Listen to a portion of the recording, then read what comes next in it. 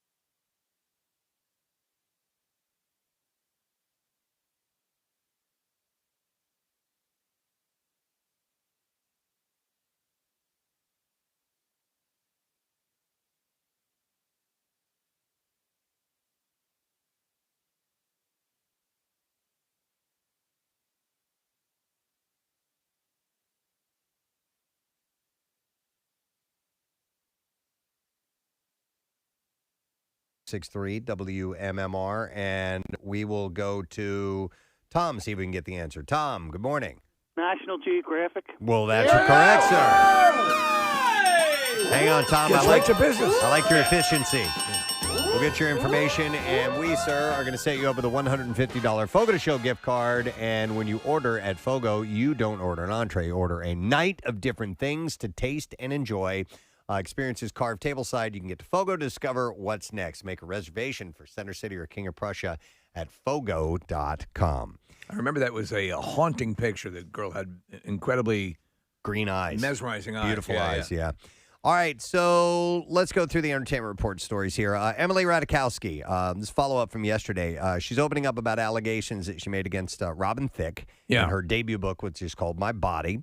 The 30-year-old said that she stayed silent about the alleged incident on the set of the music video for his 2013 single Blurred Lines, in which she and other models appeared topless because she wasn't famous. In an interview, she said, I was an unknown model, and if I had spoken out or complained, I would not be where I am today, and I would not be famous. She's speaking out now because she knows that people will listen, and she wants to give others a voice. She said, I wrote a book about the evolution of my politics, and that includes a lot of different experiences from my career and my life, and the way that I felt and thought about those experiences have evolved. I hope people are able to read the essay and understand the nuance behind these kinds of situations. So he is currently a judge on The Masked Singer, right? Oh, I don't know. Is he? Robin Thicke? Yeah. Okay. In the book, she said, we recap this from yesterday. She said, suddenly out of nowhere, I felt coolness and foreignness of a stranger's hands cupping my bare breast from behind. I instinctively moved away and looked back at Robin Thicke. He smiled a goofy grin and stumbled backward, his eyes concealed behind his sunglasses. My head turned to the darkness beyond the set. The director, Diane Martell's voice cracked as she yelled out to me, are you okay? And she continued. Martell has confirmed that story, by the way. The director did. So she's backing her up on that. So. Well, it's but now clearly she's inappropriate. Why she came out and talked about it now, because she has the luxury to be able to do it. And she was concerned that her career would tank if she spoke up at that time. So here's another follow-up. The International Space Station was transformed into a film set yesterday. Yay! When cosmonaut Anton Shkaplerov and actor Yulia Peresild and film director Kim Shapenko traveled there to film segments for the movie called Challenge. In 2020... Honey, I'm home! It's a sitcom? Yeah.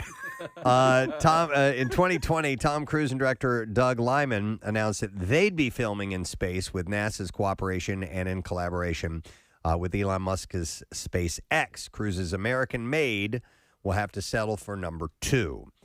Challenge became the first feature film shot in space and will follow the story of a surgeon who has to operate on a sick cosmonaut too ill to return to Earth. There were a few minor mishaps with concern over the amount of time Russian mission control had to communicate with the crew. And the Russian mission control had said, Anton, we have very little time left.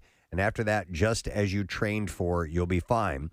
Shkaplerov assured them shortly before safely docking, saying, I can see everything really well. The U.S. and Russia have long been in a space race, of course.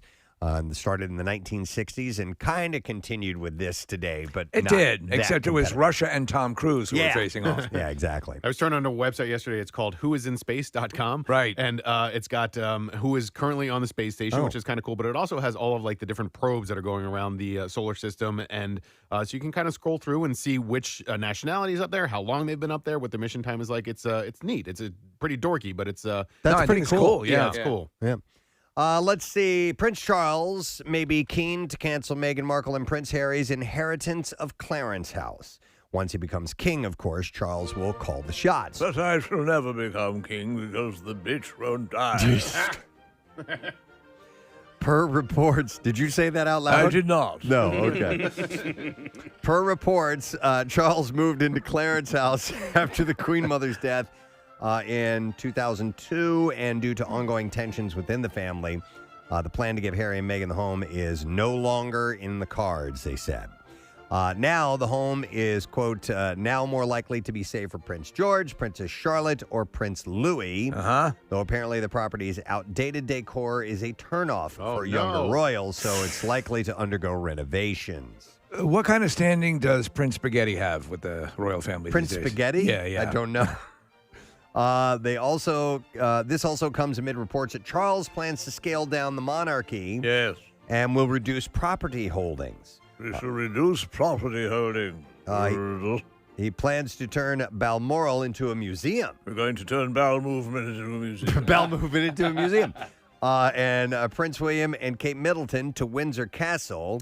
We were outside on one of our vacations, my wife and I, Balmoral. It desperately wanted to get inside. It looked really cool. So, of course, now they're making it a museum. So, that a museum, and then they send Kate and William to Windsor, and then they want to give the public increased access to Buckingham Palace. So Charles himself says he wants to move into the Big Brother house. Oh, really? And be a part of that show. Who left the toilet running all night? I would pay good money. Kiki? To see that. Yeah, Kiki. Staying with the royal family for a moment in a different way, Kristen Stewart sat down with Entertainment Weekly to discuss her starring role as late Princess Diana in Spencer, which is set to hit theaters November 5th. Pablo Larraín has directed it. She admits that she understands the difficult spot Diana found herself in, but says that it's different. She said, I've tasted, or at least I've come near to these sort of manic levels of fame and intrusion. Not intrusion. That implies that I've been stolen from in this violent way. I have experienced people kind of wanting to come in, but there's no comparison to this particular woman in terms of that fervent desire to have her and know her. I want to ask you something. Now, there have been a couple of portrayals of Princess Diana. The Crown has been doing a great job. It did a great job. Will this be kind of after the fact, do you think? Or That's a good question. I think this takes place over 3 days. I think it's a very limited time period in Diana's life, and it's when crap started to hit the fan with Charles. Yeah. And she, I think, essentially decided to leave him to move forward with divorce. Interesting. Diana, who died almost 25 years ago, is still a major pop icon. She says of being offered the part, Kristen Stewart said, I knew even before I read the script, I was like, you're not going to say no to this because who would you be in that case? I absolutely would have felt like such a coward, especially given that I'm such an outsider. I'm not from the UK. I don't have any particular investment in the royal family. So I was kind of this really clean slate. And then I could absorb her in a way that actually felt very intensive. Insensitive? I think it's mispronounced. Yeah. I think it's it's very intensive. It's written incorrectly. You're so intensive. You're Very particularly instinctive. today. Instinctive. Instinctiveness it is what she's trying to say. So of Diana's rebellions, she said it's a fact that sometimes she just didn't want to come to dinner.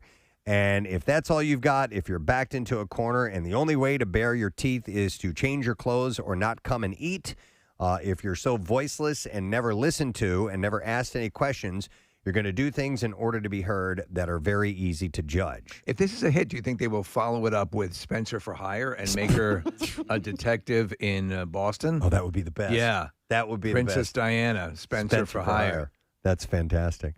But you know what? In The Crown, they kind of, like she was talking about, kind of doing these little childish things. Yeah. That's kind of all she could do, really, to rebel. Yeah, and sometimes, and again, we talk about this, we see these people who live these lavish lifestyles, and we look at the royals, and we look at all the things. If you watch The Crown, it may not turn your perception around, but you will get a better context of why these things happen and why people feel imprisoned in a way. Yeah.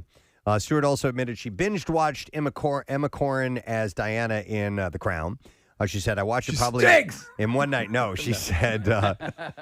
She said, That's right, it stinks! She said, I think Emma Corrin did a really beautiful job. She said, not to say that my opinion matters at all, but I loved her in it truly. You're better than that! Oh, we'll see how she Sylvester does. Stallone as Princess Diana. Oh, my God. You don't love me anymore. You don't even want to kiss me. Last night I was nibbling on your big ears and you didn't even respond. I'm coming for you.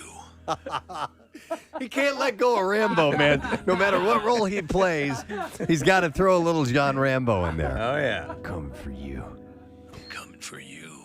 All right, moving on to another favorite subject. Charlie Sheen celebrated a win in court. The actor requested to stop having to pay child support to his ex-wife, Denise Richards. I'm by winning. You're out of order. For their daughters, Sammy and Lola, after the former decided to move in with him, and according to court documents, he got his wish. A judge granted the request per a minute order after Denise reportedly didn't file any opposing paperwork. This seems... Go ahead. So the kid moved in with him, and Yes. so now he doesn't have to pay her, Correct. her anymore. Doesn't Okay, got it. isn't there still one of their kids that lives with her? Yeah, so I think Sammy still lives Okay. with Denise and Lola. It may just have to be for this one child. Sammy is 17, so I don't know if that's the She's at age the- at which that stops. I think- it might be 18. I'd be curious. It might be depends on 18, what right? state, but Lola is 16, so I don't know. Lola. Shortly after the request was granted, Charlie was approached by press while leaving the courthouse and called the outcome of the day a fair one. He said, "I think what transpired today is extremely fair. It speaks to not just today, but it speaks historically to that same fairness." Finally, a warlock has taken on the legal system. Yeah. Charlie's victory comes after he first filed to change his support payments in December 2019. It was reported that his attorney made the argument that he had 100% custody of both his and Denise's daughter since April and therefore didn't need to keep paying her the support payments. An insider also told Page Six that Denise wasn't at court for the October 4th decision because she was working out of state, which Charlie was well aware of. The insider said Denise was never served this court date. Charlie did this on purpose. He filed 2 years ago, and he kept pushing the court date. Denise kept asking when the date was, and he blew her off. He pushed it off because he didn't want records of the child support that he was paying Brooke, who's Brooke Mueller, to impact the case after he agreed to pay them both the same amount of child support. The source, Hey, good to see you again. Not. the source also claimed that Charlie hasn't paid Denise in at least 4 years. Am I the defendant or the plaintiff? No child support at all. And she says he owes her. I think he's the defendant. Right, something like that. Denise and Charlie were married from 2002 to 2006, and they have had a rocky relationship since their divorce. I don't want to kiss you. Why not? And so they had a rocky relationship since their divorce. A source previously told Hollywood. No, I don't like you much, none neither. Duh. The source previously told Hollywood Life that their daughter, Sammy, decided to move in with their dad due to a disagreement over her mother's rules. Speaking of that scene, we were talking off air, Preston, about the revelation that the re-edited version of the Rocky IV that Stallone's been working on for a while. Okay, yep. An additional 40 minutes of material. I'm like, where the hell are they getting that? Wow. Maybe Sheen is in the movie. Then we didn't even know it. It's possible. Good to meet you. I've been riding it on a Mercury surfboard. Shannon Doherty has won her lawsuit against State Farm. She was awarded $6.3 million in damages. Like a good neighbor. After the company refused to pay for repairs to her Malibu home. She lives in the Boo. The boo. And it was damaged in the 2018 Woolsey fire. I don't know why. I don't even know why. Listen, it seemed like an obvious case where they should have paid it from the get-go. I don't know why they made this a thing. Yeah. Neighbor, State Farm is there. Her attorney, By the way, I'm Charlie Sheen. Devin McRae, said, "We thank the members of the jury for their thoughtful consideration of Shannon's case. We are happy they saw the case the way we do. This should send a message to institutions that they should not forget they are dealing with human beings." Well, it's like the one piece of good news she's had in a while. So. Yeah. So a rep for State Farm says, "We empathize with Ms. Doherty's health and wish her the best. Like a good neighbor. We are disappointed by the..." He's now working for State Farm. Yellow. "We are disappointed by the jury's decision and respectfully disagree with it. We will explore all available legal options, including appealing the verdict." I'll take care of this. I'm a freaking warlock. What happened to Jake? Yeah. He should be helping, right? Jake is a pussy. Dale Moss is speaking out following his split from fellow Bachelorette alum Claire Crawley. Oh, no! And he told E.T. Dale and Claire broke up in mid-September when Claire was in New York spending time with him. You both know you're idiots, right? Claire then chose to fly home to Sacramento and asked Dale to send her things. I mean, people of our planet know that you're all pretty stupid here, but you are, like, super stupid. And that's all I have on that story. So, yeah. To me, I start to forget the names or the names of the contestants. You say, is that Dancing with the Stars? And, right. And there's been some sort of there have been crossovers. It happens fairly frequently. So you wonder what show they're talking about. The only one I can remember is Hannah B. I do know for sure she was the Bachelorette, and the rest of them are.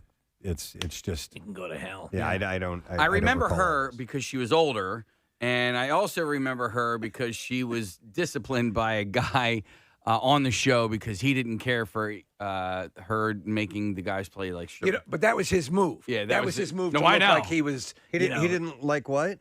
They did like some sort of strip game where were sexualizing the man. Yeah, and the guy was like, he was above that, so he gave her the business, and she didn't care for that either, so she gave it back to him. Preston, wow, sassy. It is sassy. Let me see here. Jake Gyllenhaal filmed The Guilty in just 11 days, a process the actor said needed to be done. He said that he and director Antoine Fuqua had filmed during lockdown and said that he always thought that it should be shot in a very short period of time. He said, we both do like a challenge, but I think it was sort of baked into the process and into that story from the jump. I don't know how much you could indulge a story like that. It needed to be done with a time clock. So it was mainly just him in a room, right? I like that idea, because he's an operator and a 911 operator, and that works. I like when they do that. Obviously, as you said, they were doing it during the lockdown, so that made it a little bit more easy to pull that off. Yeah, there's been a few movies that have done that kind of one person for most of it. I watched one the other night, and it wasn't that good. Like, you've got to really get the right formula to make it happen. Right. Emma Stone's Fruit Tree and A24 are teaming up to develop Flicker in the Dark. Flicker as in the horse? I don't know. Okay. Or maybe Flicker is a candle because you said the dark. A series for HBO Max. That's what I thought of, but maybe it's a play on a name. I don't really know. Or a glow-in-the-dark horse. The series is based on a novel by Stacey Willingham that's set to drop January 2022. Man, a glow-in-the-dark horse would be pretty cool. Yeah, that would be cool. Yeah. You wouldn't need headlights. Do you remember the series? My friend Flick. No. Oh, it's Flicka. Okay, this is Flicker. Okay. It makes sense. Flicka was the horse? Yeah, I'm stupid. All right, a Flicker in the Dark. So she's going to be doing that. 76-year-old Helen Mirren hit L'Oreal Paris Fashion Week show, strutting the catwalk in a black embellished suit and dramatic cat eye makeup. Huh. She was joined by fellow ambassadors Amber Heard and Camila Cabello as the brand celebrated the 50th anniversary of the tagline, "Because You're Worth It." It's got to be cool because a lot of guys, and just people in general, Helen Mirren is looking great, looking She's sexy, hot, man. and in her 70s. She's a sexy woman. It. Yeah, absolutely. Without question. A great actress and a sexy woman all in one. Drag Race Maestro RuPaul has signed a first-look scripted TV deal with Sony Pictures TV. It's also launched a production company, RuCo, with Jay Marcus to serve as the head of film and TV. RuPaul said, not only am I thrilled and honored to join the Sony Pictures television family, but I'm also extremely grateful for the opportunity to tell unique stories that push the conversation forward. Still joining the cast of the next Expendables movie, Kane? Man, what a success story, RuPaul. Unbelievable. I thought just a novelty throwaway song, Supermodel. Yeah. And it's turned it into a long, thriving career. Multi-Emmy winning. Yeah. That show. Unbelievable. Pepper Teigen is joining the Food Network. This is Chrissy Teigen's mom. Okay. She plans to showcase her Thai cooking in a new half-hour special on November 6th. This is bow tie pasta made with real bow ties. That's right. They're streaming. It's a little chewy. Put a little more marinara on that Windsor knot. So, as well as streaming video hub Discovery Plus, and she and her eldest daughter, Tina Teigen, will cook and share stories about the family. So, their skills are apparently legit. Yeah. Chrissy Teigen's skills, her cooking skills. This whole online bullying thing that she was involved in, he sort of hit the fan. Mm-hmm. She was about to open up a whole line of Chrissy Teigen cooking equipment, and that sort of fell down. Let's see here. Sex and the City will return in December, HBO Max has revealed. Sarah Jessica Parker said in a behind-the-scenes snippet... And you can interpret that however you like. No, she said shooting as we speak. When will it be on? In 3 months. Dude. I know. Horrible. It's horrible. She said, shooting as we speak, the next chapter of Sex in the City, or as we like to call it, and just that, with some beloved friends. But in the meantime, okay. But in the meantime, and then she put a period, and that's it. So I don't know. I didn't see the picture. So the new She's series. just a fan of that Space Hog song. Oh. It's a request. The new series follows Carrie, Miranda, and Charlotte as they navigate and the journey from the complicated reality of life and friendship in their 30s to an even more complicated reality life and friendship in their 50s. Why didn't they shoot this one in the International Space Station? They, you know.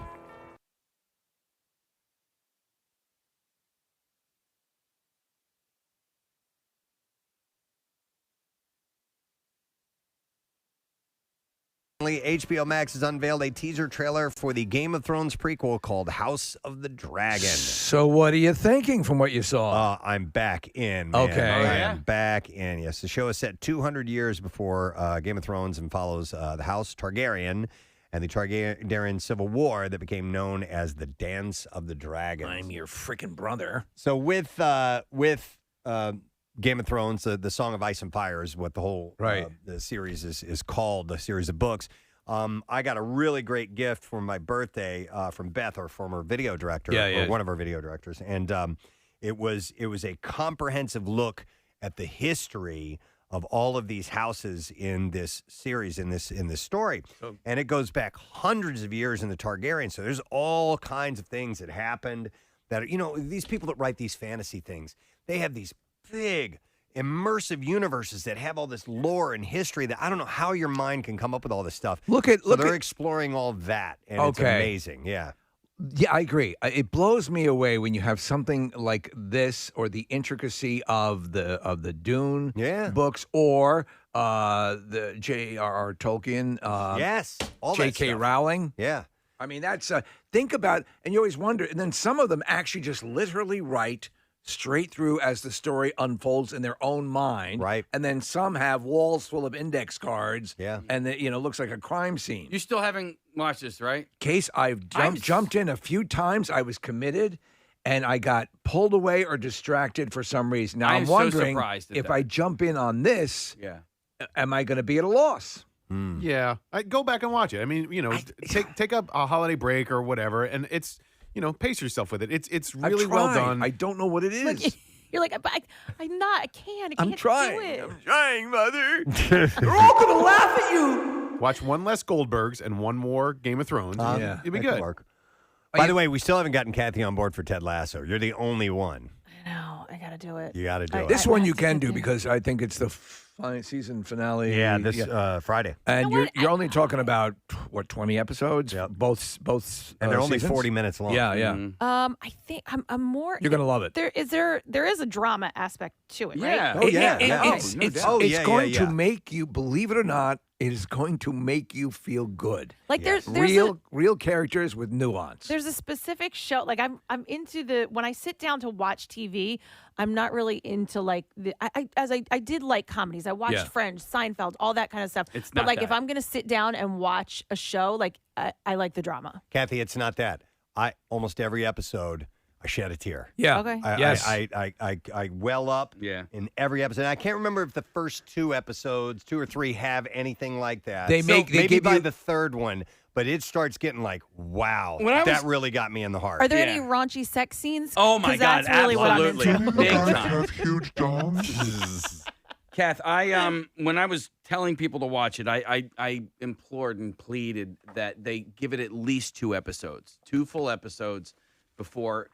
I look at it as that you gave me a gift. Yeah. By nudging me and making me, because early on you made me watch the show.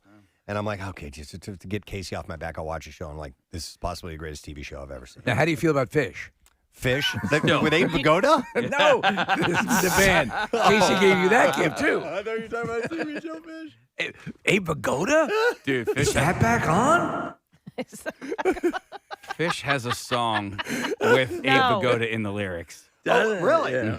And you know his character's name was Fish. I know. On Barney Miller, and then he had a spin-off series called Abe Fish. Vigoda? Abe Vigoda? All right. Anyway, Kathy, God damn it, watch Ted Lasso. God damn it. All right, let's do the clips. Here we go.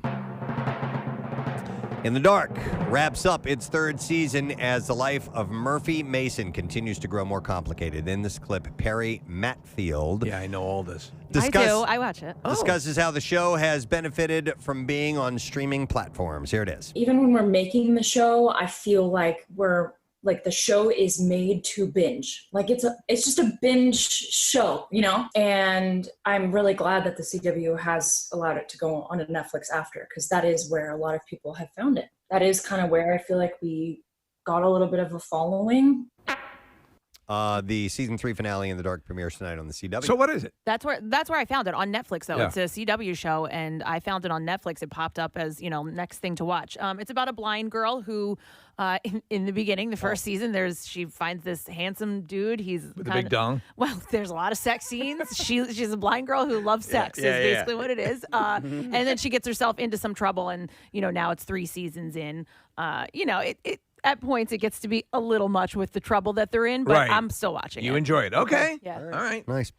Next clip. Here we go.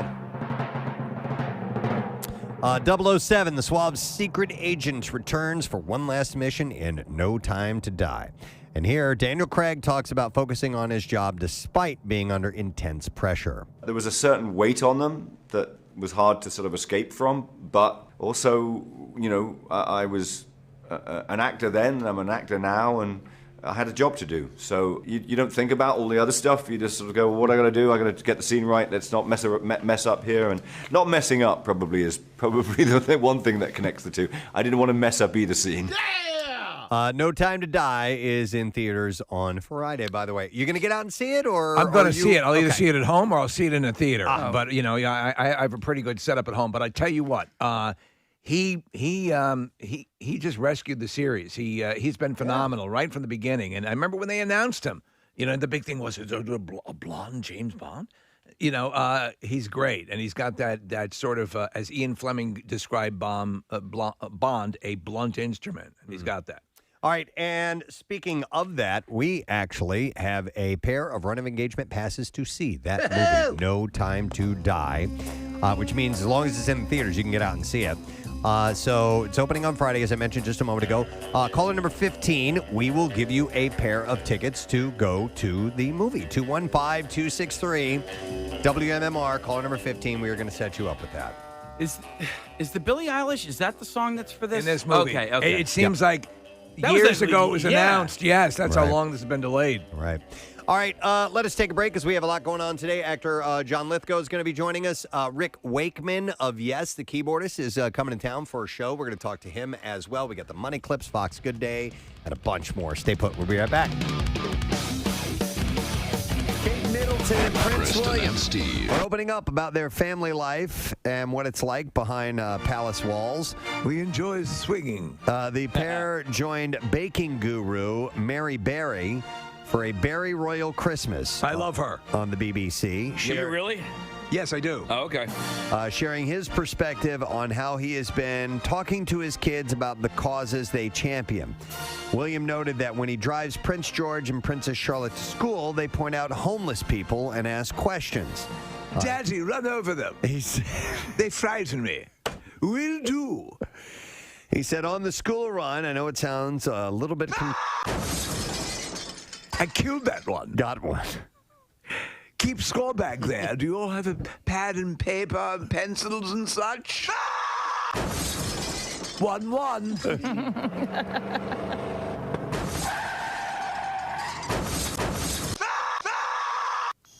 Yeah, 2 that time. William also highlighted his late mother, Princess Diana's work, and credited her with opening his and brother Harry's eyes. And he said that a visit to the Passage Homeless Charity was one of the first places I came to, actually. It must have been between 8 and 10 years old, something like that, and it had a profound effect on me. He said, my mother knew what she was doing with it. She realized that it was very important when you grow up, especially in the life that we grew up in, that you realize that life happens beyond palace walls and that you see the real people struggling with real issues. And this is the cake woman they're talking to? This is the cake woman. I'm sorry, were you talking to me all this time? Yeah. Mary Berry. And I simply asked, how are you doing? The special aired yesterday on the BBC, by the way. There was a throwaway line that made a lot of press. I guess it was in the Daily Mail. She said to Kate Middleton, basically something like, would you like to squirt on the cake? Oh, geez. And so there was actually isolation. They thought that was rather amusing. Why don't you lift up your skirt, hop up on the table, and squirt on the cake?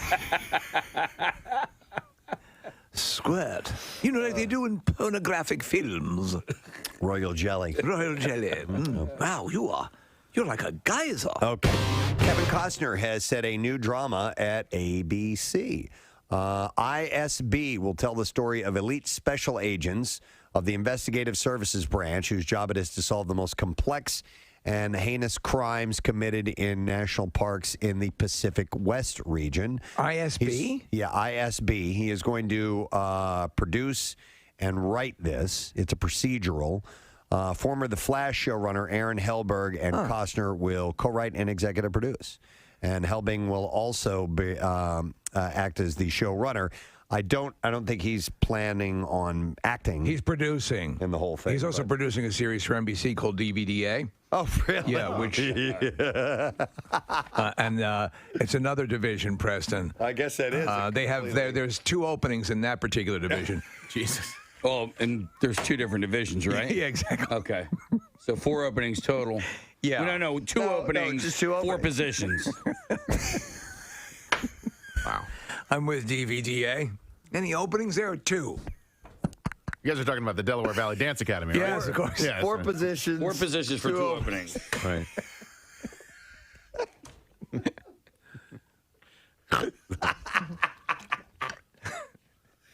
I needed Look up that. DVDA. I needed that. Or don't. Or don't. No, or just watch Blue Waffle. Or you could just know what that Go is. about the rest of your day without doing that. Did you guys see the updated E.T. commercial that's I on? did. It's great. I love it. It is Steven cool. Spielberg directed it. Did he? That's what I was wondering because that's what I read. I'm like, you can't tread on Steven Spielberg's territory. Yeah. Well, Henry Thomas, who played Elliot, allegedly tampered with his sobriety test during a DWI stop. According to a police report obtained by TMZ, he refused a breathalyzer during a stop in Oregon. He was reportedly taken to a station and put in a holding cell. And when a urine sample was taken, the report claims he filled it with toilet water. The oldest trick in the book. E.T. taught him that. He denies the claim. If you're ever arrested for drinking, take your urine specimen and mix it with toilet water. He denies the claim. Last month, the 48-year-old pleaded no contest to driving under the influence. He was given a $500 fine. I was also told to attend a victim impact panel and install a car breathalyzer. Here, I'll piss in a cup for you. Oh my God! There are no minerals in this urine that are not even on Earth anywhere. It's purple. It looks like the purple stuff. You know, you drink instead of Sunny Delight. Breaking news. Really? What's up? Marissa was just telling me you sent it over. Okay. We heard rumblings about this, I guess, Monday, that Pearl Jam is going to have new music out? Oh, yeah. Bill mentioned something to us about that. Okay. We have a clip of the song Marissa just sent over. Oh. And she's going to get you some information on the album. What's the name of the song, Marissa? I can't. Oh, I'm sorry. She does not. What is it? It's called Four Corners. Four Corners. Four Corners. Just a clip of the song. You want to So play? it's ready to go now? Yeah. Did you finish the endorsement or the? I did. Okay, I did, yeah. So limited time offer was the last part of that. All right. New music, Pearl Jam. Just a clip of it. You got like 40 Very cool. seconds. All right, here we go. Let's check this out.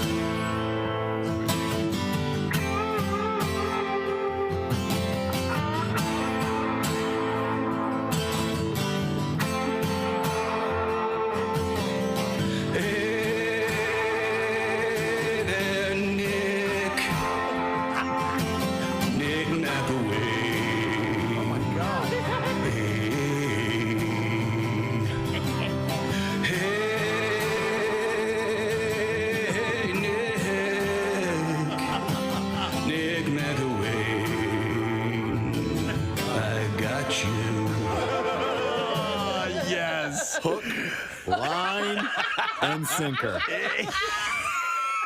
Even as soon as the vocals started, his head popped up. But it was believable vocals. The first line of the vocals, I was like, well, Casey's going to make fun of this. What's the guitar? It's actually Mike McCready. Mike McCready. Is it? Okay. Yeah. But you can play now. Both you can play. Not this.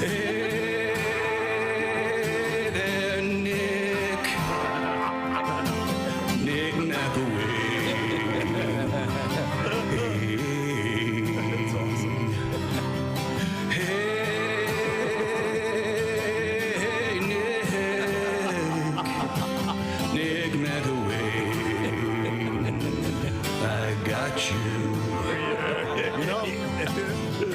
You know how some songs speak to you more than others? Yeah. I think this one hits you really, where you live. This one speaks to me. That speaks directly to you. Directly I mean, it's for crying out loud. Gets me in all the feels, man. Casey was so excited.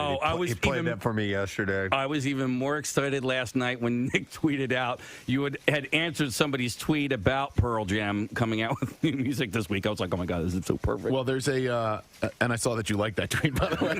There's a. Now we know why he liked that tweet. There's a Pearl Jam account in Italy that actually helps break some Pearl Jam news around the world or whatever. And Pearl Jamma. No, it's Pearl Jam Online Italia, and we've been talking about possible new Pearl Jam music all week because we heard from Bill Weston that there might be some. That's not it. And well, no, clearly. But the more we talk about it and the less that actual Pearl Jam music shows up, the more nervous I am about actually talking about it on air because it's just been rumors thus far. You know, we haven't actually had any. So then you got me today. Nick McAway.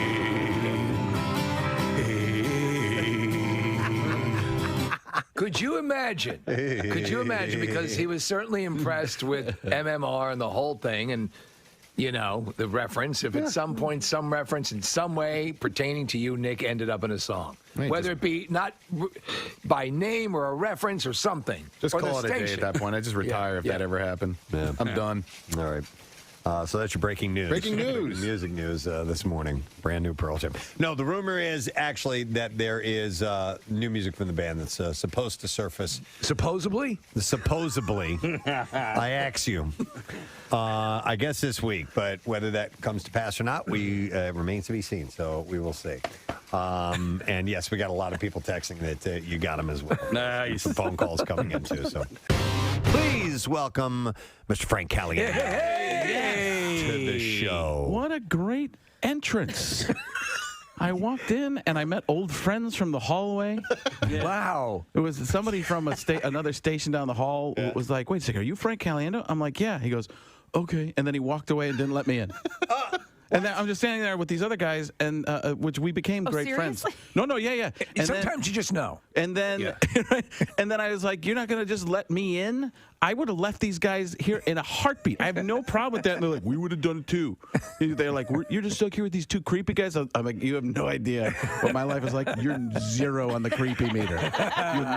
Creepy meter doesn't even come close to get." They were very nice. I feel like it's gotten to a point where we should just give you a key fob so you can get in. I would take it. I have stations where I have that. You do have the key fob accessibility? Yeah, I've had that and entry codes like in Arizona. You know, but now here you have construction going on, so you'd be so I also have a key. Peril. I have a key to a crane. You do? They gave you a key? How do you think I got in? Oh my God! I didn't take a door. I was dropped in. It's why when you come up here, so a lot of people don't know, they're actually going to add an atrium onto the building that's going to go up 4 floors. It'll be right outside our window here. So they're actually digging up the whole front of the building.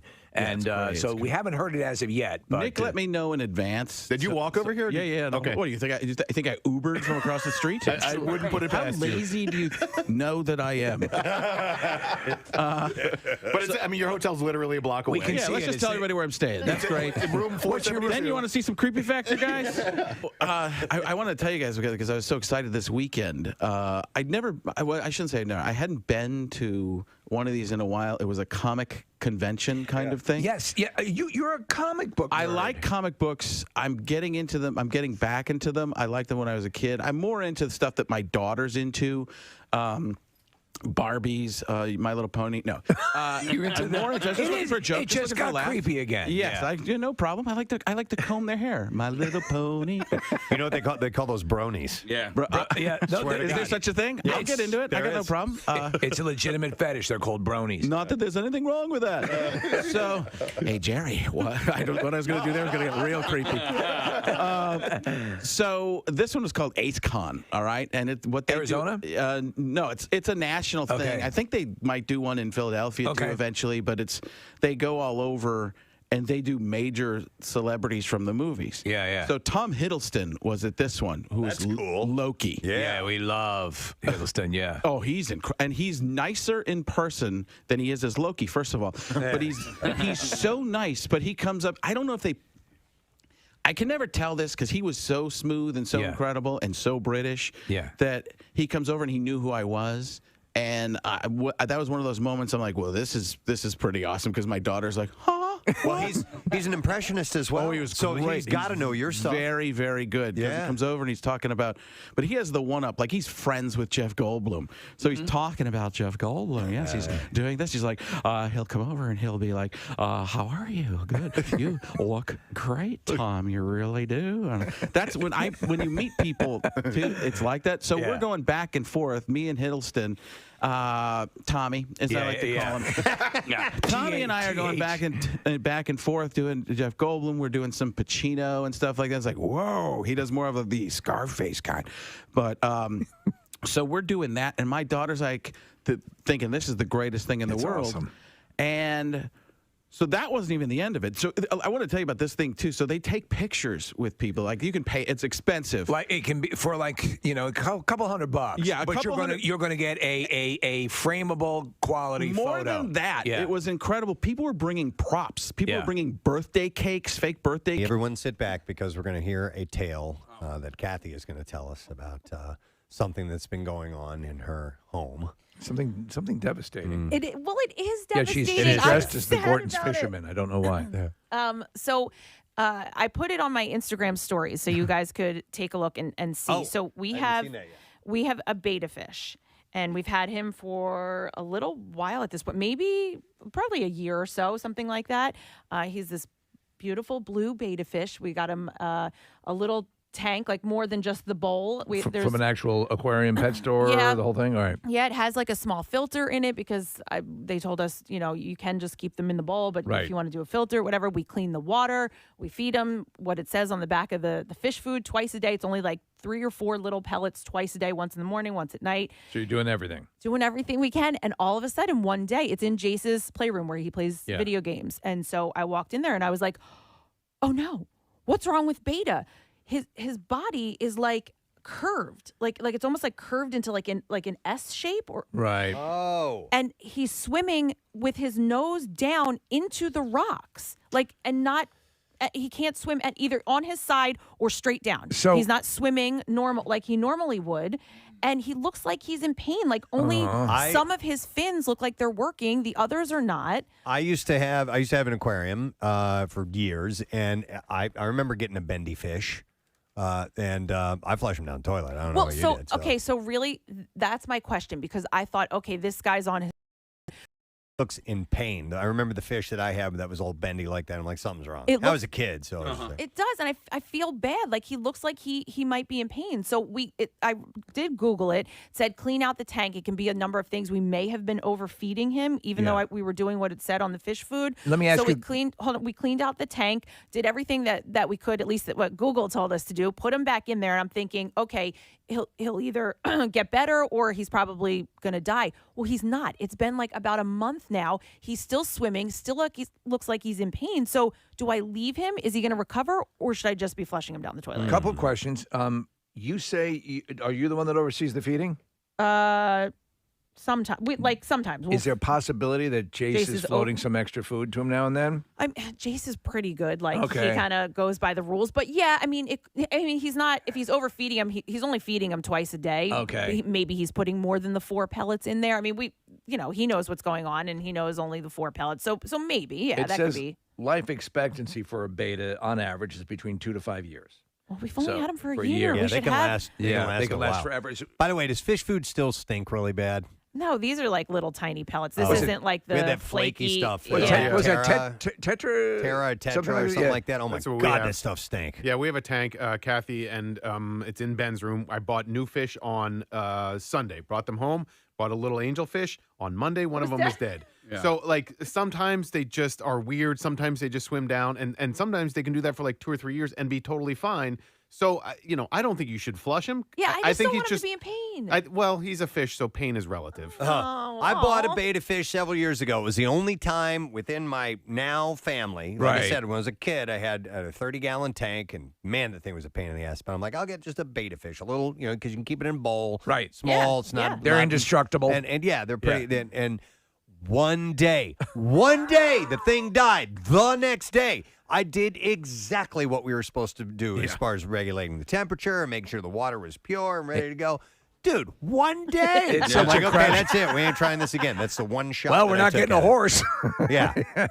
Plus, they wanted to give it a goofy name, and I'm like, no, we want to. I want a cool name. Oh, but so admit it, you killed it rather than give it the bad name, right? I'm not going to say that here. Well, that's what I was wondering. But maybe the fish is upset that you gave it a crappy name. You just named it what it is. Oh, Casey. What'd you name it? It's beta. It's beta. It's a beta fish. I think that's a Casey, fine you name. know that has been since the first day I met you. My cat was black cat. We Yeah, I had know. gray cat. You're so creative. It's not me. Well, Yeah, it is. it was no. It really isn't. The names just never stuck. And I mean, everything of Jace's is beta. Remember his stuffed animal when he was a baby was Beta? monkey. No, Oh, it was monkey. He's not really creative with names. Steve, I wanted to name our beta fish Chief Brody, and I got overrode on it. Chief Brody would have been great from Wouldn't that Jaws. have been great? Yeah, from Jaws. Yeah. So we had it wasn't a beta. It was, I think it was one of these from the carnival goldfish. Yeah. That actually hung on for a long Yeah. time and then started to do that bizarre swimming thing. Oh, it did. So the same thing. Same thing. And so we were doing all the things. We probably spent $45,000 on something it took a quarter to do the ring toss at a carnival. Kathy, we were having that same crisis. Like, is this thing in pain? Is it okay this way? Because you didn't want to kill it. Yeah. But it kept going on and on and on. And it looks like some of his fins are kind of like deteriorating. It's now. clearly I not feel- healthy. I know. Yeah. So I had a beta fish years ago when I still lived with my parents, right out of college. I got it, and it lasted. It lived for like 5 years. The only reason the damn thing died was because I left it when Dennis and I went on our honeymoon, and I said Right. to my mom, "Don't forget to feed my cat and my fish." Well, she forgot to feed the cat one day, and the cat ate the fish. No. And that's the only Well, maybe reason she heard you say, "Don't forget to feed my fish to the cat." that was the only reason that beta fish died, was because my mom was terrible at You remembering murderer. things. All right, let's go to some calls. I have Jamie. Hi, Jamie. Good morning. Hey, good morning. Hey, good morning. Kathy. I got my son a fish. He named it Tank Engine. The store said clean it like every month. So, okay, I took it and I was emptying it out and putting Clorox in it, swishing it around, rinsing it. Are you cleaning excessively like that? I mean, I'm not cleaning with cleaning products. No. Okay, all right. Well, the fish was doing the same thing, and then he took a nosedive, so I scooped him up. I didn't want to flush him down the toilet because they said he's just going to linger. So I threw him in front of my tire and ran him over. Oh, my God! Oh, my God! I think you did the humane thing by bringing it out to the street and driving over it. I didn't Honestly, want to suffer anymore. Probably is pretty quick and humane, but that's. But wait, the funny thing is, the next morning, my son was only 5'6". I got the car. Oh, no. We lost him. Oh, say that again, Jamie. We lost you right when you were about to tell us what happened. Oh, I said he's coming out to go to school. I warmed the car up, and he's standing in front of the car, and he's pointing down, and he's like, "Tank engine, Mom." So I got out, and all it was, these beautiful scales across the asphalt. And the kids saw it. Oh, my And I saw, I said, the darn birds, they must have gotten them. I told him I buried them in the backyard. You deceptive woman, you. Oh, Jamie. Oh, you murdered his pet and drove over it. By the way, the lies that parents tell when it comes to pets, and we know we took the dog to the, or the cat to the farm. We took the fish to the farm. Right. Yeah. We took the fish to this farm. Yeah. All right, and thank now you, he's running Jamie. around with other fish. Appreciate it. Remember, I don't have good luck with betta fish. I also tried to do 2 betta fish. You're not supposed to put them in the same tank. So I had a good idea to do a tank inside of a tank. Yeah. And so I put one on the outside and one on the inside. I saw it like on Pinterest or something years ago. I was like, well, this is a good idea.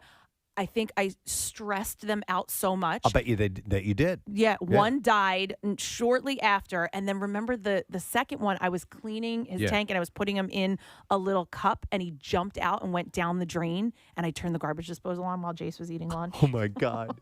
That was the terrible. way you butcher. But Listen, I didn't know what to do. I freaked out. I'm like, he won't be able to breathe down there. The truth of the matter is that these fish a lot of times, and no matter where you go, it's a dicey situation. A lot of them are not long for this world.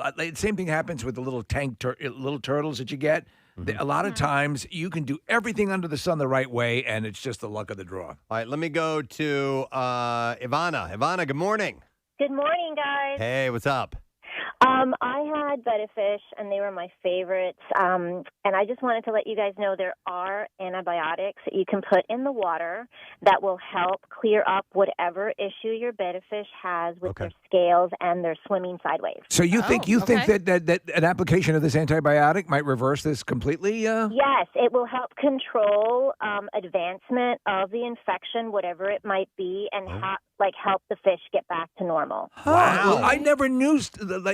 I just figured today. That's it. The timer has started. No, and you know what the best part is if you go to any pet store, some of the specialty pet stores will have all the different types of antibiotics, but if you go even to the specialty pet store or to PetSmart, they'll have like a stress coat product that you can put in the water. Sometimes it'll turn the water blue, but it's kind of like an antibiotic that helps clear up anything that might be on the fish's skin or on the scales. And so a fish that is swimming vertically, the way Kathy is describing it. Exactly. Wow. That's a condition. That's a condition that some betta fish do get. Kathy, that's an option. That's a potential. All right. Thanks, Ivana. That's cool. You're very welcome. All right. Appreciate it. So when I looked it up, I found that it maybe they were calling it like bladder disease or something like that. And that may have been from the overfeeding. So they said clean out the tank and all that kind of stuff. And so I thought maybe that would help, but it didn't. But Well, a fish's bladder, you would assume, also serves the purpose of allowing it to submerge properly, right? Maybe that's why they appear to be pointed down, swimming. Yeah, he's like swimming Right. into the rock. So he's trying to. And then I'm like, how is he eating if he's not really coming to the top of the tank? I don't know. All right. I'm going to go to Ian. Hi, Ian. You're on the air. Good morning. Hey, Gadzooks. Gadzooks, man. What's up? Yeah, so adding to the last caller there, I had a betta fish. I didn't even know enough about him, and I put him in his large tank with other fish. The next day, I looked in there, and he's basically missing all his fins completely, just the body. And he's still trying. He's trying to get away. He's swimming around. So I got him out of there, and I bought this specific medicine that was made just for betta fish, and he grew back all his fins thicker and brighter than ever, and he just full circle came around. That is awesome. It was amazing. Yeah, so Ian, I always thought that once you saw something like that develop with a fish like that, like a betta or a goldfish, that's it. It's going to die. I didn't realize there were these things to bring it back, and now I regret driving over them. It was a... Yeah, no, there's still hope, and All I right. think this medicine specifically for the betta fish is what you need. All right. Okay. Kathy. Wait, and it is an Thanks, man. antibiotic, or is that 2 separate things she was talking about?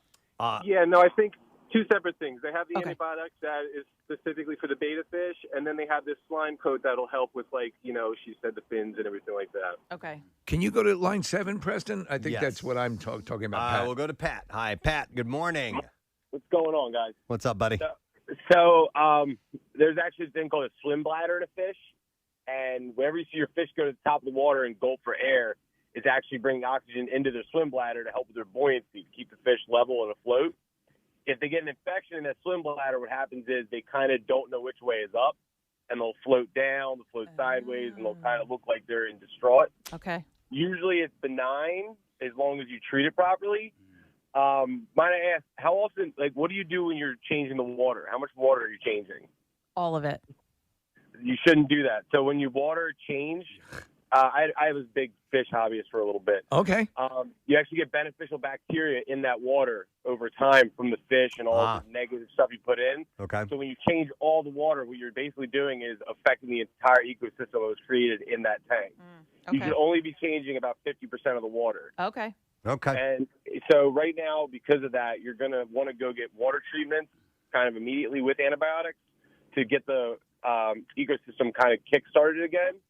And then do your water changes more frequently, probably every 5 to 7 days. So Pat, just a quick question. So if Kathy walks into a Petco or pet store, she's looking for is it an actual, like a distilled water with antibiotic in it? So you can actually request, if you go to a Petco or PetSmart, there's an aquarium store in East Norton. I'd go there. They can actually give you water that's been cycled properly and it's healthy from one of their tanks. And you can bring that home, put it in his tank, and it'll help him kind of adjust his system, adjust properly again. Also, check you got to do water checks and everything frequently. But as long as you kind of get his ecosystem back up and kick-started as normal and then add some antibiotics in, he should be fine. You just need to get the infection out of his swim bladder. All right. All So right, we'll all look it into is basically it's floating. Okay. Like, All right. Not getting the right amount of oxygen. Thanks, Pat. Appreciate it. Dude, you have to be a meticulous person to have a decent fish tank. And that's It's why I was true. not any good at it, and I would never do it again because it is a lot of work. We would be on this one growing up, Preston. We had I love a good fish tank. You too. sit there and watch it. It's soothing, the sound of the bubbles. Yeah. We were on this thing like crazy, and still the tank developed that green hue. Yeah. Yep. And the fish do started- everything you can to Everything fix it. you can. Charcoal filters. Yes. Bring it out to the driveway. Yeah. Yeah. I got a good fish tank lady, and she comes once every 6 months or so. She's actually, really? yeah, she's a Zeta Pi sister. She's, is she? I met her at a Oh, sorority that's party like awesome, 2 or yeah. 3 years ago. Her name's Cheryl. She's fantastic. And Kathy, she does the thing that the last caller was suggesting. When she removes the water, cleans the water, she gets it down to about 50%, and then adds it back in. But Preston, she does the cleaning in the tank. It doesn't need to be done that often, but it's a job that I just don't feel like doing on my own. And so I pay her a little bit, and she comes over and does it. There was a Japanese restaurant, it's not around anymore, called Osaka. It's something else now. Yeah, We haven't yeah. been there. They had a beautiful, huge fish tank, and we just sit there and stare at it. She worked on that tank, Cheryl. Oh, really? Yeah, so this is what her job is. She used to work in a pet store, and then she's developed a niche industry of doing fish tanks, of cleaning fish tanks, but she would do massive ones in restaurants like Osaka, and also some veterinarians have, veterinarians have big fish tanks in them as well. And so she would go like for corporate offices or whatever. It makes sense, especially because, again, look, we've tried. I A lot know. of times you just, as Preston was saying, you've got to be so beyond meticulous, and you got to know what you're doing. You can still do everything right and fail. Yeah. You know? Oh, yeah. Let me go to Michael. I like this story. Michael, good morning. Good morning. How you guys doing? Good. What's up, Michael? So I'm going to tell you, my dad, we had this pond outside our house, and over the years we would go to fairs and put goldfish in it. So we had these fish for about 10 years. They were literally part of the family. We all, would go out and check on them. And then one day my dad put pool water in there to try and kill some of the algae. And Pool water? He pumped water from, do you have a swimming pool? Yeah. With chlorine in and it? he pumped water into the pond, hoping that it would kill the algae. And what And happened? all 10 fish died, and we had to sit there and watch them stuff. Oh, my All right. Dude, that's terrible. Hey, Michael, were they koi? What was that? Were they koi fish? No, they were just normal goldfish. They lived okay. It was just about 5 years. Which, ago. by the way, thanks for the call, by the way, Michael. There was a story in, northern Midwestern state, and I forgot which one it was. Might have been like Minnesota, but where people were releasing their goldfish into a pond. Yeah. And do you remember the picture? The one was the size of a football. Gigantic. They will continue to grow, and they're kind of like carp and koi, and they can get huge. So I'm looking at some of the and become invasive too. life expectancies here, Preston. A koi can live up to like 35 years. Wow, a koi. Wow. We had a in our former house. We had a small pond. It was not natural. It was the tub that they essentially they had left it there, and it was part of their. They loved. They took care of this thing. We had some fish in there. I think we were in that house for 3-4 years or something like that. I didn't know how to care for the damn thing at all. I didn't even look into caring for the damn thing. and the pond would freeze. Like what seemed like me, it would freeze solid all the way through. And those fish lived. Yeah. It's crazy. The only reason we lost them was a heron came in one day. We talked about that on the show one time, and the elaborate things that people will do to keep these birds of prey. Like netting over on. Yes, Mm-hmm. all sorts of things. Because when you put together a real top-level outdoor koi pond, it's a lot of money. Oh, and a heron flies in and goes, ooh, buffet. Yeah, thanks, buddy. Yeah. Hey, thanks so much. Yeah. Breakfast time. Yeah. You know anybody that's ever had an Oscar fish in their tank? Yes. So my uncle was big. He had several, 100-gallon tank, like the really big ones. He had Oscars. He had piranhas and all that stuff. Oscars can get really aggressive, but they can also get huge. So you buy them relatively small at the fish store or whatever, and then they end up being like 6-7 inches or whatever, and they take over the entire tank. Yeah, my buddy George had an Oscar from sophomore year of college through senior year of college. Can you have that fish with any other fish case, or does it have to be just an Oscar? So it used to be part of a community. All right. And then they killed the entire community. Right. And it was gigantic. I mean, we literally fed this thing pizza. God, I wish I could remember that fish's name. But it was awesome. I mean, like, was it Oscar? It was not Oscar. No, they named it something awesome. Beta. It was probably something to do with like Tommy Boy or Fletch or something like that. Right. But I mean, you would hold pizza above the tank and it would jump up and They take get it out of your aggressive. hand. Yeah. Wow. But unlike piranha, they don't have teeth in the front of their mouth. I believe their teeth are in the back of their throat. In their butts. It's not in their butts. The teeth are in the butt. I will go to Mark. Hey, Mark, good morning. Hey, morning, guys. You guys work. Hey, you work, dude. What's up? Hey, so Kathy, you're not alone. I have had some horror stories dealing with beta fish. Okay.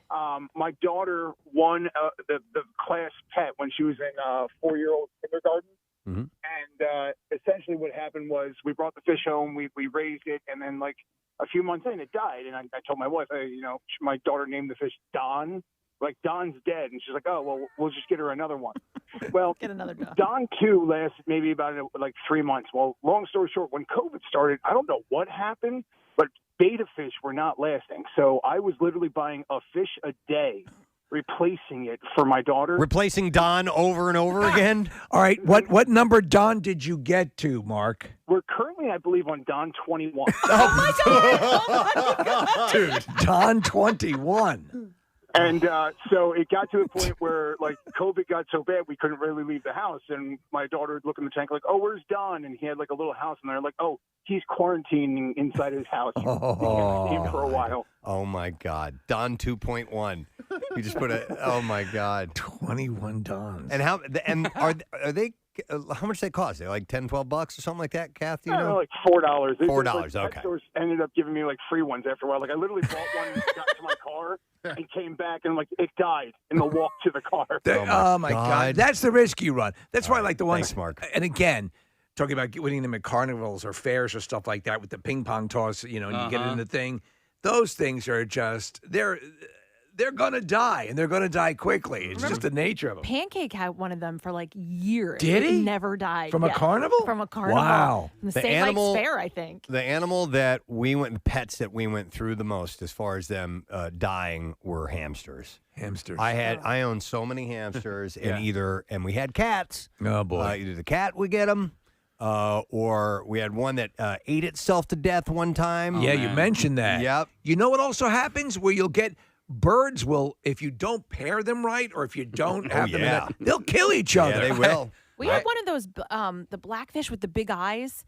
The big, like, googly eyes kind of. Yeah, I had a couple of those. I had it forever. I was, a kid, probably, I don't know, elementary school, middle school or whatever. And I remember going to the fish store. My mom was like, he's sick. We're going to take him to the fish store. They're going to give him medicine. And sure enough, the guy came. I'm like, how did you get the guy to play along? He came out. He goes, we gave him medicine. And I was like, he is really big. How much medicine did you give him? Press, you ever get bitten by a hamster? Oh, yeah. It freaking hurts so bad. They're like the needles. And it's like, it's almost like slow motion. It's like, oh, and you can. So I got bit by one in college, and I'm afraid of hamsters now because this thing bit me so bad, and I kind of threw it up. I was like, ah, and then I got lost in the couch for like days because I threw this thing. That's the classic hamster conundrum. Mhm. They're incredibly cute until they bite you. Kathy, I've seen it. I'm not going to have time to go to the calls. We're going to have to take a break in a second, Yeah. right? But a number of people are saying feed them peas. I saw that. And I also saw some texts that say that, but some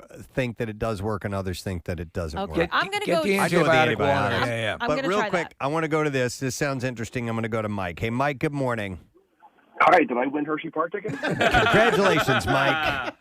No. Oh, What's damn, up, buddy? I'm caller 9, right? Okay. Yeah. So I was in the military. I was in the Air Force. I went in right after high school, and everybody when I was in boot camp, everybody pretty much has a job to do while you're in boot camp, and my job was what was called the house mouse. So I had to clean my drill instructor's office. It had to be immaculate, but my drill instructor actually had 2 Oscar fish in his office. Okay. In our dorm, and he loved these Oscar fish more than he loved his own kids. Okay. Every single day, if I was when we were in the office together, he would kind of talk to me like I was a normal person, and he would talk to his Oscar fish. It was crazy, and these things were huge. So one morning, I go into his office before he gets there. It's 5 o'clock. He's not there yet. I go in, and one of the Oscar fish ate the other one. There was half of an Oscar fish bleeding at the bottom of the tank. Oh, my God. Okay.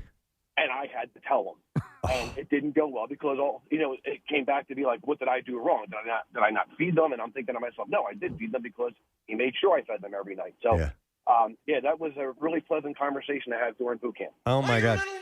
You make me want to vomit. Do you remember? Do you remember the names of the fish? I don't actually. I mean, Okay. it was 30 years ago, so I don't remember what they were. But it was weird seeing this big, strapping Air Force drill sergeant talking to his fish like he was like a kitten. It was really funny. Holding a fish pellet in his mouth. All right, thanks, Mike. Appreciate it. Wow. All right, well, Kath, you got some suggestions Yeah, there. okay. Maybe you can nurse him back to health. I know. I hope because he's not. It's been weeks and he's still alive. So I hope. All right, we need to break because we got stuff to do. Money Clip is coming up. We're going to go live on Fox Good Day. We have the Bizarre File on the way. We have a number of guests, including John Lithgow and Rick Wakeman on the program. And you know what? I'm going to give you a $25 Doc's Irish Pub gift card if you're calling number 18-215-263 WMMR. Bud Light Thursday night kickoff, and Casey will be there tomorrow night from 7 to 9. Woo! Make sure you join him. We'll be right back. And he was doing all of it because it's an expensive thing. It's like Wizard World here. And it is very similar. I think it might be from the people who created it. It probably is, yeah. There's something, I'd heard that as a rumor. So they're doing that kind of a thing. We keep running into him. Hiddleston walks up behind me at one point. Who towers over me? I'm 5'6", he's 6'2". He's like, I heard you do a Tom Hiddleston impression. I'm like, no, I don't, but I do the Beatles. That's what it turns into. So then a guy comes in and he goes, Frank! And they were in the back area because originally I was just going to stalk everybody with my daughter. But try and be nice. You guys know what that's like. He's looking at his stalkers here in the studio. No, you do that thing where you respect everybody's space and stuff like that. You do. So we didn't ask for any extra pictures or anything like that outside the times we were supposed to. And this guy comes and he goes, Frank! And it's Todd McFarlane. Oh, wow. Spawn. Yeah. And baseball collector extraordinaire. Yes. Yeah. And he sits down and he starts talking, who's this? This is Juliet. Hey, Juliet. And he starts talking to my daughter. He starts saying, so I actually have this on video. I'll show it to you. I never asked him if I could share it with anybody to play. But he says, I created a character called, you ever hear of him, Venom? So I was drawing, and he tells the whole story of how he created Venom, which is basically, they wanted him to, and I've never heard this story before, they wanted him to draw the black costume Spider-Man. That was where it was at that point. Right. He's like, I don't want to draw Spider-Man. I can kind of do his voice. I don't want to draw Spider-Man. I don't want to draw him in a black costume. Red and blue, right? And my daughter's like, yes, it's red and blue.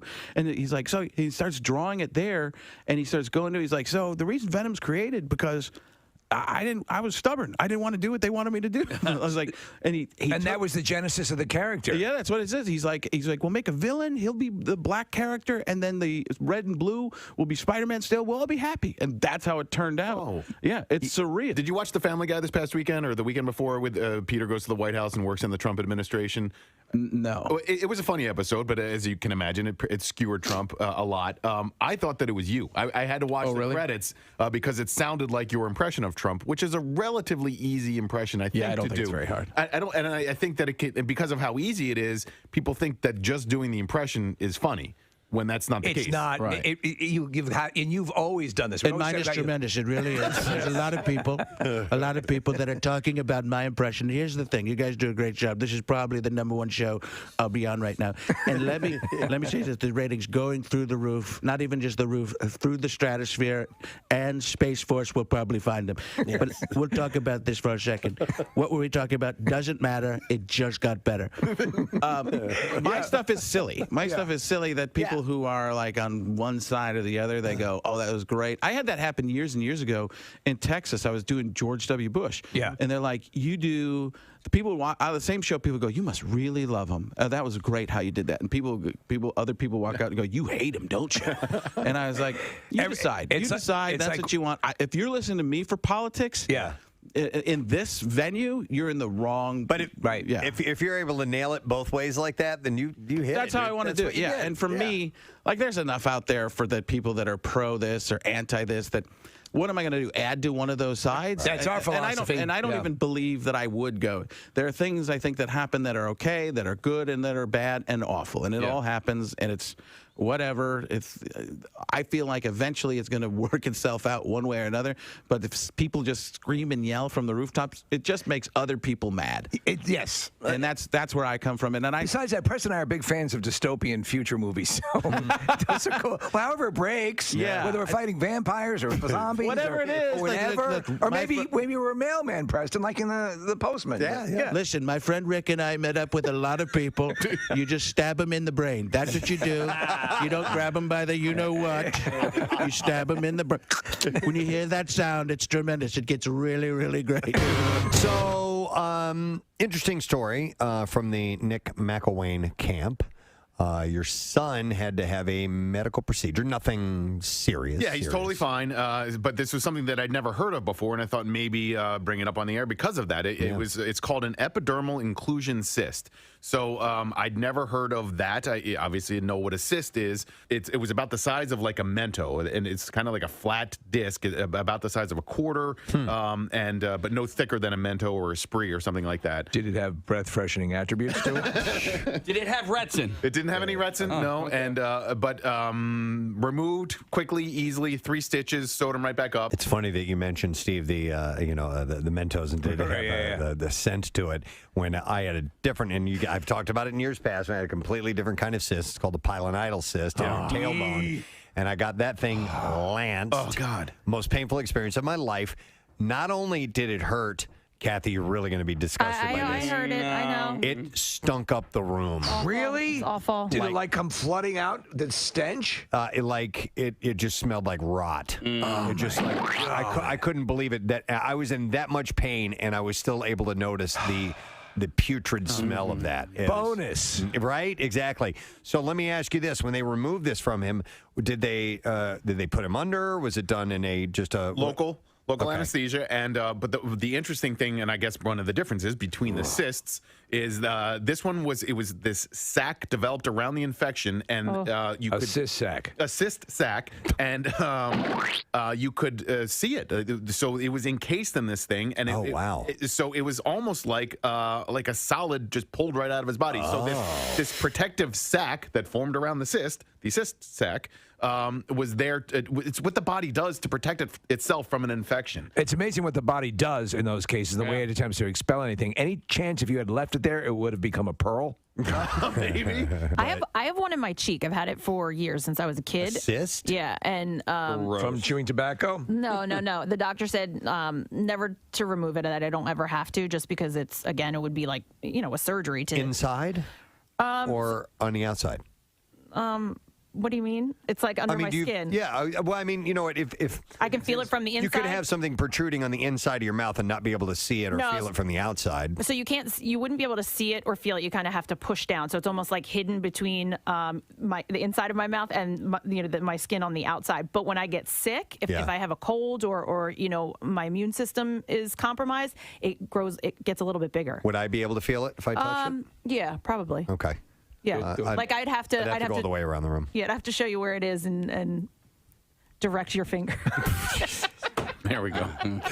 We got it. Don't be scared. I'll lead you. It's okay. Don't be scared. I'm gonna let you caress my inner mouth. I hate you My inner mouth lump. It's all right. It happens to lots of guys. You'll guide my finger? I'll guide your finger. And when I quiver, you'll know you hit it. Listen, I thought, too, about different ways I could say that, and that's what came out, because I knew you were going to make something of it. Oh, I'll quiver when you hit it. That was my best option. Money shot. Oh. Yep. Wow. Okay. I've been given the wrap-up sign. We have to take her. I know. Marissa just brought the full list of cysts, Casey. Oh, because your cyst is on my list. Because your cyst. I can't resist. All right. I got my finger to your cyst. And I'm feeling you quiver. All right, well, we'll come back to these. Yeah, because we got to break and come back, and we got to get Lou Diamond Phillips on. But maybe we can run down the list of cysts. The cyst list. A tourist in Gatlinburg, Tennessee, faces a couple of criminal charges after firing his gun 6 times at a bear outside the door of his motel room last Thursday night. Gregory Sapp was Are you enjoying your stay at the Westin? Gregory Sapp was cited for illegal discharge of a firearm and reckless endangerment. Police said Sapp claimed the bear was outside his room on the second floor breezeway of the Motel 6. Dude, I'm just trying to get some ice. Sapp was not injured. Officers with the Tennessee Wildlife Resources Agency were unable to find the bear on Friday. They did not know how many shots hit the animal. It is unknown if the bear is dead or alive. Was there, in fact, a bear? A neighbor, Anthony Gunter, said the word secret to 39333. Later on in the program, we'll ask you to call in with the word that we send you, and we'll give the prize that person that's able to get through, and we'll also have a random texter that we will award that as well. So a couple of different ways to win. Speaking of winning, the money clips, probably right after we go to Fox Good Day. We'll see how long we spend with them, but we try to hit it as close to 8 o'clock as we can. It's your first chance at $500 7 times throughout the day. We'll have 2 times this morning alone, so listen up for that. We're also going to talk to Rick Wakeman of the band Yes. I'm looking forward to that. He's a rock and roll Hall of Famer and He's a really great. funny guy. Yeah. In fact, the tour is called the Even Grumpier Old Rock Star Tour. That's awesome. And it's a solo show with him. And it's going to be at the Scottish Rite Auditorium in Collingswood coming up at the end of this month. And actor John Lithgow is going to be on the show as well. So we will spend some time with him. That all on the way in the 9 o'clock hour. So any moment now, we'll hear some music start to fade in. And that means we have to put on our best faces because we will be on television on Fox 29. And there it is. Here we go.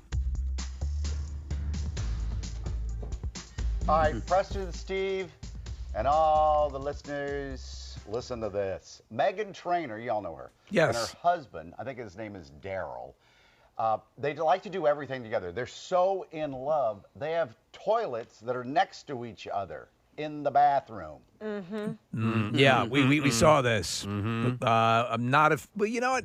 My wife and I don't do that. We have, bunk beds. We have bunk toilets, which we think is a more interesting thing. No, I don't ever want anyone to see me doing that, much less the person I love more than anyone on earth. I wonder if she sits there and sings It's All About That Bass while she's Oh my gosh. taking a But is dump. this show like a level of comfortability? Obviously, I'm the single person here. But like if you, because there's some couples who, when one's, doing their business, number two, someone else can come in and they don't mind that. No, I mind.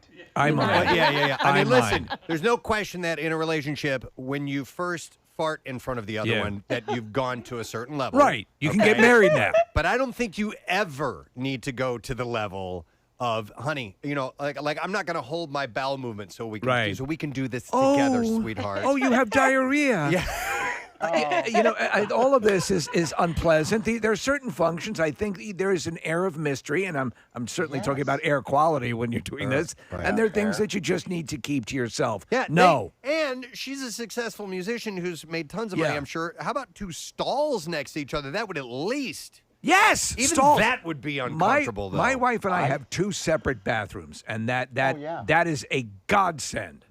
I don't want to even know. In fact, I don't even think she does that at all. I'm the only one. That's what I agree. Anybody I'm with, they don't poop. Yes, You know, that's it. I never see her poop because she doesn't poop. That has to be really stressful. Like, because what if you go on a trip together? There's some stuff you just can't avoid. Well, you're I'll in the go to a hotel gas room. There's station only if I one. have to. You go to a gas. Yes. Oh, Yes. my God. You know what? Lobby hotel. And most of those places have doors that you can close. But you still know what's happening if they're in there for a long time. Like everybody knows. We know all sorts of things. We don't have to see it in IMAX. Right. In IMAX. I remember I was dating Tamara, the woman I should have married. Oh my God. And we were in a hotel, and I'm shaving. And she just walks in. I see her walk behind me in the mirror. No. What is she doing?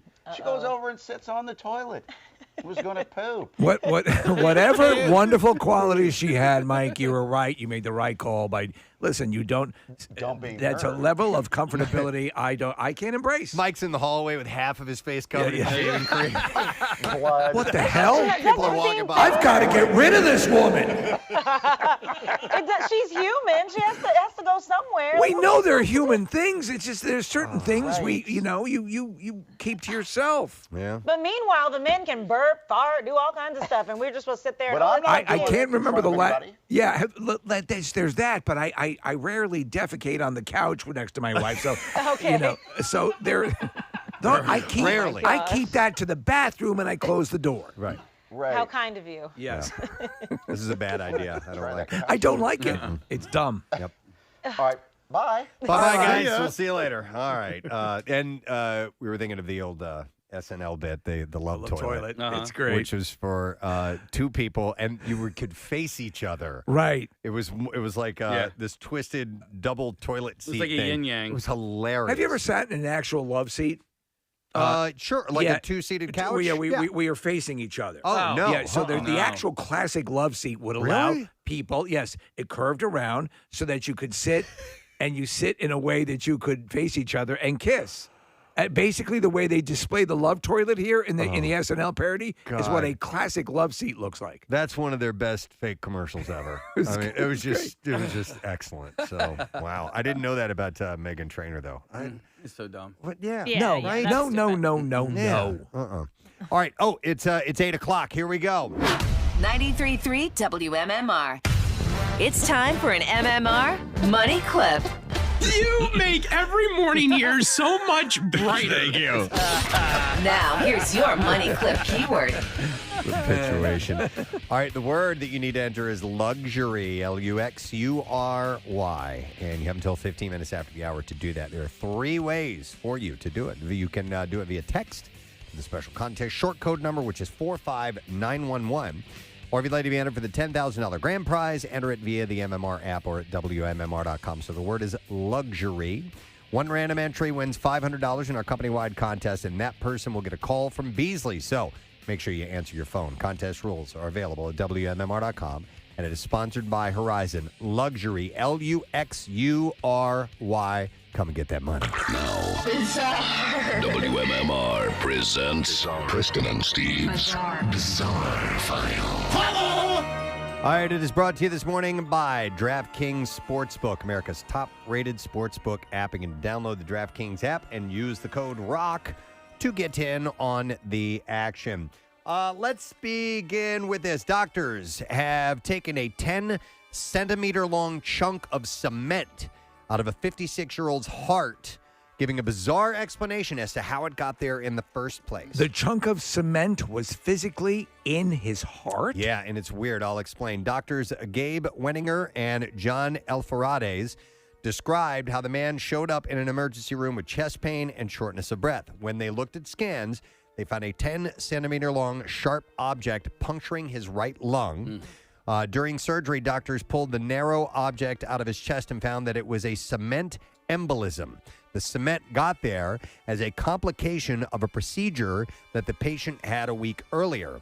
It's called a kyphoplasty, and it's this medical cement, which is called polymethyl methacrylate. Okay. I can't believe I got that right.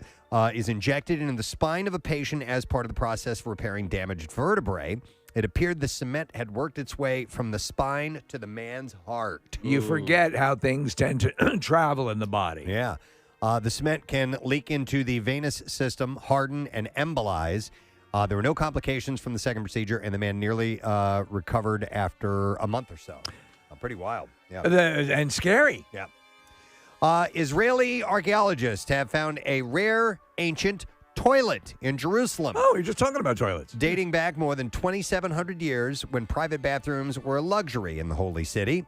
Israeli Antiquities Authority said this smooth carved limestone toilet was found in a rectangular cabin that was part of a sprawling mansion overlooking what is now the Old City.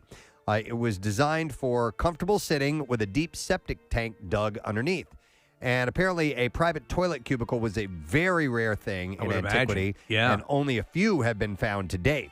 Only the very rich could actually afford toilets back then. Especially with that kind of configuration. Yeah, a famed rabbi once suggested that to be wealthy is to have a toilet next to his table. Right next to his table. Well said. Okay. Yeah, I think that's good. That's great, right? So you don't have to go too far after you've had dinner. No, animal bones and pottery found in the septic tank could You shed could take light a dump right here at the end of the table. on the lifestyle and diet of people living at that time, as well as ancient diseases. We're looking at it, Preston. The opening is small case. Don't you think that's... Yeah. That is Well, I mean, I don't know, as far as relativity is concerned. I don't know relative how size? back then, yeah. But the old saying goes, you don't crap where you eat, right? That's right. So follow that. That's also an old Jewish proverb. A homeless Florida woman was rushed to the hospital on Monday when she fell into a canal and then was attacked by an alligator. So it was a great day overall. The woman was resting along a seawall around 6 a.m. and she apparently fell into the water. Someone heard her cries for help and called 911. The woman, who was in her 50s, was taken to a hospital with severe injuries to her arms. She was reported to be in stable condition. After that, trappers did manage to capture a large gator from the canal. What did I do? But it's still not known whether this is the alligator that attacked the woman or not. No, it was Murray. Serious injuries caused by alligators are rare in Florida, by We've the had way. a bunch of alligator stories lately, have. too, you know? Yep. Imagine finding your missing cat inside the wall of your home. TikTok user Giovanna posted a photo of her recently renovated bathroom and said that she heard meowing coming from behind a newly tiled wall. Oh, boy. She then realized her cat had been hiding behind the wall when the tiles were fitted and had become stuck. In the video, a man cuts out a small square at the bottom of the wall, and a black cat can be seen poking his head out. This has happened before. Oh, yeah. Yeah, that like Ceiling Cat is a riff on that. The video went viral and now has millions of views. You should see the picture. It's great. It's a black cat. You just see its eyes because it's in the darkness and little tips of its ears. Preston, if you Adorable. ever, as a cat owner or anyone here, you open up a cabinet, and like I've had it happen many times where the cat's just sitting in there like, oh, please. Yeah. A New York City man now holds a record for most shoplifting arrests in 1 year. Hey, that's great, man. This year, Isaac Rodriguez. Isaac, we just want to present you with this cashier's check for $1,000, and you are a champ. Let's say you're the GOAT. He is 22 years old. He was arrested 46 times for retail theft this year. During his spree, he stole from various Walgreens stores at least 37 items, and in total, he was arrested 57 times for offenses including petty and grand larceny and gang assault. Rodriguez reportedly stole things such as baby formula, lotion, lingerie, Dove soap, energy drinks, and Sensodyne toothpaste in plain sight. Do you know what they do? They could then go and sell it to other people. They'll sell it online. And I think it's in San Francisco or maybe in California, the entire state. You can steal up to $950 without it being a breaking felony? the law. Yeah. I think you'd be breaking the law, but maybe not a... They don't prosecute, though. They won't prosecute. You've seen the videos of people like clearing off like shelves of stuff. Like there was one dude on a bicycle and just took off with a bag, and they're like, okay, go ahead. All right.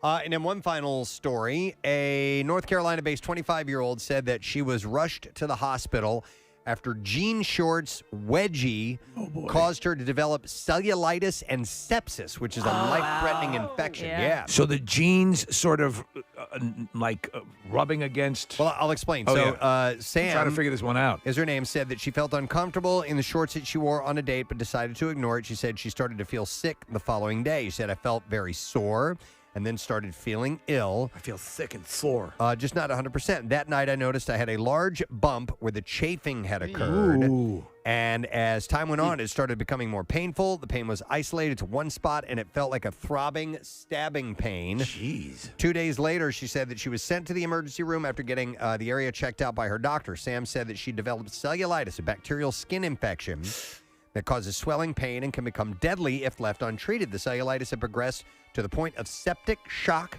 which occurs after the body has an extreme reaction to infection and can lead to permanent tissue damage and organ failure. All from jean shorts. Yeah, she said, I was shivering, very breathless, could not walk, and had extreme body aches. They admitted me to the ICU, and that's when I realized this was a bit more serious than I had anticipated. Sam said doctors considered removing the infected portion of her rear end during a debridement surgery, but decided to wait a few days to see if she could fight off the infection without the procedure. Luckily, Sam was able to recover after 4 days in the ICU with help of antibiotics. She shared it on TikTok to warn people about the dangers of ignoring uncomfortable wedgies and has gotten over 1.3 million likes. She said some commenters said that this has also happened to them. Despite the embarrassing end of their date, Sam said she and her boyfriend are still together 3 years after the chafing incident, by the way. So, yeah. It's horrible. You got to watch out for, if you have pain like that. Yes. You got to get that checked out right away. All right, and that's what I have in the bizarre file for you. You got about 5 minutes left to enter the word luxury to us, and it is for, of course, MMR's Money Clips. You can text the word luxury to our special contest short code number, which is 45911, or go through the app or WMMR.com if you want to win the $10,000 grand prize. All right, so get on that. And by the way, I mentioned the Bud Light Thursday night kickoff with Doc's Irish Pub. Casey will be there tomorrow night from 7 to 9 with the MM Army. And you can win a pair of tickets to next Thursday night's game against Tom Brady and the Buccaneers if you go. And also a signed Jake Elliott helmet courtesy of Bud Light. And you can go to events at WMMR.com for all the details. But let's give away another gift card. And I'll take caller number 18 and give you a $25 gift card, 215-263-WMMR. By the way, they brought by some cheesesteak sliders for us this morning. Nice. And what they call Bee Sting Zingers, which are boneless wings with signature hot honey. So sounds pretty good. I like the boneless. All right, we're going to take a break. We're going to come back in a moment. Make sure you stay with us. Got a lot of people joining us, having a good time. I had heard several shots ring out. It turns out this fellow was shooting at a black bear that he claimed tried to attack him and his wife. He exclaimed that it was a 300 or 400 pound bear, which is the exact size of that bear that's been in our neighborhood for a while. It's a big bear, but like I said, I've never had a problem with that bear. Sounds like that there hotel bear we've been hearing about. He said it just goes about its business. Oh, he's a big fella. He said he was I'm quoting you, he was a really friendly bear. He would just walk over here, leave us alone, go over there. I hope he's alive, he says. Police let me describe what he would do. He'd be over there, and then he'd be over there. I never saw him over there, though. But he was over there? I don't recollect. But he was definitely there in there. Yeah, 4 times. Well, 2 times there and 2 times there. I keep a diary. That's that book that says there on it. That's the name of the diary? Yeah. It's the bear over there. That bear over there. Police said they're still investigating the case. The Motel 6 has several cameras visible on the exterior of the building and the breezeways. We'll leave the bear on for you. Neighbors said they take a wait-and-see approach on whether the animal was aggressive toward the motel guests, but they admit that the animals roam the breezeway of the motels. No reason to be afraid. The bear was over there. He said those bears will go up and down them ramps of these hotels searching for food, whatever they can find. If the bear was truly aggressive and threatening, the man may be justified for shooting in self-defense. But you are not allowed to shoot a bear just because it's close to you. Just because it's there. Yeah. Where was he? There. Firing a weapon should only be used as a last resort when there is no other escape option. According to them. I don't know how fond I would be of a hotel where there was a robust bear population. On the second floor. On the second floor. He was able to make it up there. Yeah. I don't know. Without a key. All right, another fact that we learned from the Just Saying Institute, last located over 200 sprawling acres in West Virginia. the last decade from researchers. If your ex wants to be friends, they might be a psychopath. If your ex wants to be friends, that's sign of being a psychopath, possibly? In 2016, researchers from Oakland University in Michigan found that people with the so-called dark triad personality traits like narcissism and psychopathy, I guess is how you say it, He's a member of the Dark Triad. often, Like Cobra? I'm going to have to take him out. often keep their He's exes. the disease. I'm the ex-boyfriend. No, they often keep their exes around for calculating, self-serving purposes. Okay. A desire for continued sexual access, financial help, or a need to still exert some control over a former partner were among key reasons for maintaining contact, especially for men. These are facts, yes, from the Just Saying Institute. From the Just Saying Institute. That where you end up just saying things at the Just Saying Institute. That we have found out over the last 10 years about relationships and That's a decade. love and sex and all that stuff. So how about this one? Speaking of sex, that sexual afterglow that you feel after sex will last about 48 hours. Really? Yeah. You mean longer for you, Cather? No, it seems to diminish pretty quickly. Are you sure? Because you had to clean up right after. off of me. Get it off of me. But the glow, get it off. It's like it's like you've sat in the bedroom with me. Get it off. You have this glow. It's the light refracting off of it. It's shimmering and shiny. Get it off. It's glazy. I look like a Krispy Kreme. So you're generally in a better... Get your blanket and pillow. You're sleeping on the couch. You're generally in a better mood after sex thanks to a flood of endorphins and other feel-good hormones released post-climax. The positive effects of getting laid last up to 2 days. And Wow. that the feeling can help couples bond over time. I always let out a big sigh when I close the laptop. Says there might Clear be, history and there might be. Erase the history. What's on Google News? There might be an evolutionary reason for the 48-hour shelf life. 48 hours is roughly the same amount of time that A, conception is maximized, B, it takes sperm concentrations to be restored to peak levels. Do we have to guess which one? And C, no, these things all happen. All the above. And C, sperm remain maximally viable in the female reproductive tract. So all of that happens over 48 hours, and it's all You're apparently. the semen. I'm the afterglow. Just let him be here. All right. Let him be here. That's Cobra. That's Cobra. I apologize. He's a professor at the Just Saying Institute. I didn't know. Oh, my God. All right. Just Saying Institute. I'm a professor teaching classes daily. Meghan Markle is opening up about the pressures of being a new mom in the public eye. Thank you for asking, because not many people have asked if I'm okay, but it's a very real thing to be going through behind the scenes. And the answer is, would it be fair to say not really okay, since it's really been a struggle? Yes. Wow. Says a new mom? Yeah, she's dealing with being a new mother. Well, you let her tell you. All right. Look, any woman, especially when they're pregnant, you're really vulnerable, and so that was made really challenging. And then when you have a newborn, It's a long time ago, but I remember, yeah. And especially as a woman, it's a lot. So you add this on top of just trying to be a new mom or trying to be a newlywed. I know this is probably inappropriate, but I would love to kiss you. Wow. Excuse me? I'm just watching you speak, and with your tone, it's very inviting. I would love to kiss you.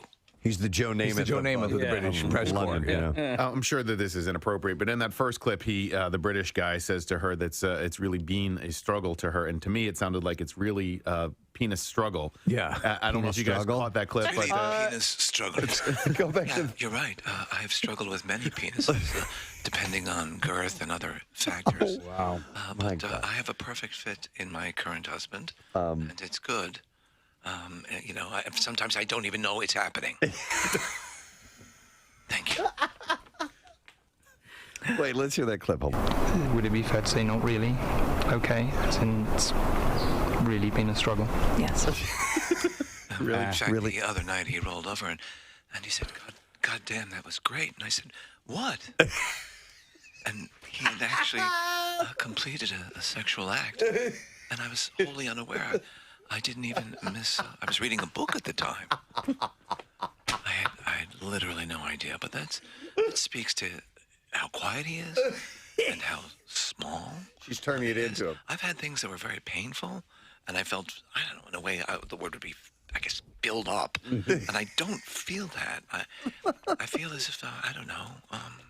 If a person of short stature would have wandered through the Carlsbad Caverns, I think perhaps that's what his penis must feel like. Oh my God, it's a penis struggle.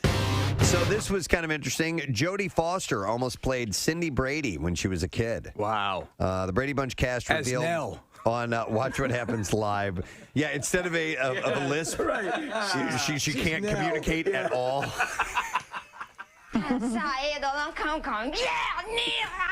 So Cindy, Susan Olsen had a little bit of a lisp, and yeah. Cindy, you can't go smearing your feces on the attic wall.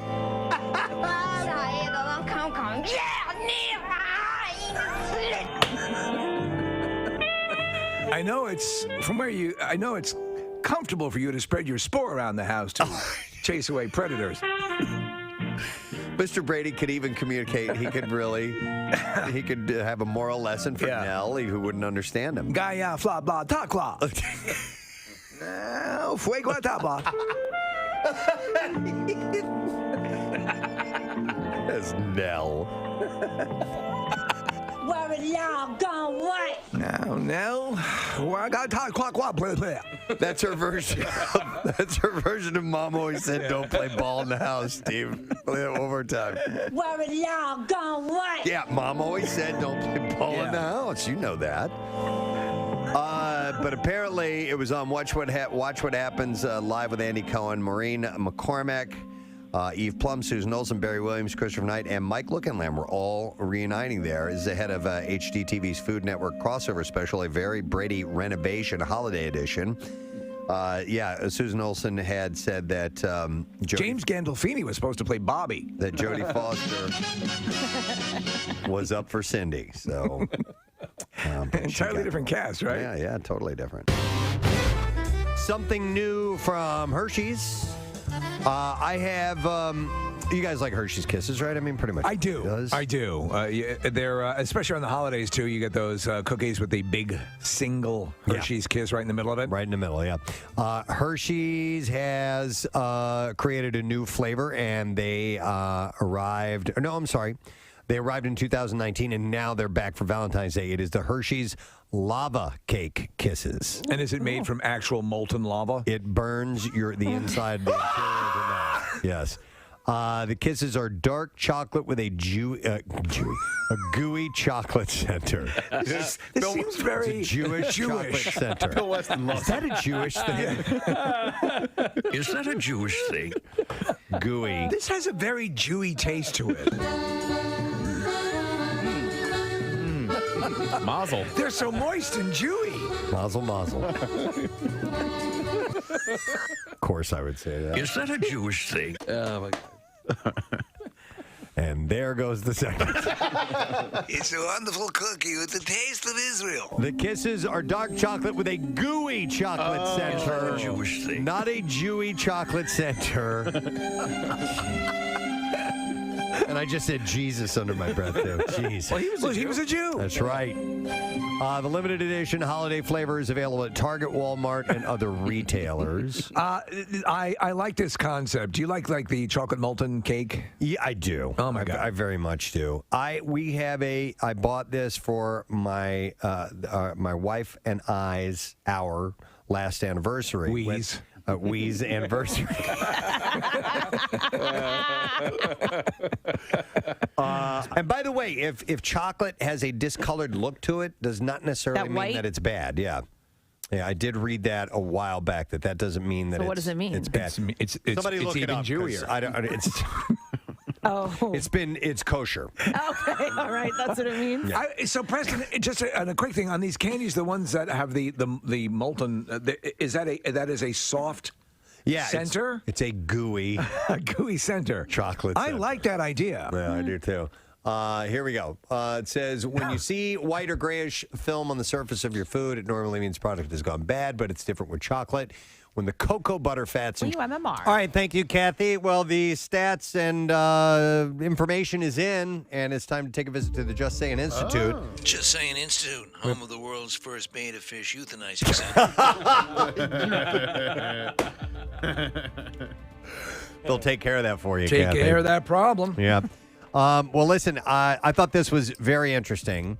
Apparently, there is a scientific reason that men usually feel warmer than women do. Well, this speaks right to me. Freaking kidding. Yeah.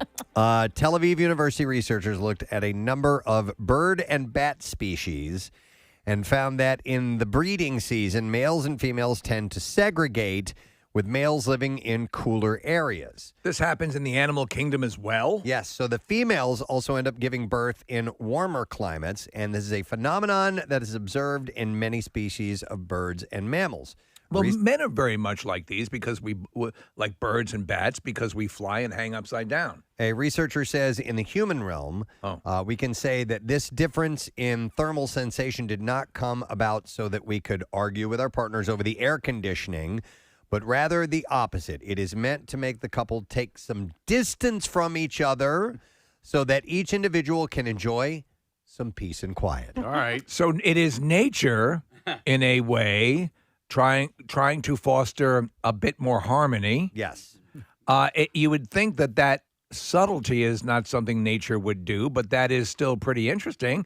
Let me ask you and your wife, I know for a fact, you guys have different temperature. Flat out. Yeah, flat out Without with question. me. Yep. I don't get it. I can't comprehend it. My notion has always been if you are cool or cold, you can put blankets on for comfortability.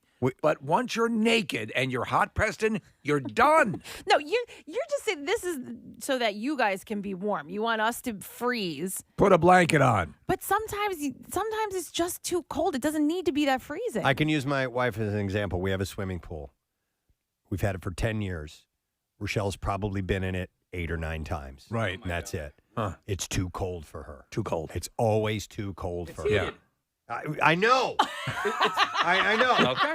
Even when I crank it way up, and it's lukewarm to me. Yeah. But she's been in the hot tub many She times. loves the hot tub. Okay. I mean, Now, that's there you go. her domain. She Okay. loves that, but that speaks to the cold and warm Speaks to the thing cold a little and bit. warm thing. But yes, that's why we sleep in separate bedrooms. Yes. I like the fan on. I like it chilly. I like it dark. She likes it hot. And It'll save your marriage if you just, it's not you're not giving up. No. In fact, it's the greatest gift of love you can give is separating. it's peace and quiet. Yes. Which is what nature tells us we Shut need. up! Yeah. My shower would peel your skin off. From the heat? Oh my!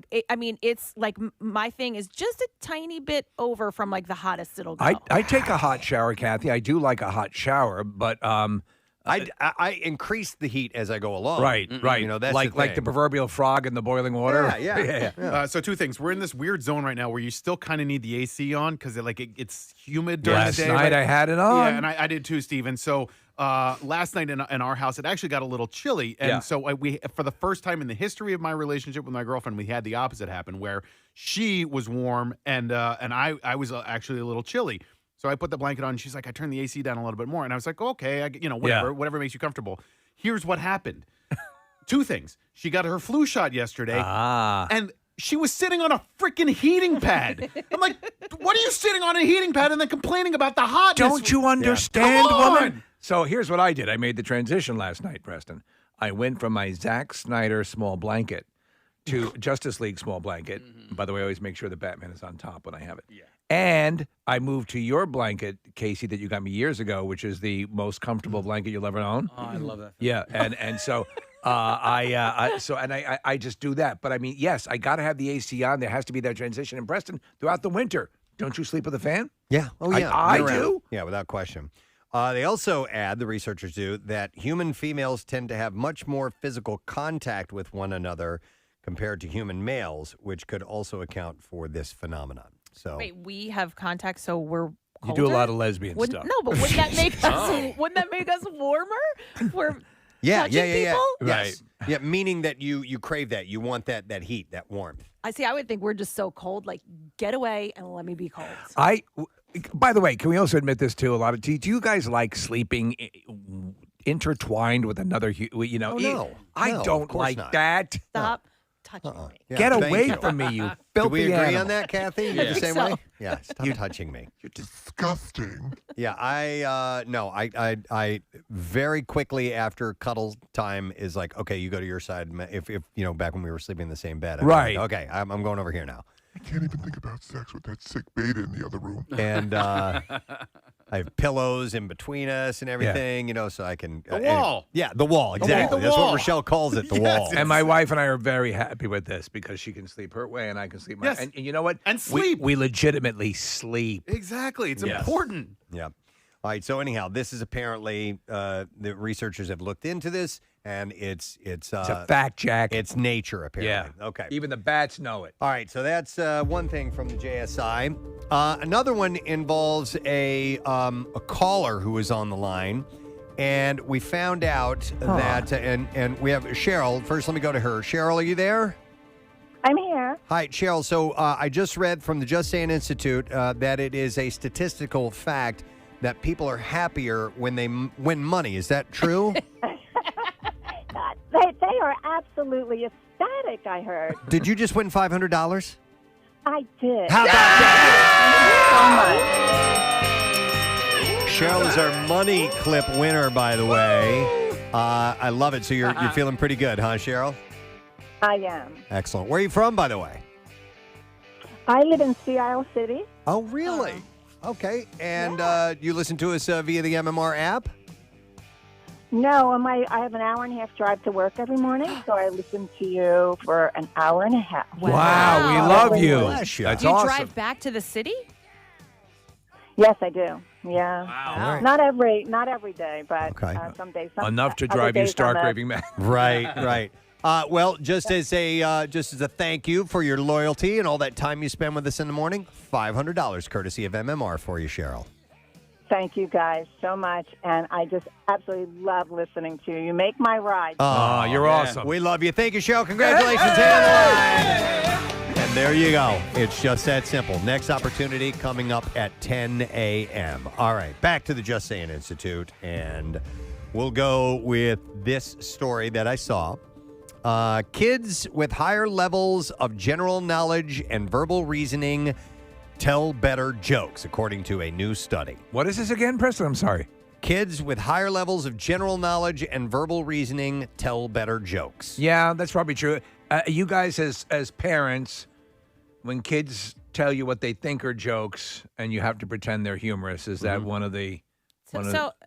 Tell better jokes, or Yeah. or have like a funnier personality. Tell better jokes. Like a better... Not funnier personality. Better execution of a joke. Like Execution, retaining the okay. information and presenting it in the proper form. Yeah, but I guess if you understand the joke, Right. Not like then it's going to be funnier when you tell it. not like a horse walks into a bar joke, but actual Why the long face? But actual like off the top of their heads, extemporaneous. There was an old hermit named Dave. No, I would think no. either. This is like just set up and punchline. Okay. Yeah. All right. So researchers found that general intelligence was highly correlated with humor.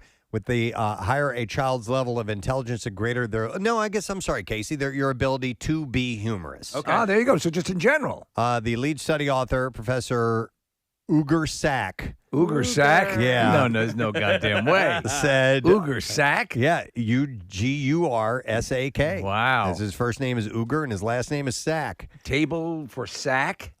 He said parents and teachers should be aware that if their children or students frequently make good quality humor, it is highly likely that they have extraordinary intelligence, which is very interesting. I think my son is very funny. He's also really smart. And so he cracks jokes all the time. And again, and Steve, you're a comedian. It's all about timing, right? It is. And so it's not set up punchline stuff. It is just the more subtle stuff, situational, and he cracks me up all the time. That's exactly how Jace is. Like, that's why I asked about it, because his personality is so funny. Like, he'll just say things to me, and I'm like, and he doesn't even mean them to be a joke, but they're humorous because of the way he is. Okay. I don't know if that's the same thing. If he's not meaning to be funny. I mean, okay, so let me just give you an example. Okay. So I told you guys I haven't had a drink since Labor Day. And so he heard me tell somebody that. And he goes, wait a minute, you haven't had wine since Labor Day? I said, no. He goes, that must be a nightmare for you. And I was like, okay, that was funny. I like that. Yeah. That's good. My daughter, I think, is the funniest of the three. That's great. Yeah? She definitely, she cracks us up all the time. I think she purposely. I think she has the the capability to parlay that. Does she have any interest in theater or anything like that? No, Okay. the whole stage thing is not for her. That switch might flick at a certain point. Yeah, you never know. She certainly has the chops. As far as now going back to like punchline setup jokes in that regard, I'm the worst. I'm terrible. I don't remember the proper as I'm approaching, as I'm doing the setup, and I'm getting ready for the punchline. I get nervous about delivering it correctly, and I mess it up, and I'll get a word wrong or an inflection wrong or something like that, and it just doesn't hit. So I quit doing it a long time ago, and I usually don't remember everything. But besides, there is a certain when I was doing stand up, and people come up with classic, classic joke structures, and hey, maybe you could use this joke. A guy goes in, but that's not what I'm doing. Well, I mean, it's different than stand up, obviously. yeah. But if a friend of yours, You're telling a friend a like joke. John Brazier, will tell you hey, did you hear about the so and so? I love John's jokes. I do too. And I'm like, I've never heard. How have I not heard this joke man. yet? I don't know, because every time I hang out with him, he's got at least one that he's delivering that week for everybody. He's good at joke telling. He is. He sets it up well, and he's animated when he does it. So I look forward to John's jokes. And you expect it from him. Right. That's the thing. You expect that type of joke. Every single time I have a new interaction with him, there's a new joke. Yeah. There should be, yeah. Yeah. I thought you said he hasn't told you any jokes. No. What did you I just thought say? you just said you've never heard the jokes. No, from John Brazier. I'm saying I'm surprised that whenever he tells me a joke, that I haven't heard that Heard joke. that before. joke. I got you. I'm sorry. I I'm misunderstood sorry. too. Yep, me too. He's also a good, just storyteller in general, things that we, that we've done in the past, and, he'll recount it. It's like, you want to hear from him because he does it the best. Now, I am a decent storyteller as far as remembering the timeline, what the facts are, what the beginning and end is. Knowing what to hit as the high points. Yeah. That's all the art of being a raconteur. And I can't stand it when people are scattered when they're trying to tell a story about something and they're jumping all over the place. But it's my nature of kind of like what I do here. Yeah. There's a beginning, middle, and end, and I try to follow it, but I can't do it with a joke. No, it totally reminds me of this time press where there was this, and I was hang on. Exactly that. Exactly that. Just real quick about John Brazier. I went to a Phil's game a couple of weeks ago, and I sat down with my friend Matt, and Matt had never heard Steve the elephant coming into the studio. Coming on the back of an elephant. Yeah, I didn't want to paraphrase it and mess it up, but John told that whole story with your, with Steve parts and Preston parts, and to hear it from beginning to end, and Kathy, to your point, like he told the story really well, and I've heard it a million times, and I laughed again at it. When I was a kid, I think sometimes also there is, did you know? So early if your kids are going to be funny, right? Or they have that sensibility. Yeah. I used to. My parents told me that when I was a kid in the crib, I would laugh throughout the night, which was almost demonic in a way. Right. If your kid is laughing in a room by himself. Yeah. But There's a voice telling you something. Yeah. I found things funny, like the demon that was talking to me. So it apparently means that your child may be intelligent. Yeah. Which, by the way, what's the difference between intelligence and being smart? Is there a Body difference? weight. Or they're supposed to be like they say if you have a high IQ, which is your intelligence quotient, that doesn't necessarily mean that you're smart. You know what I mean? It means I think it's more your ability to problem solve? acquire and process information in an effective way. I don't know. I'm too stupid to know. There's book smarts, which waved bye-bye to you a long time ago. And then there's street smarts, which you have. I think there are people who are maybe not that smart, but have a certain drive in them that make them succeed in school and in life. Yeah, and there's people who have great instincts that may not be all that intelligent. Like Forrest Gump. There you go. He had just great instincts. He just did what he did. Jenny, I just ate my poop. Oh, Jesus. Oh, God damn it. I was a great test taker. But I'm a billionaire. Do me a favor. You kill me and bury me under that tree because I got to get out of this. In end of high school and beginning of college, I was terrific at taking tests. I could always do really well at those types of things, but I was an awful student. And so, it's a bad way to rely on your ability to take tests and think that you're going to do well. You have to put in the work and go to class. Okay, here's a definition of the difference between smart and intelligent. It says smartness is about using the obtained knowledge and applying it in practical situations. Intelligence is about gaining knowledge easily and swiftly. Smartness cannot be measured, whereas intelligence can be measured by conducting an IQ test. I think smartness would be the desired attribute, right? And it says smart can be used to describe a person's appearance, sarcasm, or wit. All right. Okay, I get it now. All right.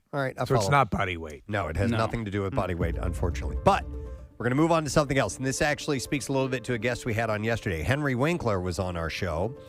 And we found out that he had not read a book until he was 31 years old because of his dyslexia. Did you ever suffer from dyslexia at all? I had mild dyslexia when I was a kid. Yeah, my parents were concerned when mine was in writing things out. Like I would write letters backwards To and numbers process. backwards. Yes, and I things got like you. that. Yeah. But I was never diagnosed with it. I always spelled mom and dad backwards. Oh, wow. It's the same thing. Oh, yeah. But this is interesting. One small thing could make reading a little easier for kids with dyslexia. It was a small study done, so they're going to find out more information about this. But they found that using extra large letter spacing increased school children's reading speed and accuracy. This is great because, like with Henry Winkler's situation, and sometimes it's that sort of subtle thing that makes a kid feel weird and that why am I not getting this? And he talks about, I was reading a lengthier interview with him where he's talking about how the teachers were reacting. They didn't know. They thought he was purposefully, not learning, and he wasn't studying hard enough. And it was just this thing that if somebody had addressed it earlier, it could have saved him a whole lot of pain. It also says specifically the extra space seemed to make the task of reading aloud a bit easier for kids with and without dyslexia. Well, it's embarrassing, and you feel stupid as a result. And so when those two things happen, it flies in the face of learning properly. And so you become a bad student because you don't think that you're doing it right. You're not going to want to do anything like that. Yeah. Remember being called upon to read aloud in class? Oh, man. Yeah. That was not fun. No. I hated that. Thank you. I'll take it from your teacher. Spot was a little dog, a frisky little feller. That was me. I do think of when I was in 5th grade, we were reading a story aloud where one of the characters' names was Pusey. Oh, and boy. dude. Oh, somebody said it. We all said it for like Really? ever. I mean, pussy was read out loud. God, 20, 30 times before my teacher goes, I think it's pronounced Pusey. Oh, that's funny. And his brother's name is Mike? Michael Hunt. What book was it? There was a girl, we had to do these, we had to video a book report, and a gal had read a book about the Sioux Indians. Oh, God. And through the whole thing, she was calling them the Sioux. Oh, and it was videotaped, so nobody's there to stop her. No. And we'd watch it in class and say, it's actually pronounced Sioux. You have one situation like that, and you are not going to want to do any public reading or anything like that for the longest time. Yeah. So I had a teacher. Which is a Billy Joel song. My English teacher, I think it was my freshman year of high school. I don't know how she was an English teacher. We were talking about inalienable rights. Right. And she kept saying unalienable rights. Unalienable rights? And I was like, I'm 14 years old. Yeah. You are our teacher. And she said it over and over and over. Unalienable rights? Unalienable rights. Oh, my God. And of course, you remember at our old building, our old radio station, there was a note that was in the bathroom that was there for years. Yeah. And so many words were spelled incorrectly. Really? Yeah. Wait, well, I don't recall. It was about using the bathroom. Was it from? I don't want to say who. Yes, who but she was from. very sweet. Yeah, but she was just not. instead of definitely, it was definely. Yeah. And there was another, obvious thing, and everybody knew it. Poop was spelled with an L. But nobody wanted to say anything or replace it because she had placed it up there and she was in a position of an executive position. And you got the message. And we knew what it meant, but it was flat out Yeah. wrong. And it's stayed there forever. Yeah. Wow. So anyhow, and I wonder if she might have had like a form of dyslexia. It's possible. And then, so these sort of things where they learn how to mitigate these effects can only be a good thing for kids. So these extra large letter spacing apparently helped children boost their reading speed during a 3-minute test, and those with dyslexia made fewer reading errors, specifically skipping words, leading researchers to add one of the nice aspects of extra spacing is that it can be used for everyone in a class and benefit everyone. It does not single out children with dyslexia because it helps everybody out. There are two technological advances that have helped kids with dyslexia as well, which are audiobooks and voice to text, because they can read the books, quote unquote, read the books just by listening to them. And then, you can spell stuff out, using voice to text. Well, there's I think I saw a service or a commercial advertised. It's an app that you literally take pictures of the text on your textbooks, and you don't pages. I have to read 20 pages tonight. So you take the pictures of each page, and then you put it into the system, and it will read like an Audible book to you. Oh, brilliant. Wow. I like that. All right, here's another thing. I at least want to get one more in from the JSI, if you don't mind. If you pay attention to where your mind wanders, it can tell you something about your mental health. University of Arizona researchers found ruminative individuals had negative thoughts that lasted longer than positive thoughts. And those negative thoughts became progressively narrower in topic over time. So people tend to ruminate longer on negative thoughts? If you, it says ruminative individuals had negative thoughts. So people who let their mind wander tend to let it wander in a negative way. Why did those two girls just have one cup? Oh, dear God. Other people thought about positive things and positive topics or goals they wanted to reach in their downtime. You know what's interesting is I would do this little exercise on my own to let my mind go as loose as it could possibly be without whatever part of my psyche controlling what I was thinking about. Right. Meaning full-on stream of consciousness. And just let it go where it was going to go. And it went weird places, man. I mean, just like things that had no connection at all, just my mind going crazy. Let me ask you. Words and subjects, and I haven't done it in a long, long time, but I'm sure I could do it again. Did you have something akin to that when you did sensory deprivation? A little bit.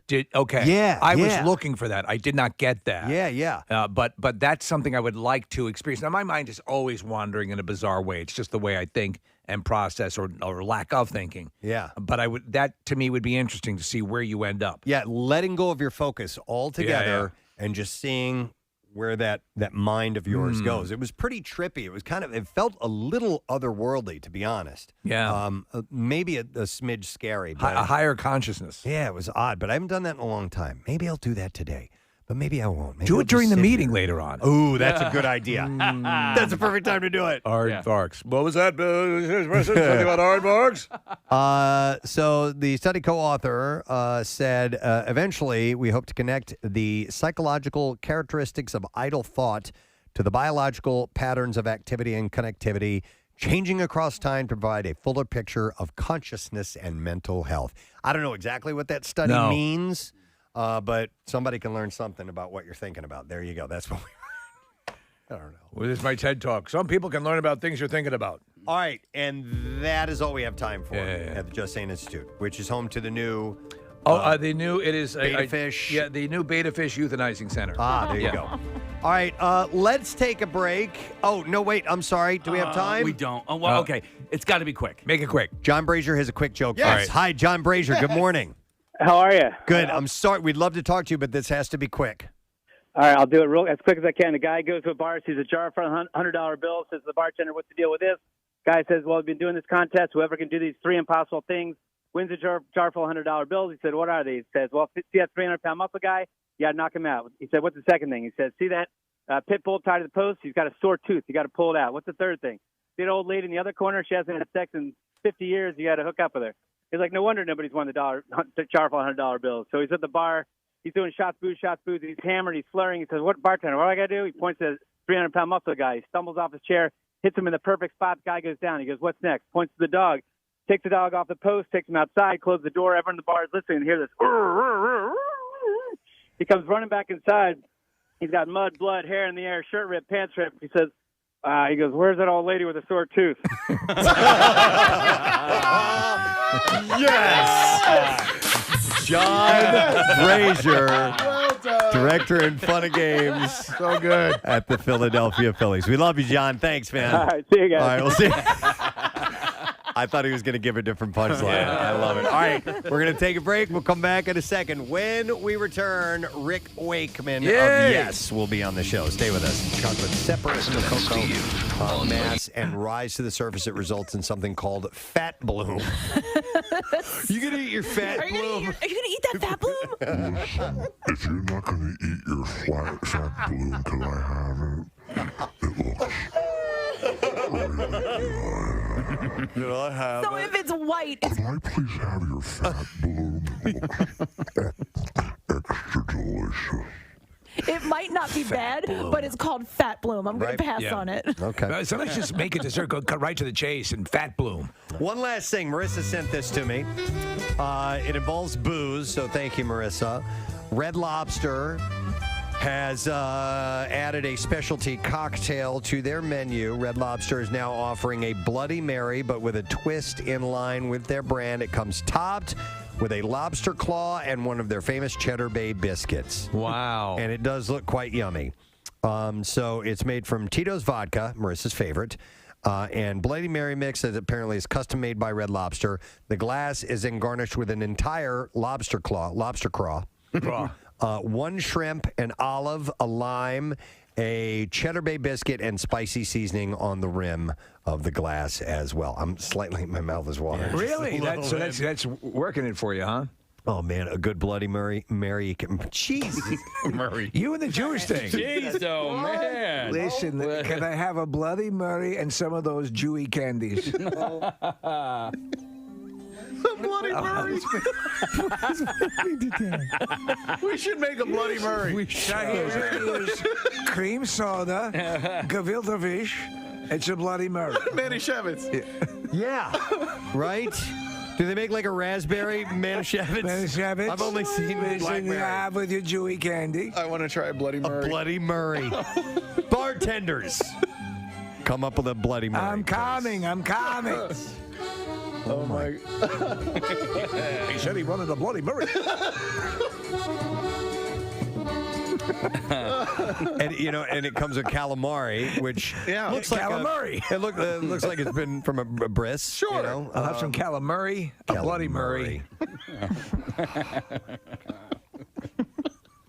Anyway, we need to make that drink now, Preston. Yeah. I know. That's why I said let's put it out there to bartenders. Yeah, bartenders, come up with a Bloody Murray. Bloody Murray, and we'll try it out. Anyhow, but I did have a series of stories that all have food in common, which means I think we need our jazzy music because It's time for the Connoisseur, a collection of food stories. He gets the best tables. He knows all the best places to eat. He's Connoisseur. Let's go. Yeah. So there's a thing on TikTok called the Cereal Challenge. Yes, it's another social media challenge. This one is interesting and disgusting all at the same time. In your butt? Not in your butt. Okay. But here's what happens. Takes two people to do the cereal challenge. Okay. So the first person lies on the floor with their mouth facing the ceiling. Oh, I saw this movie. They then open their mouth as wide as possible. The second participant pours cereal into their horizontal friend's mouth, followed by milk. And then all you have to do is make sure that it's in there long enough for the second person to take their spoon and dig in and have a mouthful. And apparently it's very hard to do. It is hard for you as a human being to open your mouth and have and lay in that position and have liquid and substance in your mouth. And This video we're watching is dripping out of her mouth and into her ears. Yes. I'd rather do the Tide Pod challenge. Yeah, exactly. Seriously, Steve. Yeah. So you tell me you guys want to try this. You want to send somebody down the Joe's to get cereal and milk? Is that We what can you were try saying? it. We can Marissa try it. just brought the cereal in. Do we have milk? We could use water. But who's going to do it? You know what? That's gross. No. Oh, what do you mean? I'll do it. You know what? How about piss? We have cream. Casey, I'll eat it out of your mouth if you want to do it. Yeah. Really? You guys are so Okay. gross. Sure. All right. I wouldn't even do that. No? No? Oh, come on. What's going to happen? Is there germs in there? Oh, man. You know what? So we're seeing a video. I wouldn't do it because it's almond milk in this one. Oh, yeah, that's just gross. Do we have any milk? Yeah, we got cream. Okay. I mean, we could. Let's do it. Do we have a tarp? Let's put it down and do Yeah, it. we got it. I think I have some. Yeah, Casey's got something we can lie down so Bill won't freak out if We we have get some of our those- disgusting carpet a little dirty. Let's just keep getting it dirty so they replace They'll it. replace it. That's phase 3, apparently, where we're going to get... Okay, yeah, Casey's got, All right. he's got a little Nick, trash you maker. ready? Yeah. Where do we want to do this so we can get good On video? the roof. All right, so Casey is he's putting on his makeshift poncho. I'm worried about choking. Does anybody here know the Heimlich? I do. I've done it before successfully. I know of it. Yeah, Case, I'll take care of you. I'll get you. Thanks, Kat. So he's now, I can't see. Hang on. All right, come on around, Preston. You can get on my mic if you I got, no, it's okay. Oh, man. want. All right. Here, you want to use mine? Come on. Well, I need my I'll just headphones be still. screaming in disgust. So. All right, over here, All right, I'll Casey is come now over. down on the floor. His head is on sort of a makeshift tarp. He has his shoulders covered. Nick, are you supposed to do it from a standing position or? Well, that's why I wanted him up on the counter. No, it's okay. It's okay. All right, so Casey's got his mouth open. Nick is pouring the cereal, the Cheerios, by the way. All right. In his mouth. That's a lot of Cheerios. There's one in his That's nose. too much. There is one in his nose. He just shot him all over the. You okay? Oh, you're doing that for fun. That was okay. just the excess he shot out. Open your mouth. for milk.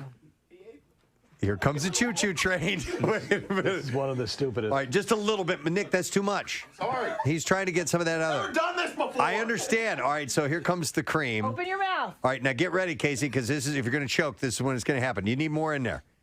All right, Nick's he's doing it. Yeah. More milk. More milk. He's eating it, and It's in Casey's eye. it's in his eye. It's really good. All right, Case, nice job. You did it. Oh, gross. I'm impressed. I done good. You done very good. You held everything intact. Wow, and now they're going to hug it out, Steve. Yeah. Oh, that's so sweet. Now That's finger sweet. it out. Wow, okay. Well, there you go. We did it. I hadn't had any breakfast. I love Cheerios, by the way. Yeah, it was good. I just prefer a regular breakfast bowl. It says here, yes, some people wear protective clothes when they do it. It's pretty likely that milk will get everywhere no matter what. He didn't put much milk in there, though. But I was good either way. I mean, you totally could have loaded I was more afraid of choking you with the milk than I was with the Cheerios. What about the spoon? How deep did you go? To the tongue? Yeah. Back of the teeth? Ew. Well, Yeah, I know it is. Yeah. Somebody's saying just to piss Bill off, we should do it with soup sometime. No. I have a variety of stories, and I would do the connoisseur. I have like 3 food-related things, But there's not enough to fuel it, but right? that's it. And you don't want to be dishonest with the No, listeners. I don't want to do that, and I don't want to, I don't want to just flip things all of a sudden. But I did see this, and I thought it was interesting. Cheetos has given a name to the cheesy residue left on your fingers when you eat the Cheetos. So they have a name for it now. And it is? Cheetle. Cheetle? Like Don Cheadle. Huh. Yeah. Yeah, the official term is called Cheetle. I'd call it Chisholm. Right, Preston? Yeah. Much better. Yeah, what's that on your face? Chisholm. From eating cheese doodles. I'm sorry, I misheard you. To celebrate the newly coined... Peter North is the spokesman. Just sitting here watching TV.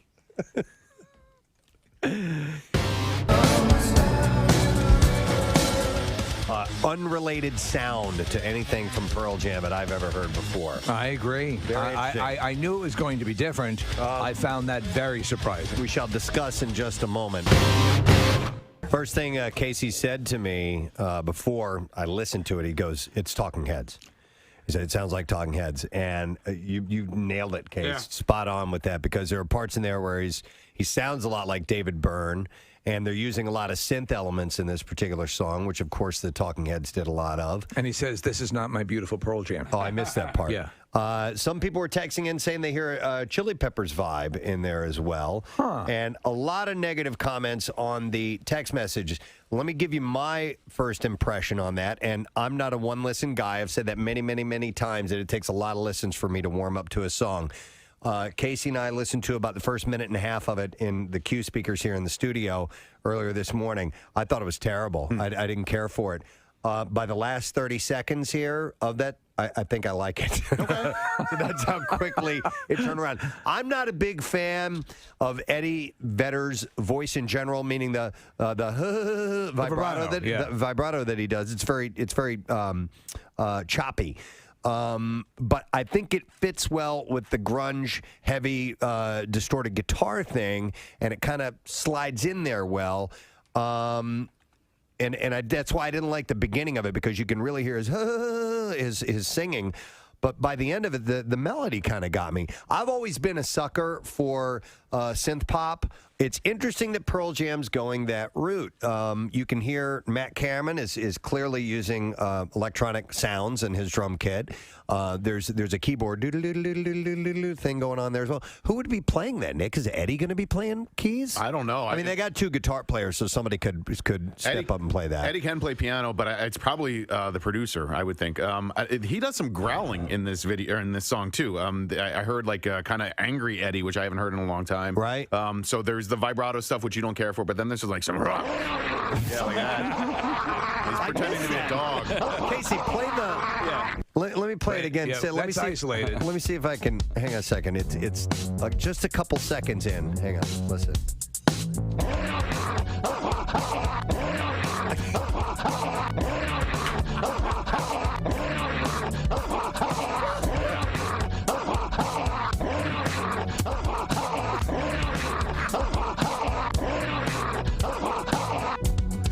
Now I heard. You heard it that time? Yeah.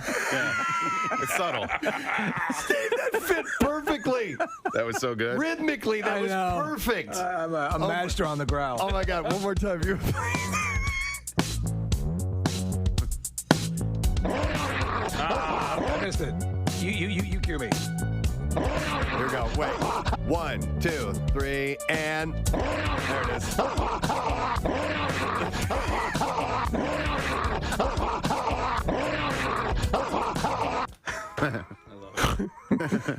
You sure you want to do this, Ed?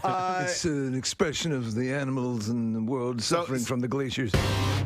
Casey had a poster and a wristband from a fish show that was important to him. And it was a fishing tournament, right? Yeah. All right. Thank you, Kath. I have a couple of shout-outs that we can do while we're waiting for our guest to dial in. I got this one from Zachary Hollenbaugh, who says, good morning, Gadzooks, Preston and Steve crew. My name is Zach Hollenbaugh, and I would like to request a shout-out to my wife, Teresa.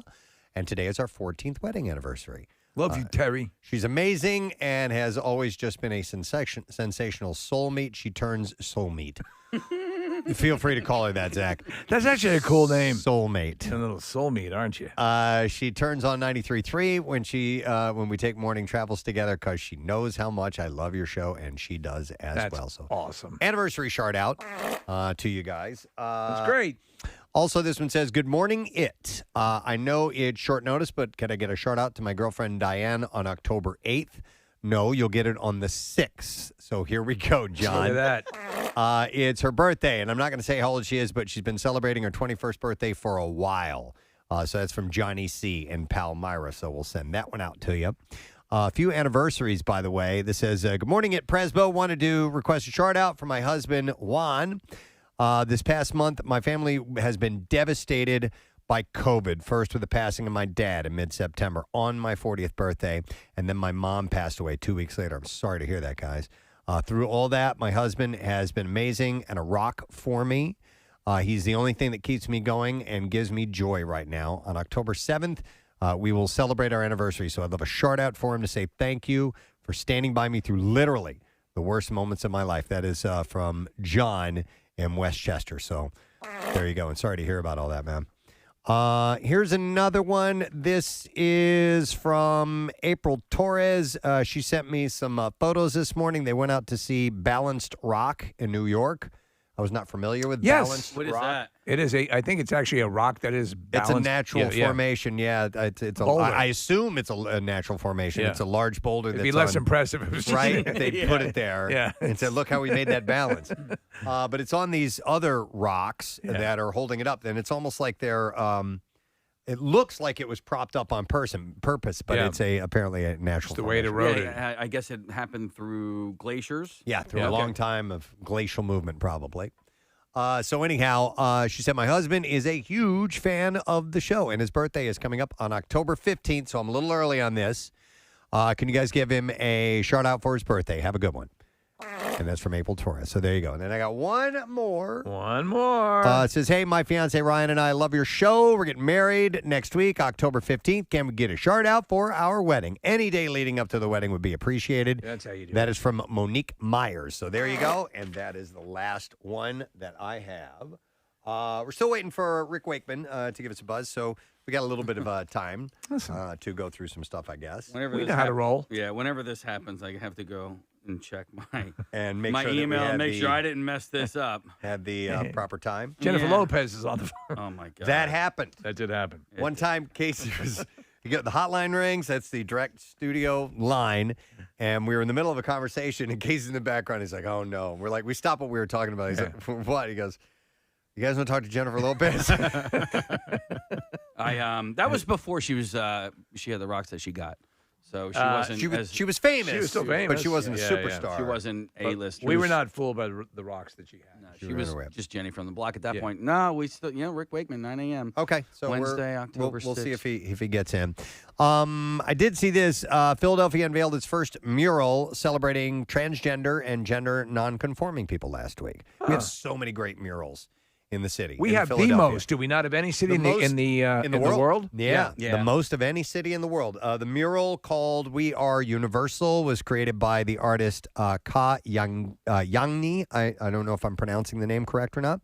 In collaboration with the residents of Morris Home, the only residential recovery program in the country that offers services specifically for trans people. The 2,200 square foot mural features bright colors, flowers, a butterfly, and the faces of 2 Morris Home residents. Yangni, who uses gender-neutral pronouns, said that they drew inspiration from a photo shoot that they did with the residents and the photographer Angel Chanel Edwards in Bartram's Garden. Is Bartram's Garden the one with all the mirrors and... No, Bartram's Garden's a section of town.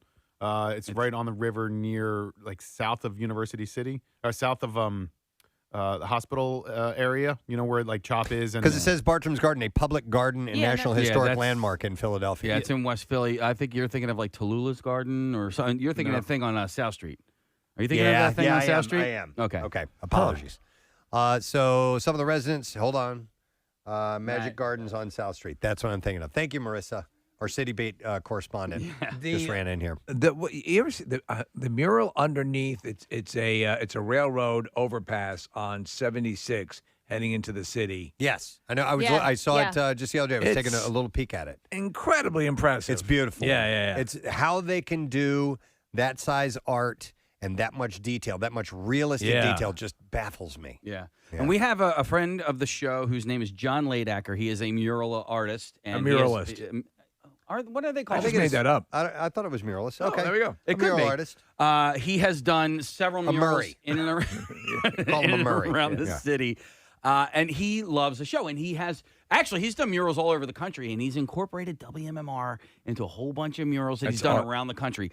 He texted me a couple of weeks ago, and he wants to do an MMR mural in honor. And so our 55th anniversary is coming up in a couple of years. Right. But, these things do take a little while. And so he's really trying to figure out how and where and when to get listen, MMR has been a staple in this city for... It's an integral part of the city. It'd be amazing. He's such a great artist. Yeah, over a half century. Yeah. I think listen, I'm not blowing our own horn here, but I think an MMR mural would be pretty freaking awesome. Freaking awesome. Given that we are the longest running current-based rock radio station in the entire country. Shouldn't there be, like Preston, on the side of the Comcast one, a 50-story Pierre Robert mural? Yeah. With his arms stretched out like Jesus. Yeah. I think that's what the city needs. But you're right. There is an impact that this station has had on the city over many decades. Yeah. And I just, I think location is the most important. Like, what would make the most sense for an MMR? Right. I think on the side of a concert venue would probably make the most sense. That'd be great. But if it wasn't that, what else could it be? Purple Orchid? Yeah. Yeah. Yeah. Yeah, there you go. So 50 plus years. Or how long has the radio station been around? 68, 54, so, yeah. Or 53 years, because I was born in 68, same thing. But to quote the great Motley Crue, we're still kicking ass. Yeah, man. I think. And so if you want to see what John Ladacker's work is like, he's the one who did the Tobias Forge? Tobias Forge. What is that called? The portrait. Yes. He did the sketch of him. So, but anyhow, so this new, we have yet a new mural up in the city, and it's for the trans community and gender non-conforming people. So that's the first one that is up. If you would like to see that, where is it located?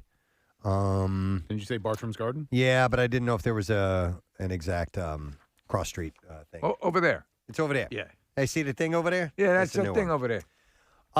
We're still waiting on Rick Wakeman. Yeah, I don't know what's going on here. What's up, man?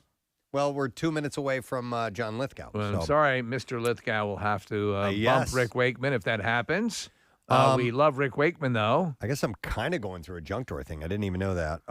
Look at this. By default, you fall right into the junk drawer. How about that? Oh. Just happens. Yeah. Marissa's got her finger up. Okay, hang on. Yes, finger lady. I just wanted to add, I think that mural you just spoke about is in Fishtown, right across from... That was perfect timing. Excuse me, guys. That's why you don't leave my microphone on. Just squeaked one out. The photo shoot was done in Bartram's Garden. It's in Fishtown. So okay. It's magnificent. It's beautiful. It's right on a building called Cake Life. Wait, how can a photo shoot of a mural be done not where the mural is located? Yeah. Yeah, they moved the building. Yeah. I think the photo shoot of the art that they drew. Can we put the building down by the river for this one? That's all. Okay. It's in Fishtown. That is all. Thank you. Marissa Magnata. That's all. That was me. That's her sing. It's a little one, like Marissa. Little That's all there is to it. Yeah, just a tiny, itty bitty one. A little lightning bug. Let's see. So I'll bring this up because golf is my leisure activity. It's something I like to do. And golfers Brooks Koepka and Bryson DeChambeau, who do not like each other. They hate each other. Oh, really? Oh, yeah. I'm unfamiliar. Oh, Please explain. There's a rivalry that's been going on for at least a year now. Well, Bryson's a douchebag. That's a big part of it. Oh, is he really? Yeah. Oh. Well, okay. people take sides. Yeah. So you believe Bryson's a douchebag. Some Yeah. people are on his side. I think where one of the places it started is DeChambeau Bryson takes a long time while he's playing. And he wears that stupid hat. And Koepka was playing behind him in a group and was like, come on, let's go. Pace of play. Uh-huh. And he complained about it to a reporter. And so therefore, Koepka complained about it. And then DeChambeau started firing back at him in the press. And then it goes back and forth. And they're both like really big hitters. And they're really, really great at what they do. And so people started picking a team, and people started razzing DeChambeau by saying Brooksy while he's out on the course. But anyway, with all that, these guys hate each other. The governing bodies are going to put them together, and they're going to play off in the latest edition of the match. Okay. Which is what Tiger and Phil Mickelson did. Right. Mm-hmm. So there's got to be obviously a large purse associated this is great with this, for right? golf. Yeah, I don't know. Is it pay-per-view again, though? That I'm not sure of. That's so dumb. I thought so, too. I wasn't going to pay for that. Then they're doing a 12-hole exhibition. Casey, it's on TNT. Do it for charity. Yeah. That's what they ought to do. And they're going to have open mics during the match. You hear Okay. what they So say it must to be on each a other. channel that can handle the curses. Yeah. So Not CBS in the afternoon. I thought that was an interesting idea and great for golf because a lot of people will tune in for that. But, it also makes me wonder, have they been ramping it up in preparation for this? But they kind of settled their things for the Ryder Cup. And anyway, all right, our guest is ready to go. I'm going to shut up talking about this right now because we absolutely adore this gentleman. He's given us so much entertainment throughout the years. Yes, absolutely. And he is not only an accomplished actor, but he is an artist in that he illustrates and he writes poetry. Satirist. Yeah. Please welcome, ladies and gentlemen, Mr. John Lithgow to the show. John, good morning, sir. Hi, thank you for calling me. Oh, it is our pleasure. Listen, I want to ask you a question because I wanted to call you John Lithgow, like the pronunciation of Moscow. Some people call it Moscow. Some people call it Moscow. I heard that the natives prefer Moscow. And do you prefer Lithgow or Lithgow? Is there a specific pronunciation? Well, I say Lithgow. Lithgow. But, you can say it any way you like, except for Kelsey Grammer. That's the only true mispronunciation. When you get called Kelsey Grammer, that is an affront to you because you're John Lithgow. It's great to have you on the show today. We are big fans, and you've found this passion, which obviously is something you've been adept at for a while, which is the illustrations and the satire. You're taking on some of the scoundrels of American history with a confederacy of dumpties. And it seems like, and I've seen you, I think I saw you on Colbert, it seems you clearly get a complete joy out of doing this. Well, I certainly love it when it's over. The process of writing doggerel verse in perfect meter and perfect rhyme is completely agonizing. There were so many times. I mean, this is the third of 3 of these books. Yeah. I was never going to write a third, but the first 2 were big successes, and my publisher made me. And then I got the bright idea of sort of going back in history rather than dwelling on what's going on right now. Well, but you know, it's torture. I mean, you try it. The only thrill you get is thinking of the last rhyme of the last stanza of a poem, and then you have to start another one. And I can see that, but I think, and I've realized this in my life, that the things that I really enjoy doing that require as a hobby or whatever. There's a part of it that is the excruciating part, and I realize in some ways I'm drawn to that, like the research of something, and so I've allowed myself to just I know, okay, I'm going to do this, I'm going to hate it, but I'm also going to love it. So to get that percentage of love, I got to put up with the hate. Yeah, well, we're all horses, and we love the smell of the hay in the stable. It's there's something that draws us forward. And of course, it's fun. I mean, it is a fascinating process, but I'm glad it's over. When writing in prose, do you feel it's cheating if you will use the internet to find words that rhyme with a word that absolutely will not be able to be changed? I won't tell you. Okay, fair enough. I'm not keeping any secrets. You really rely on the thesaurus and even a rhyming app. You just have to. Yeah. And it just stimulates your mind. I'm emboldened to tell you that because I know that Stephen Sondheim does the same thing. There you go. And if Stephen Sondheim can do it, you've got the pass.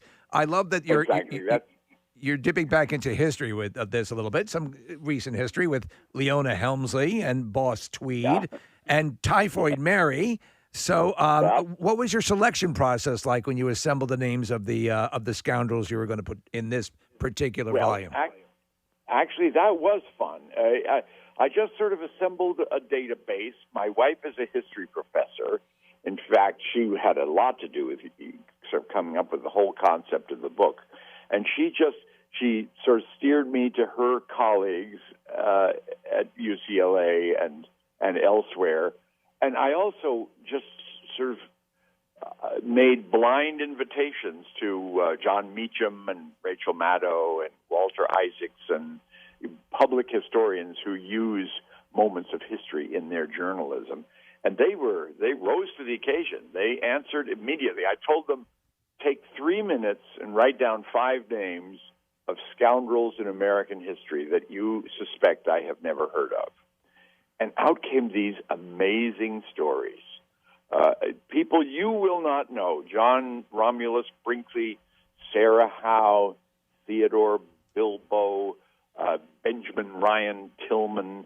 They are astounding villains, and you've never heard of them. History has a way of papering over the bad guys and celebrating the good guys. unless the bad guys are so appalling that they can't ignore them.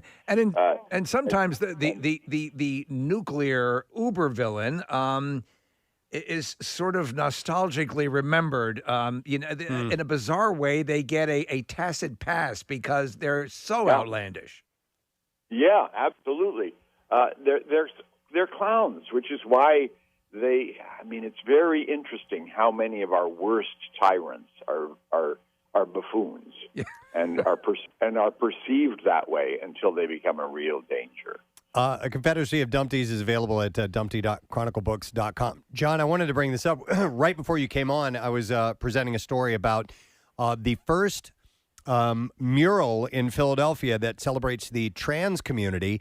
And this wildly has a connection to you because you are an artist yourself, and you played a trans character who was a Philadelphia Eagle in The World According to Garp. And I didn't even mean for that to time out like this. Yeah, I was way ahead of my time, as it turned out. Not I, but John Irving, the novelist, and George Roy Hill, the filmmaker. I played Roberta Muldoon, tight end for the Philadelphia Eagles, who had a great pair of hands. That's right. You were sensational in that movie. Fantastic. Yeah, you were. A great movie ahead of its time. Yeah, and your performance was sensational. And I think in a way it was again. I think that's an overlooked movie. I mean, it got obviously heat when it came out, and it was. But if people have never visited, it is such an interesting world, and we have to fanboy on you a little bit. We can go through so many things, but I am a massive fan, and I have to ask about this.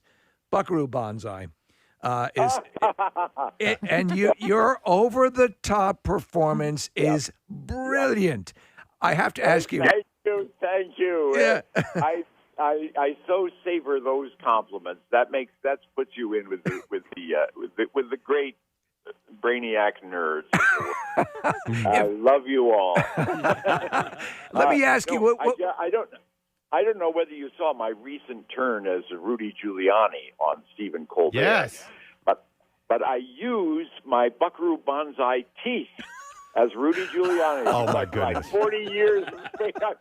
I've saved them all these years just waiting for someone like Rudy to come along. Wow. Goodness. There is a scene in that, and an outtake it actually makes it to the film where you start to crack up a little bit. Yes. And it's just great. But for people who have not seen Buckaroo Banzai, there's never been a film like it. And John Lithgow, you clearly deserve the Oscar for that performance and did not get it. So, well, a slightly tarnished Oscar, to be sure.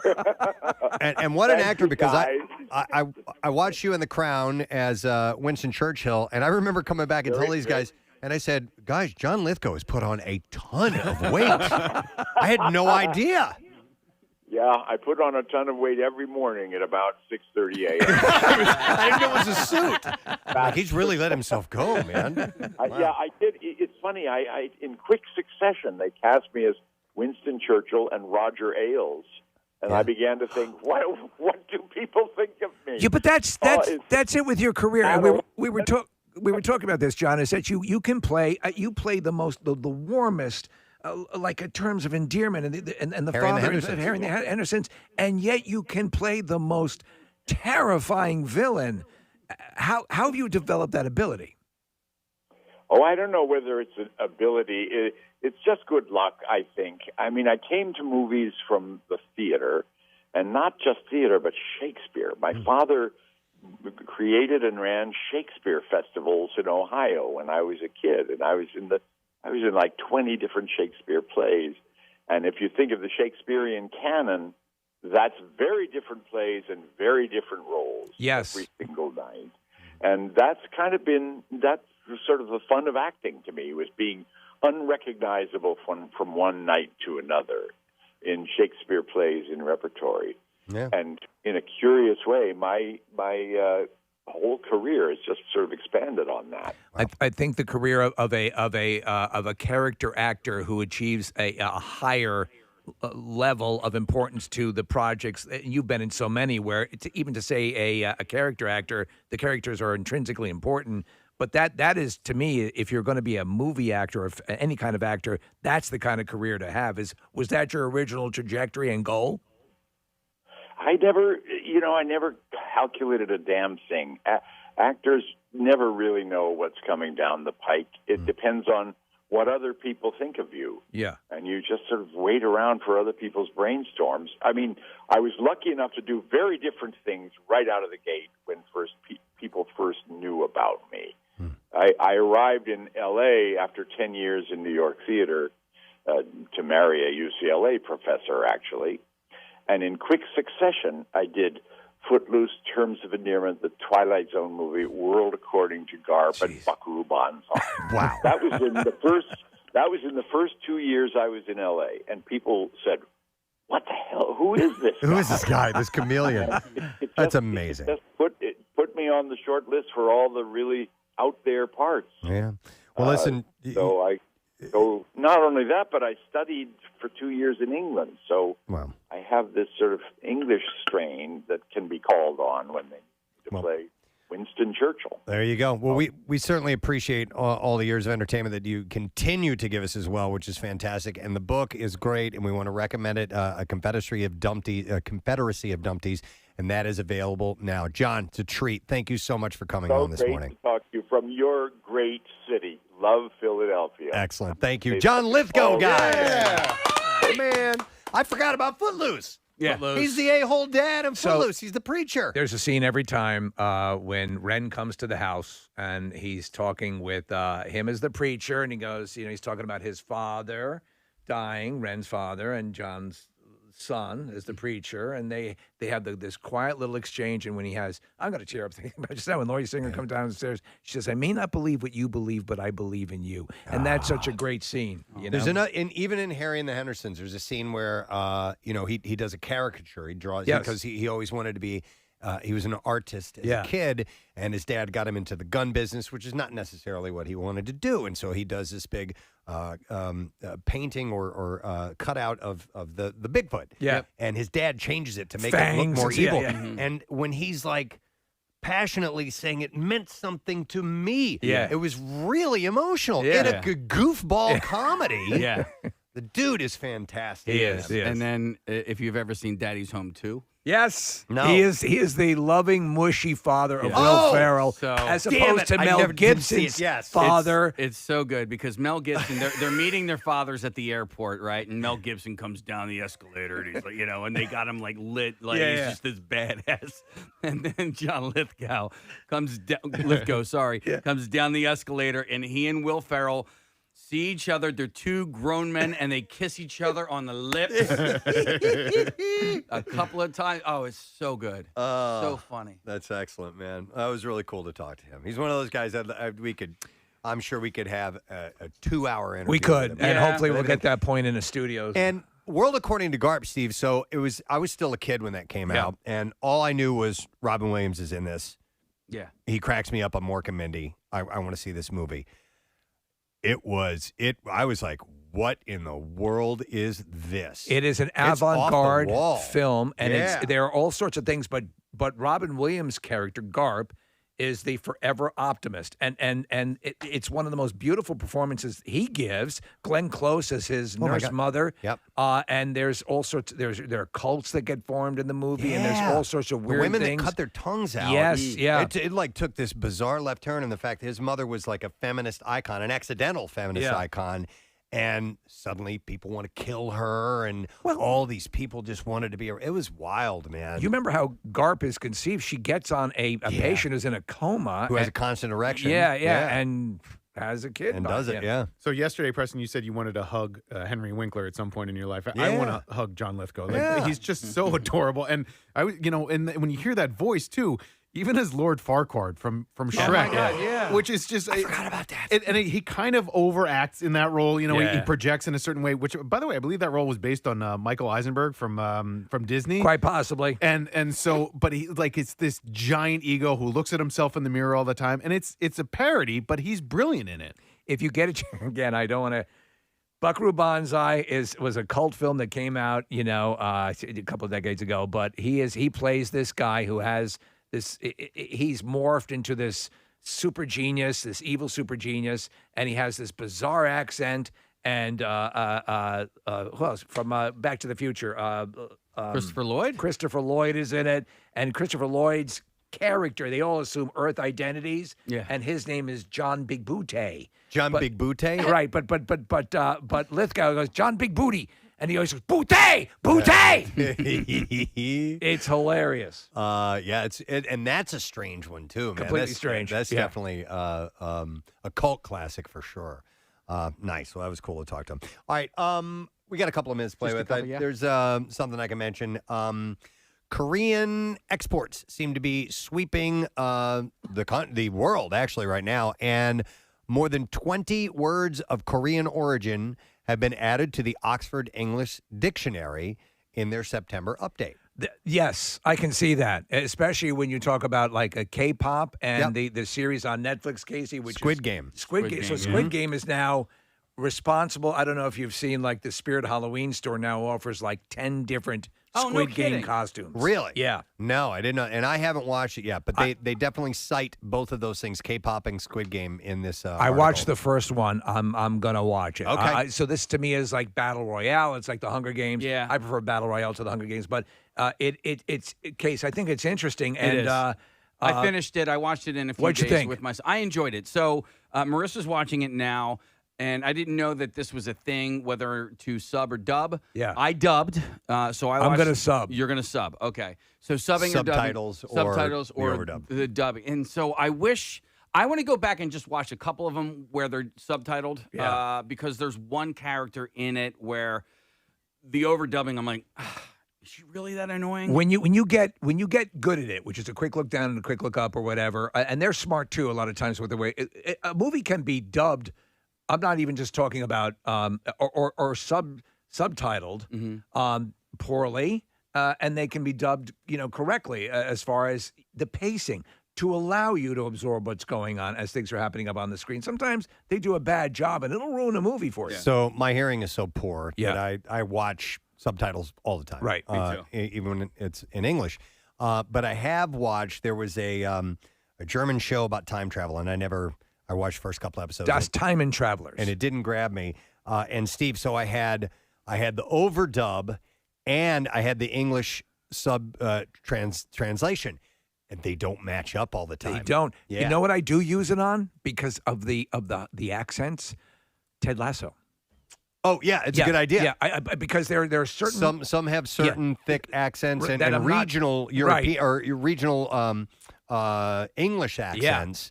Like Jamie is from a very specific region. His character, and he ends his like his E's or A's when he ends with like he says Keela instead of Keely. And so my friend Helen is from Manchester. She says he's got a Manchester accent, but like the dialects are so rich and in that country, and I mean, so we have to go far, right, in order to get different English dialects. Kensington.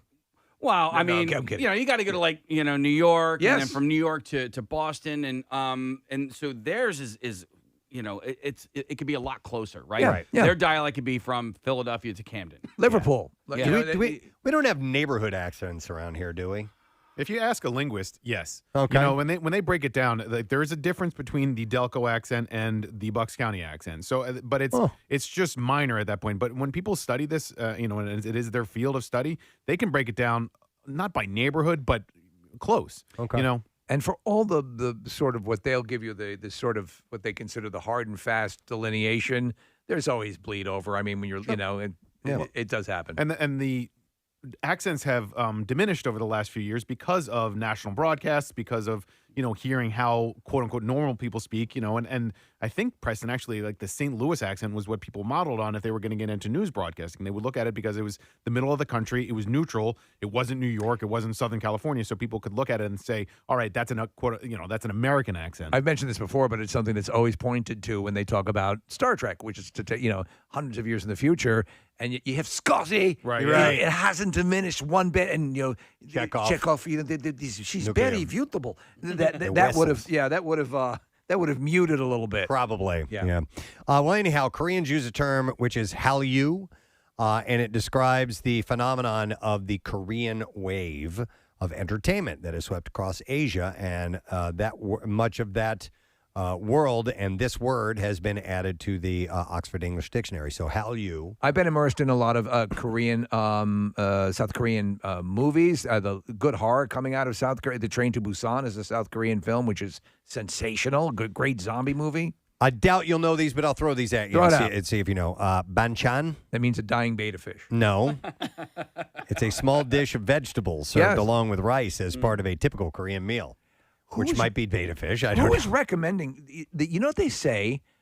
That the Korean traditional diet for weight loss and maintaining a weight is actually really good. Now, I do a sort of a more Mediterranean diet, which I love.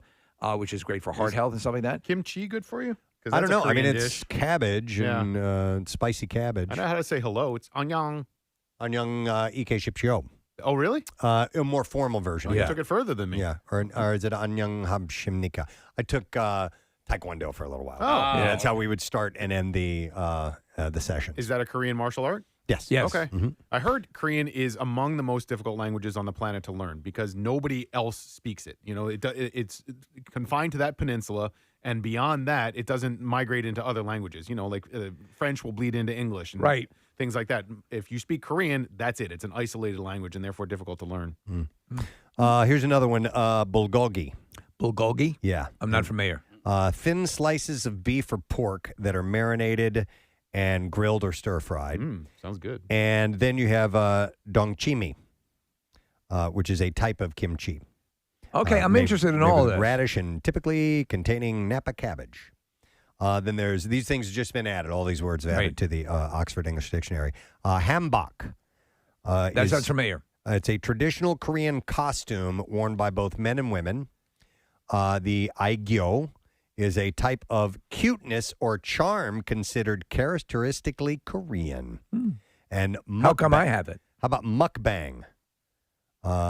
It's a video featuring a person eating large amounts of food and talking to an audience. Yes. Okay. There's a really influential YouTuber. Who does Yukbang. Man, I saw this on some other show somewhere. Nick, is this mukbang? Is this the woman who eats? She's a very attractive Korean woman. She is, and she eats like like some live chili, eels like and living stuff, living stuff. And she was featured on somebody else's program. If a listener knows what I'm talking about, email me or text in because it was fascinating. And they spent time with her doing these mukbang videos. I'd love to go. I don't know any good Korean restaurants around here, but if anybody can recommend one, I want to eat some more Korean food. You have K-drama, which is a Korean language television produced in South Korea. That's been added to the Oxford English Dictionary. But not all the recently added words are borrowings, reborrowings, or loan translations from Korean. The dictionary said, adding that several words are either new formations or new senses of existing English words, like K-drama. So there's an interjection, which is fighting. Fighting! And it's used to convey encouragement, incitement, or support. So fighting means that to the Koreans, to South Koreans. Or people English-speaking are saying it. It means like go for it. I got it. Meanwhile, skinship is a blend of the English words skin and kinship, referring to the touching or close physical contact between parent or child or between lovers and friends. And that has origins in Korean language, I guess. Here's the woman eating the food. Oh, wow. Yeah. Okay. So she's attractive. And Will she sit and eat all of that? She eats a lot of it. Wow. The stuff that's a little troubling is when she starts eating things that are like living. Okay. Oh, God. Yeah. She sat down to a bowl full of puppies. Oh, stop it. I'm kidding. All right, anyhow. So they have adopted these words into the Oxford English Dictionary. Do you think you could eat a live eel, Preston? No, God, no. No. I hear it's like for people who love it, it's like a delicacy. A live eel? No, no. If something moved in my mouth without me being the cause of that you don't movement, ever want to recall, because this to many cultures, these are the foods that they love, and that's absolutely fine. It's again, I love when we get perceptions of other cultures about what they see, like things that we will eat or do that they will be aghast at. Totally. It's odd to consider anything gross. But I guarantee you, when you eat a living being's flesh regularly, you know what I mean? So it's natural for us to want to do that as omnivores, and you can argue that with me if you want to. I don't care. But yeah, the idea of eating like a starfish or something like that Right. sounds pretty gross to me. Right. But probably shouldn't. I just think the texture would be really Well, weird. It's like funny what we do eat, like a hot dog. Yeah. which has probably got 9 different types of ass in it. Right. I mean, head cheese and Yes. scrapple and all that And that's stuff. gonna, some people are not gonna grasp that. Yep. All right.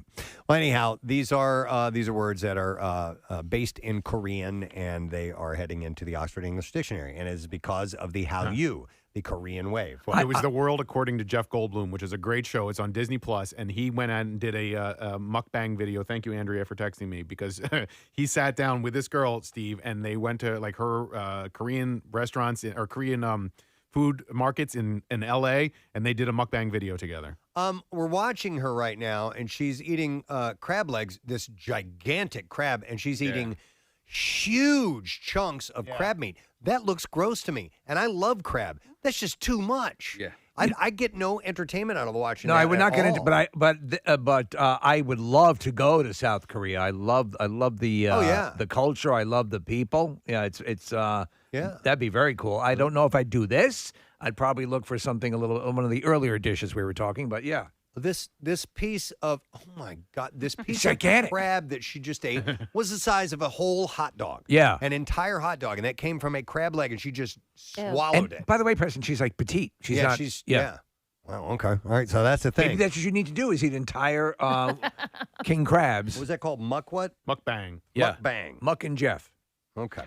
All right, we should take a break. Yeah. We're going to come back in a moment. We're going to get to some bizarre files stories, and yet to come another chance at $500 with our MMR money clip. But also, I would like to give away a $25 gift card right now, and that is to Doc's Irish Pub, and they are located in Gilbertsville, and Casey will be there tomorrow night from 7 to 9, and is for the Bud Light Thursday night kickoff. You want to stop by. Each week you can score Birds tickets at these kickoff parties, custom MMR Bud Light T-shirts, and signed Birds merchandise. You can click on events at WMMR.com for details. We'll take caller number 20, and we will give you that gift card, 215-263-WMMR. We'll be back in a moment. The wristband was from the tournament, and then the poster was from the concert. Regardless, both very important to you. No, but the reality is they were both from a concert. Though. So much so that he wanted to have them framed and immortalized for at least a period of time while he's on this earth, and took it to a place that was going to frame all this for him. So you have the wristband, you have the poster. I'm sure you had a frame picked out and matted and everything the way you wanted it. Yeah. Goes back to the shop to retrieve it, and they've lost the wristband. Yeah. Oh, man. Yeah, exactly. So the right? poster is done, and you wanted the wristband in the same display. It was like a ribbon across the bottom corner of the poster. And you'd set it up that way. Yeah. What was their explanation? There is no explanation. Inside, I'm fuming. I have been to 60-plus Fish concerts. I have never purchased a poster, went and had it framed, or So this. So you want to climb over the counter and kill them? So and the wristband I had like really carefully taken off of my wrist, so there were no because it was like a cloth wristband, right? Carefully preserved. Carefully preserved. This was. I was going to give it as a gift to a friend. Oh, no. And then the more I thought about it, I'm like, I think I want this for myself. Okay. Yeah. Okay. Yeah. So now I'm like fuming. So I had gone from this place. Right. I didn't blow up, but I had gone to this place, and I went to a drive-through, a quarter of a mile down the road.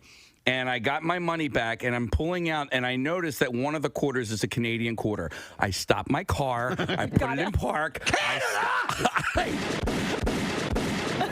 I went into the store. Now, I didn't raise a stink. 25 cents. For 25 cents, I go, you guys gave me a Canadian quarter here. And they're like, oh, okay. Let me ask you something. What country are we in? Do we have provinces like, I don't know, Ottawa? What is this? Yeah. Is this legal tender? I in my life have never returned a foreign coin before. I've never even considered that. What did I order? Poutine? What did I come in here on a moose? What am I, a Mountie? Where the hell are we? Does it say Tim Hortons outside of this Come on, for establishment? Christ's sake! What am I, Trudeau? Did I drive here 35 kilometers per hour? Jesus Christ! I didn't make a big stink about it, but I go, hey, this is a Canadian quarter. I couldn't help but notice that there was a ridged potato chip in my bag of regular potato chips. Oh my God! Parlez-vous English? I would be raging. You're better than me. I would be raging out of control at those people. And why not give me the right change? Eh? Eh? It's Shirley Bassey's birthday today. Binga! Yeah. Love her. Pretty girl, beware of his heart of gold. His heart is cold. He loves only gold. He loves only gold. Only gold. Only gold. He loves gold. He loves gold. It's the only reason I bring the birthday up every year. That, and actually, we had mentioned that she was on the Oscars, and they had her come out and sing that song, and her voice was outstanding. Hasn't lost a bit. She's 83 years old. She's still a gorgeous woman, too, Yeah. at 83. She also sang the other Bond song for the movie Diamonds Are Forever. Okay. Diamonds are forever. I don't know how it goes. Sparkling round my little finger. Unlike men, the diamonds linger. Wow. Men are mere mortals who are not worth going to your grave for. So she's 83 today. We have that as well. Oh, wow. Diamonds are forever. They are all I need to please me. They can stimulate and tease me. They won't leave in the night. I've no fear that they might desert me. Nice. I could have done those parts. I could have sung those songs. Easily. All right, and then we have Rachel Nichols, who is in... Rachel Nichols, jingling in your pockets. Nichols. I noticed a piece of audio that I never notice audio, but I noticed. Who never notices audio, but on his birthday, he notices audio. Rent is going to be live on Fox on Sunday night. I love these shows. Yeah. I love them all. There was one or two that I thought were substandard. I think the Rocky Horror Picture Show was not really worth a damn. Yeah. But I loved Grease. Grease was great. Still have it on my DVR. Yeah. And I'm looking forward to this, to Rent. The music in the show is so good. My wife and I went to see it without knowing anything about it other than this is the show to go see. Right. And we were just like sitting there with our jaws on the floor just because the performances were so great. Do you guys want to try it? River Valley Vocal Band? Do you guys want to try it? I think it's something we should set as a goal. We've already did Afternoon Delight. I think we should do it right now. Yeah, we can do it. Yeah. Do you have the lyrics? I don't know the. I don't know the lyrics. On the monitor, if you will. All right, This is a. we really don't. This is morning, boys. You got to understand our concerts are always at night. This is a very rare performance of the River Valley Vocal Band. Those of you here in our studio, what a treat. This was like when Sonny Bono and Cher sang on the Letterman Show impromptu. All right, Kathy, you're the bass, right? Yes. Yes, I think I can handle that.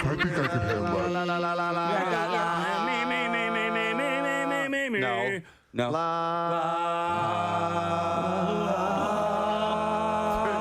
Oh my God, we're harmonizing. That was crazy. All right, that's it. We did it. One more time. Oh my God. That's it. Go on from away. there. We're done. Walk away. We can't do any better. We're not But gonna we're sing. going to. Let's do We it. are? Yeah. Yeah. 2, 3, 4. 525,000. One more time. Wait, You're trying to harmonize? God. It's supposed to be in unison. All right, let's do it. Ready? We got 6 syllables in. I almost fell out of Hey, we aced 5. Started strong. One more time. First Go. syllable. 2, Really good. 3, 4. 525,600 me. Should I go low or high? You know what? All right, Try high this time. Try high this time. Okay. 2, 3, 4. 525,600 Nick's choking. All right, I can't. Hang on, I need to drink water. Hang on a second. Have some water. Have some water. Let us know when you're All ready. right. I think maybe we should just get to the How About Love part, guys. What do you say? All right. That's the toughest part. How does that go? I don't. How about love? All right, you got that? I got it. All right. Okay. This time I'll only count to 3. Okay. Because it leads On into 3 the or role. after 3? I say 1, 2, 3. How about? Okay. Ready? Okay. All right. Oh, that was bad. All right, everybody get the sillies out. Okay. Seriously. Guys, this is about AIDS, all right? All right. That's true. 1, 2, 3. How about? Wait, no. What? You just said get the sillies out. I choked on my own spit, though. Maybe I shouldn't have drank No, water. I get it. You find AIDS funny. We should have stopped it. Should we call Justin? Oh, God. How much you drinking over there? Not much. Okay. Not much, just enough to clear out all the phlegm. A man died performing Rent today.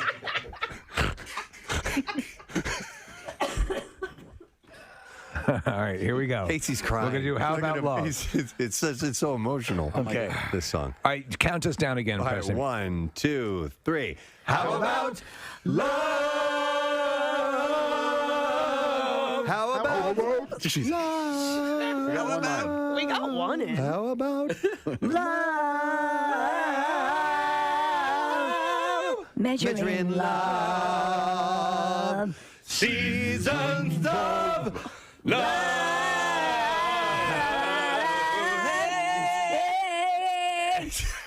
Okay, we got it. Wow. Nailed it. Nailed it. That was a success for sure. I'll tell you what. Sunday at, I forgot what time, 7, I think. Our 5 was perfect. Why even tune in? You just heard the whole thing right now. Our harmony before that was pretty solid, I think. Don't call Justin. Are you calling Justin now? I see the hotline. I texted him. Oh, no. He's calling us. I don't want to sing anymore. He will. I don't want to talk to him. There was an There's a alarm guy that went who can off. sing with such ability. Yeah, he's like Batman. Whenever there's horrific singing, there's a musical note that starts flashing. Everybody's agreeing on the text message. The beginning was good. Yeah.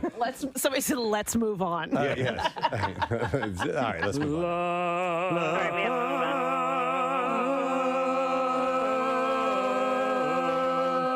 Okay. I noticed other things.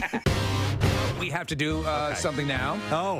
All right. It's a little thing that we put together that's going to involve you having to put on a blindfold because we have a mystery guest. Mystery guest! Okay. I love mystery Perhaps Oh, good. the most mysterious mystery guest of ever. Really? Yes. We won't go any get it. further than say that. You think you'll get it? I think so. Yeah. All right. So we need you to put on your blindfold, please. All right, take those glasses off. All right, hang on a second. All righty. Yay. So, All right. So again, so one more time, repeat. All right.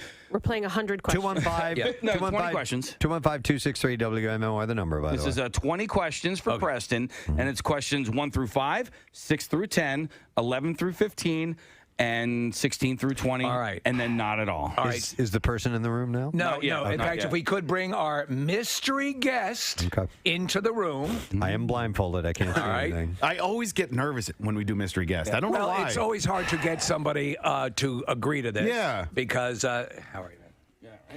Yeah, no, it is hard to get somebody to agree to do it, and then sometimes we'll eat up half the interview trying to figure out who the hell it is. Right. All right. If they've only got like a 10-minute window. So, all right, so if this person is here, then they have more time than that, which is good. They're here, and we will be able to spend some time after Preston, which is good news. Okay, so I'm going to use the high-pitch process to hide this voice, which I think the we'll do a nice masking job. So we're going to begin, Preston. Again, yes or no.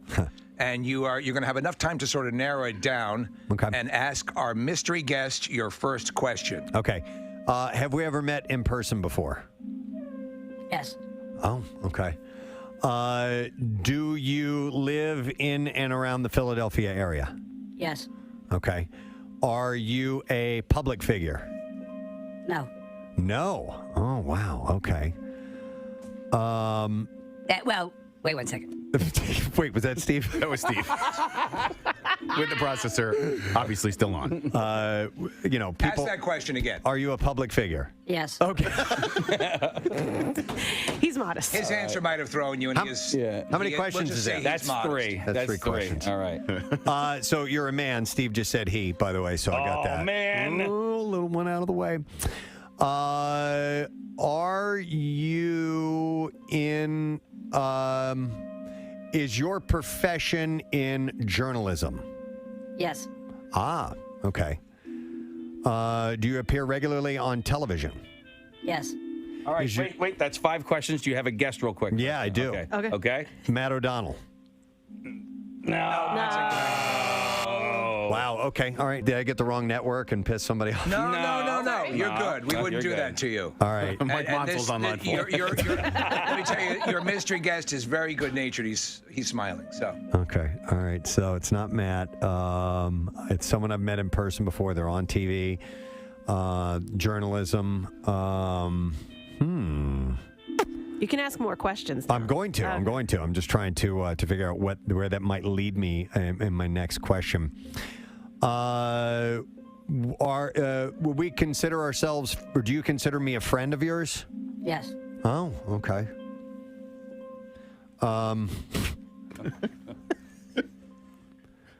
Are you from an island nation? Yes. It's Vi. It's okay, Emma, right? No! Oh, really? God, you're getting there so close. Oh man, who the hell else is from an island nation? You can think broader. This person may be, I think, more famous than you're thinking. Oh, wait a minute. Shane Victorino?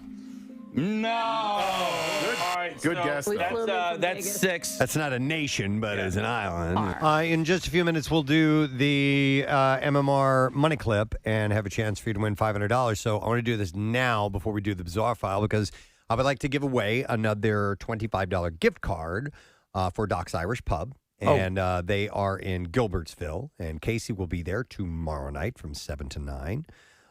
Make sure you stop by because it's a Bud Light Thursday night kickoff. And Doc's Irish Pub is a perfect place to catch the big games. They have 34 TVs. They have a full menu, 11 a.m. to 10 p.m. and a late night menu that goes until 1:30 a.m. And you know what? We'll take caller number 12 at 215-263-WMMR. So they brought in their cheesesteak sliders. And what I love about these is they're itty bitty. Yeah. They're like little White Castles. Sometimes like even smaller than White Castles. So when you get sliders, sometimes I'm like, that's almost a hamburger. Yeah, it's like a burger cut in half. Yeah. It's like, I'm looking for something like a little nosh, as they say. Perfect size, and they're boneless wings. Yes. Damn good. Yeah, they're really good. They have their hot honey sauce, so they call those the bee sting zingers. So we thank them, Doc's Irish Pub, for doing that and for making tiny little cheesesteaks. That's very nice. Tiny little cheesesteaks. Little petite little cheesesteaks. Yes, I'm curious. Are your cheesesteaks tiny or are they larger? I can only open my mouth so wide. You need to call ahead of time because you don't want to get there and be disappointed. You know, I got you. Oh, these are perfect. Let's do the bizarre file. WMMR presents Kristen and Steve's Bizarre File. All right, brought to you this morning by Horizon Services. You can get a free up to $2,000 upgrade when you buy a new heating and cooling system in Horizon Services. Best deal ever. Install as soon as tomorrow, or it is free. Visit horizonservices.com. All right. You're going to love this story. When news crews arrived at the scene, the roosters were far from shy and luckily behind the fence. Here's the story. The health department says that that roosters are generally prohibited in New York City, and it says it has received complaints that's being filed and in the process of investigating. So a guy named Leon Suzerain says that the roosters are a threat to the community, particularly to the young children and the elderly who might not be able to defend themselves. Against roosters. Leon knows his stuff. Hold on. What? I stapled and I was reading you that back half of the story first. God damn it. Wait. We can fix that. Fix it in post. A Queens man is speaking out after being attacked on his way to work, not by a person, a dog, or even a rat, but by A rooster. No I was way. wondering what the story was. Is there a guy named Leon involved? Leon in this Suzerain was on his way back to work when he was attacked from behind. The vein on his hand punctured. His pain was outmatched by surprise to find out who he was being attacked by, and it was a rooster. He said, I turned around and I saw blood gushing out of my hand. You little bastard, you punctured my pain vein. Leon said about the unusual assault, I had to deal with the blood gushing out, and I had to deal with this animal that kept charging at me. Cock-a-doodle, don't! As Leon applied pressure to the wound to try and stop the bleeding, the rooster kept coming at him. Despite Leon's 6'2" build and his kicks, the rooster was unrelenting. Ultimately, he was able to outrun his attacker and call 911. Roosters often escape his neighbor's property in Jamaica, he says, and have attacked others before. Now, let's go to the other part of the story that I started with earlier. It was almost like a Quentin Tarantino timeline. When a news crew arrived at the scene, the roosters were far from shy and luckily behind the fence. The health department says that roosters are generally prohibited in New York City. It says we joined this story already in progress. Yeah, it's like a Keith Morrison. The town was sleepy and quiet. Totally. Yeah. It says it has received a complaint that's been filed and it is in the process of investigating. Leon says the roosters are a threat to his community, particularly to the young children and elderly who might not be able to defend themselves. Well, sure, everyone knows Leon. He said that he and his family tried to approach the owners in a neighborly way, but were rejected. He said, we tried to talk to the family, and they closed the door in our faces. So, sorry about that, Now it makes folks. sense. That was my fault.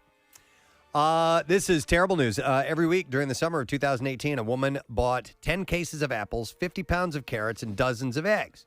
The food was for bears, though, Canada authorities say. And a woman from Whistler was ordered to pay $60,000 after officials say she violated the Wildlife Act in British Columbia. Was she drawing them in? Oh, yeah. So the Conservation Office Service received a complaint that someone was feeding black bears in the neighborhood. Officials began investigating and found that the woman was feeding the black bears during the summer months of 2018, and every week she would buy food for the bears, like a whole bunch of it. And bulk produce, they said, including up to 10 cases of apples, 50 pounds of carrots, and 15 dozen eggs, was purchased on a weekly basis to feed the bears. These activities created an extraordinary public safety risk by conditioning bears to human food and presence. Your Honor, I know you're saying I'm just a bear. There's no way I can provide an adequate defense for this woman. But the heart on this woman and the kindness, I hope the court will consider this before they pass judgment. Thank you, sir. And, of course, the bears would defend the absolutely, woman. yeah. Yes.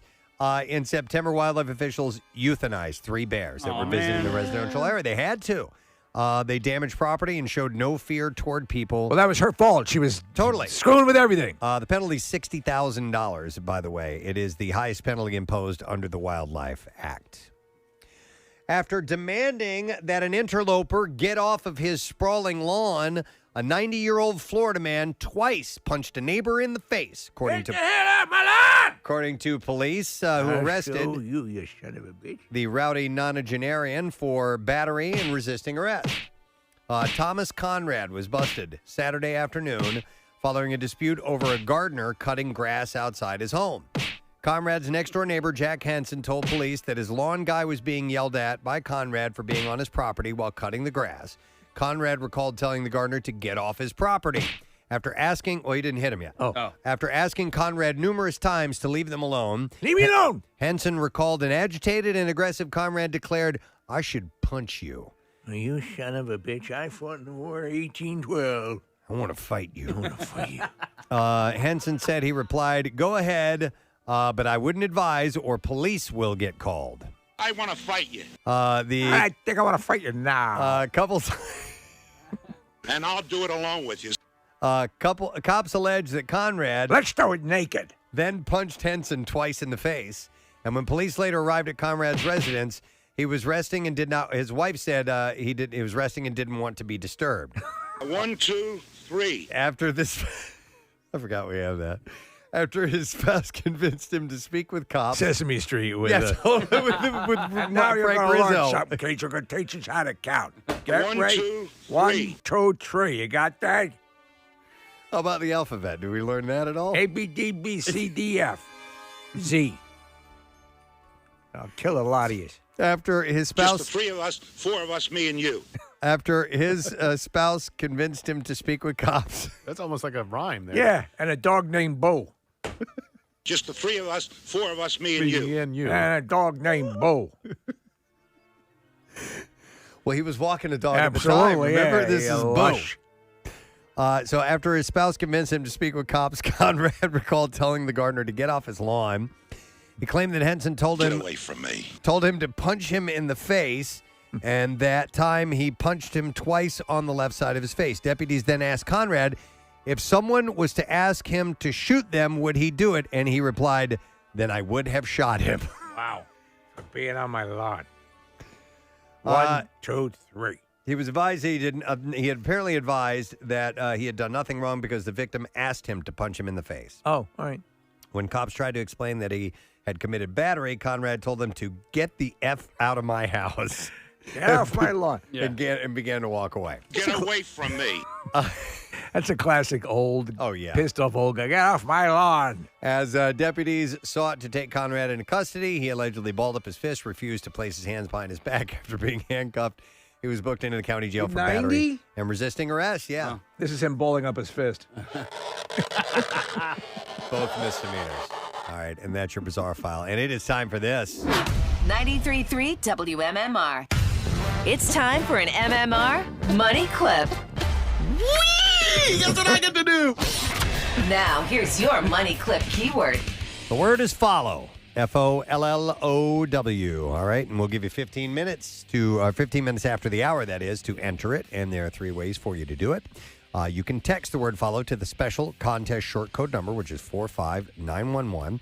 Or if you'd also like to be entered for the $10,000 grand prize, enter it via the MMR app or at WMMR.com. One random entry wins $500 in our company-wide contest, and that person will get a call from Beasley, so make sure that you answer your phone. Contest rules are available at WMMR.com, and it is sponsored by Horizon Services. So that word again for you to enter is follow, FOLLOW. We'll take a break. We'll come back in a moment. More stuff to give away. The lesson question, trash and music news, up when we return. So We have played golf together, so, you know. Question number 11, Preston. Yeah, I'm... Expand your search. Wise. Yeah. I'll, they live in and around the Philadelphia area.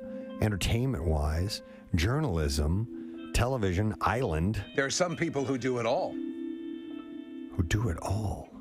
No more. Oh, okay. So, are you a musician? Yes. Oh. Wow. What's your name? No. You're a musician? Oh, my God. I should know this, right? Okay, all right, okay. Everyone here is smiling because, you know, once you know, okay. Yeah. Do we play your music on MMR? Yes. Wow. Do you play drums? Yes. Wow. And we're friends. We're considered friends. We're friends. This person's going to kill me.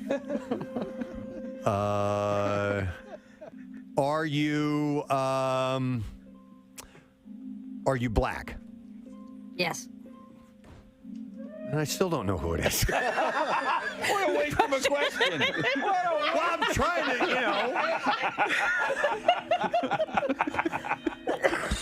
More famous than I have been leading on to. We're considered friends. I mean, you know, if I were to liken this person, I'm just going to give you a little help. Okay. It's kind of like a Swiss Army knife of capabilities here.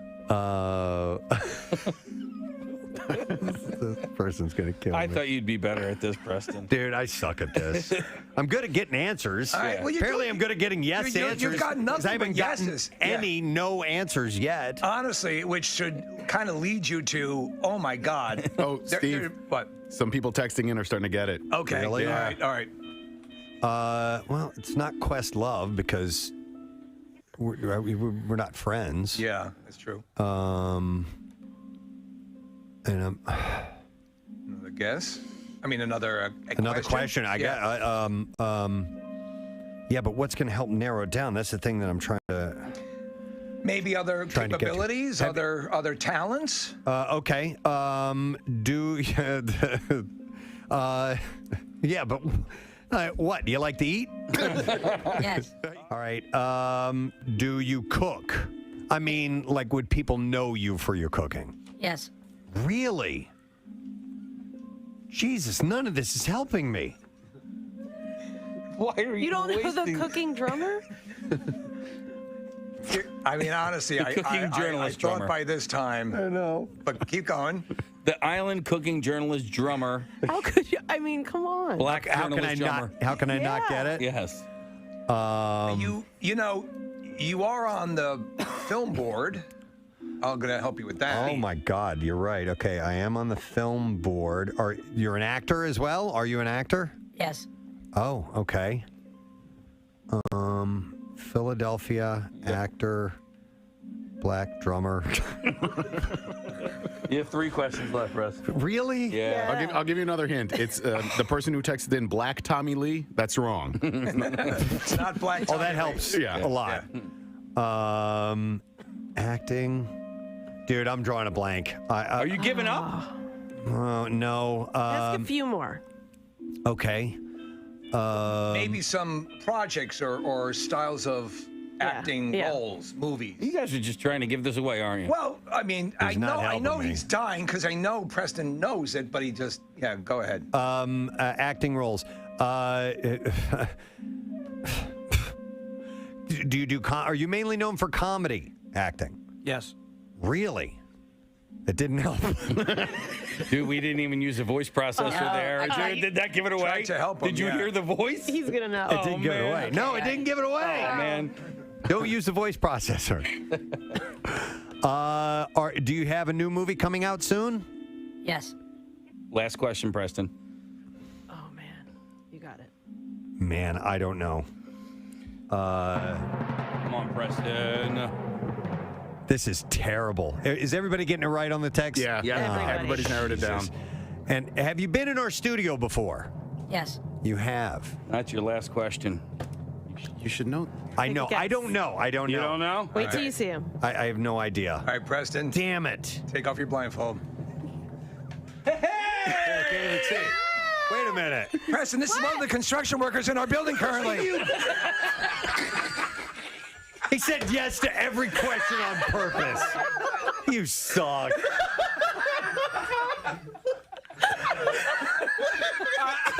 I don't even know. What is your name? What's your name? Chino. Chino was good enough to do this. Oh my God. We had a whole bunch of stuff planned and it fell through. And at the last minute, Chino was good enough to agree to come over and be our guest. Was the actual answer yes to any of those questions? From the islands, right? Yeah. Nicaragua. Where are you from? Nicaragua? These guys are doing great work in the building sitting here here. going, I'm beating myself up. You guys are saying, oh, you ought to know. I mean, for crying out loud, a friend of mine. Nick's like, everybody's getting it. Black Preston, how many black drummer, actor, comedian, musician, journalist friends are there? Oh, my God. Good job. By the way, and then I take, and you a-hole. Okay, so you know, and here's the deal, man. What's your name again? Chino. Chino. Yeah. So Chino, I never remember anybody's name. Right. So when I took my blindfold off and I saw you, I felt horrible because I didn't remember who you were. Hey, Chino.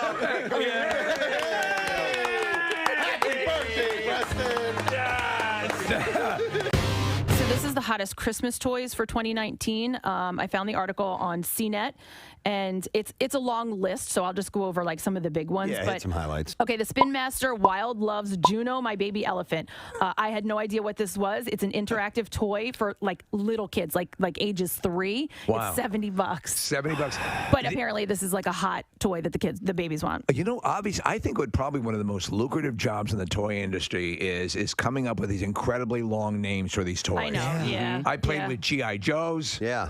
You know, this is the Dr. Spindoculus. Yeah. Floating platform of goodness. Micronauts are what I played with when I was a kid.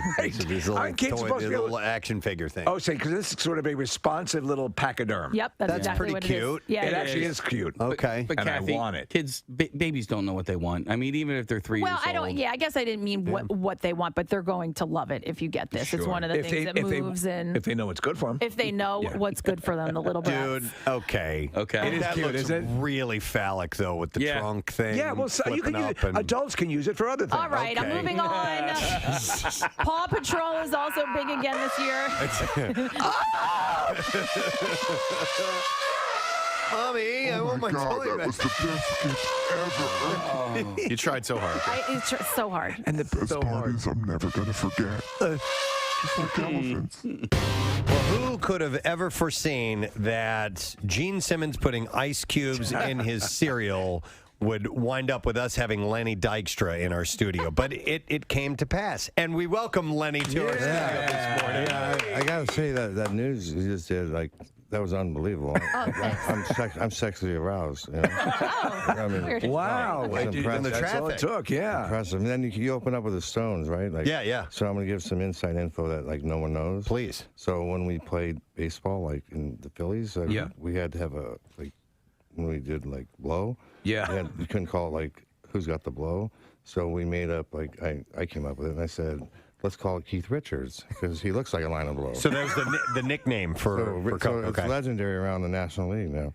Like, Richards got the greatest out hits in there now. It's like, anyways, thought I'd throw that in there. So that was the code word you guys used for Coke. It's kind of tough around the cage to say who's got the blow. Right. So, hey, is Richards in the house?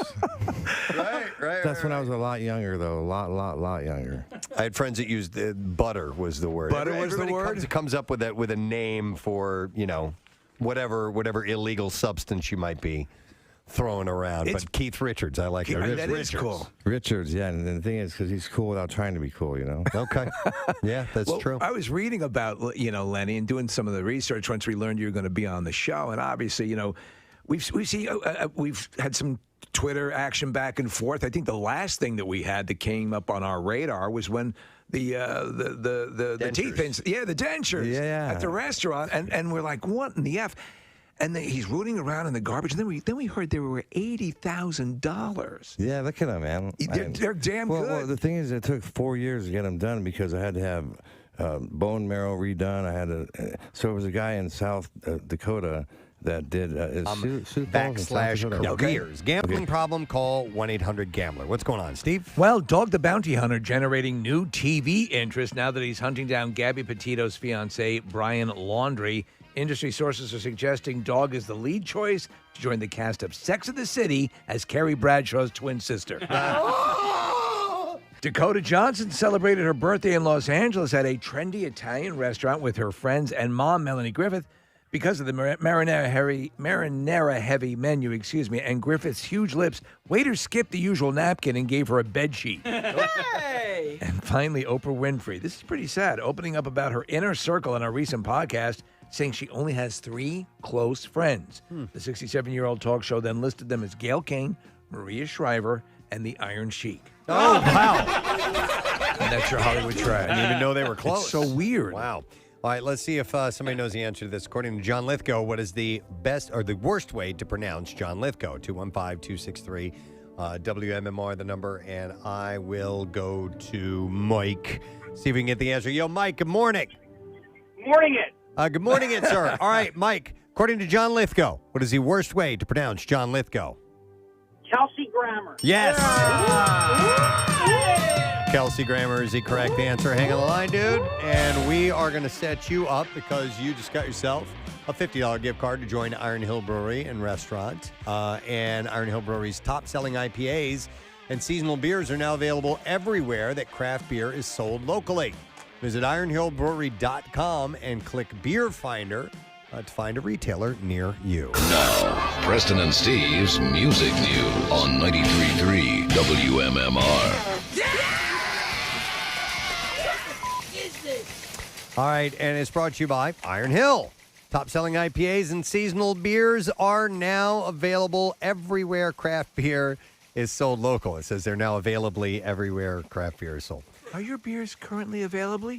Visit ironhillbrewery.com and click Beer Finder, and you can find a retailer near you. All right, we're going to start with this. The band Fuel will perform 2 shows in Pennsylvania in support of their new album Anomaly, which is we're in Pennsylvania, due out on the 22nd of what? How about that? Oh my God! They will take place at Music Fest Cafe in Bethlehem on Friday, November 26th, at Mickey's Black Box in Lidditz on Saturday, November 27th. Swing by the Wolf Sanctuary, and then they got that lighting rig place there in Lidditz. Oh, I'd love to go to that. I want to go to that Wolf Sanctuary. Yeah. It's hard getting in there, though. I mean, and I want to go to the Fuel show, too. Tickets go on sale today, by the way, at 10 a.m., so they were on sale about 15 minutes Is ago. Brett Scallion still the lead singer? Yes, I think so, right? I don't think so. No? I don't think so. But I'm not sure. He was. I'm pretty sure he is. He left, and then he was back, and I thought he was gone He's again. probably But, not. I don't know. Nick, you're going to have to check on that. He's out again. Yeah. What? Yeah, he left Steve, it was recent. Was he replaced by a wolf? Yep. Yeah, there we go. Who's singing for him now? Not Brett Scallions. Okay, is it Rome? It's Sket Valiant. Scott Farkas. Sket Brallians. Scott Farkas. The band recently debuted their new lineup with a few live performances, and additional tour dates will be announced soon. Dave Grohl is to entertain the nation's children in the UK, actually, with a CBeebies bedtime story. CBeebies bedtime story? Yeah, so it's based on the lyrics of the world-famous Beatles song, Octopus's Garden. Written by Ringo Starr and with pictures by Ben Court, the book follows 5 children on a magical journey through the Octopus's Garden. That's a sweet idea. It's very sweet. The playful octopus takes them on a wondrous underwater adventure, riding on the backs of turtles, playing pirates in a sunken city, and sheltering from the storm in the octopus's cave. Is everyone having fun? This is the first of the 2 stories that he has recorded for the preschool channel, and it will air on Friday, October 8th. Is that kind of the British version of like Sprout or something like that? I think it sounds like that. CBs, yeah, or CBeebies. The latest episode featured Roger-Jean Page. Yeah. So I have a full list of people that were in that. So now you're interested, Kathy, right? So he said that it was, I was a proud father of 3. I've always enjoyed reading stories to my children. It was a pleasure to read these stories for CBeebies. The Foo Fighters star follows in the footsteps of other musicians who have appeared on the bedtime stories, including Dolly Parton, and then some people I don't know, Bjorn Ulvaeus, Rag and Bone Man. Rag and Bone Man. Sir Elton John. We know him. George Ezra, Alicia Dixon, Robbie Williams, Mark Ronson, and Will Young, as well as actors Tom Hardy, Felicity Jones, Roger-Jean Page, as you had said, Nick, Tom Hiddleston, Orlando Bloom, and Joanna Page. CBeebies Bedtime Stories is on each weekday at 6:50 p.m.